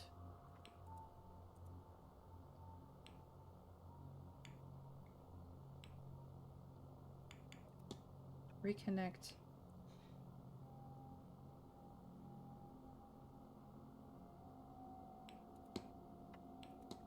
Start a new life in her father's homeland now that her old life has gone up in flames. That makes much more sense. Miss Barbosa came here to outrun her criminal records and start a new life in her father's homeland. I should find and confront her about this. Yep, she's literally right here. Aha! Your goal is to start a new life in your father's homeland now that your old life has gone up in flames. Well, yes, that's about it. And I think that appears to be going well for me. Yes? Very much so. Still, I have learned much about the summoning of ghosts. And I have my father's name now. Do you think I could see him somehow? Yes, I did just tell you that, Captain Obvious. The spirit camera. No. The spirit camera. Dr. Callahan has a camera that he's modified for taking pictures of spirits. A camera can do that? I was right. This is a house of miracles. Have you asked him about how it works? Would it work for my father? I could ask him.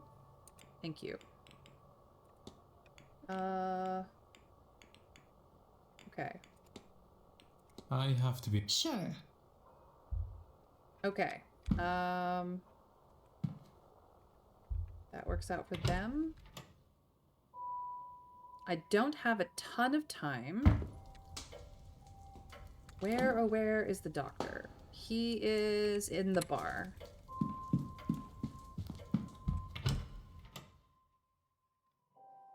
We must go through the atrium to the bar. I already have a photo. Thank you very much. The bar.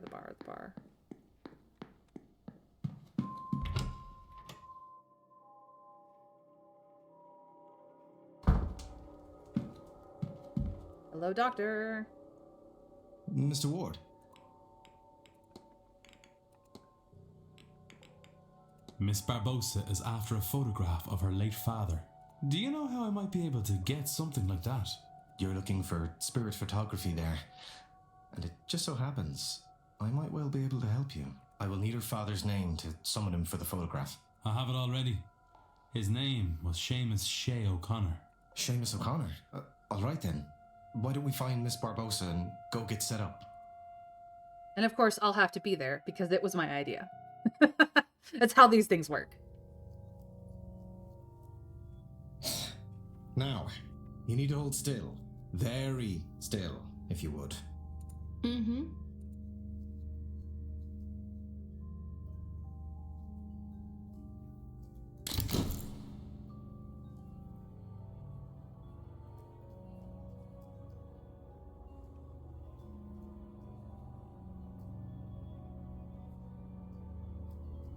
I think it turned out quite well.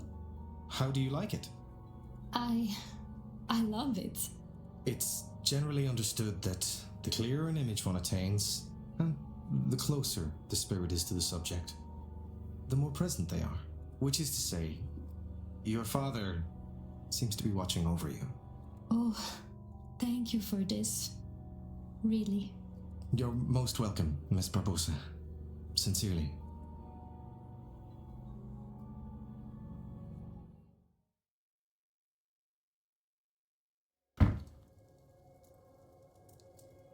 I'll develop another copy for you, just in case something happens to the first one. You don't have to do that.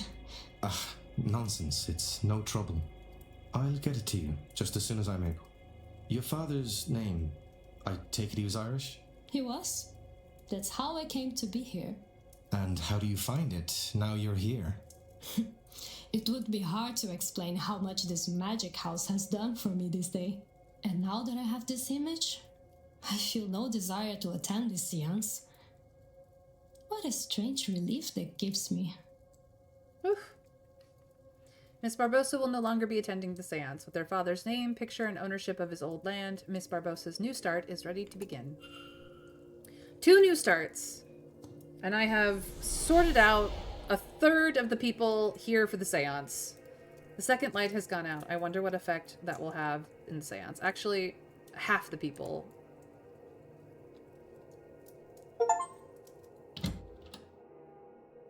Reparations has been made. I wonder if they've gathered enough facts to eliminate any suspects. I should check my notes. Yes, yes, yes. Let's get this done.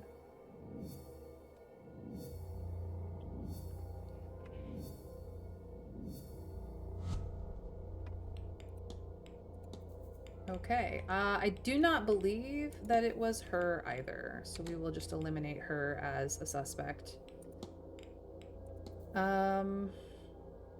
We still have things to do. For some reason I have to profile her still, and I don't know why that is. I need to see in his room. She still mourns her late husband.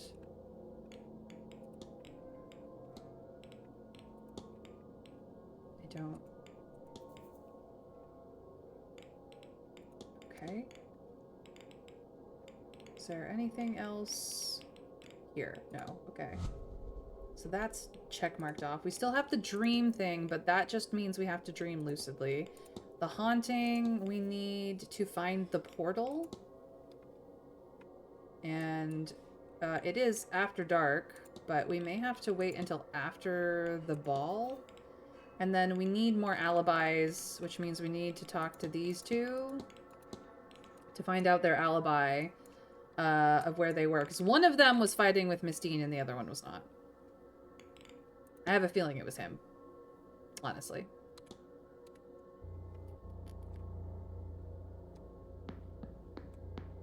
But unfortunately, I do need to wrap up. So, let me get into a good place to save. What would be a really great place to save? You are upstairs, or maybe you are... No, you're upstairs on the first floor in the corridor for some unbeknownst reason. And we are literally just about to, like, run into you, if one can be believed. Ah. He's looking at this bust. Okay.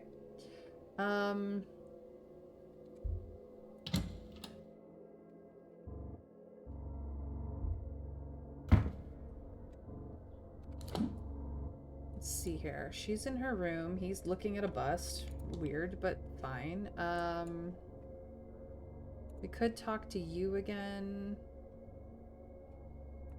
I don't think I can do anything with her until I can get into the basement. You two, I could talk with one last time for reasons. Where is... You're all the way out there. You're at the hedge maze. Where's Mr. Scarrett? I don't know. Is that... No, that's Coventry. He was not in the drawing room last I checked. I suppose I could check again. Try the drawing room. He's clearly not here.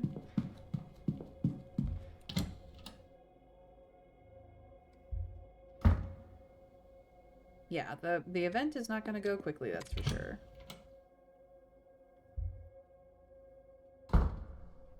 Is Mr. Scarrett in here? No, he does not seem to be. It's just you. He wasn't in the library, we've been there.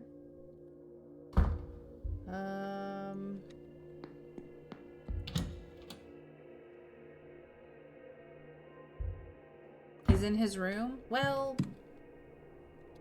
that's just great. I guess we will go to the bar.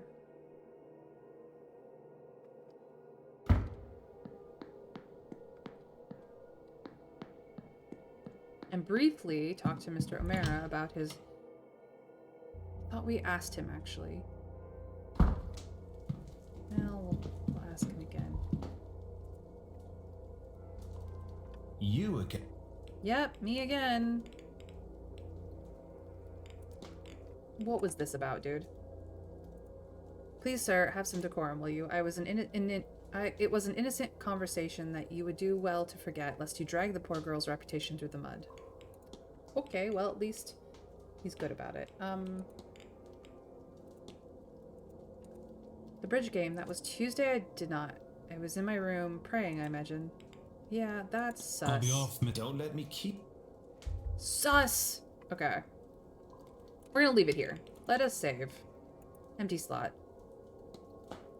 Alright.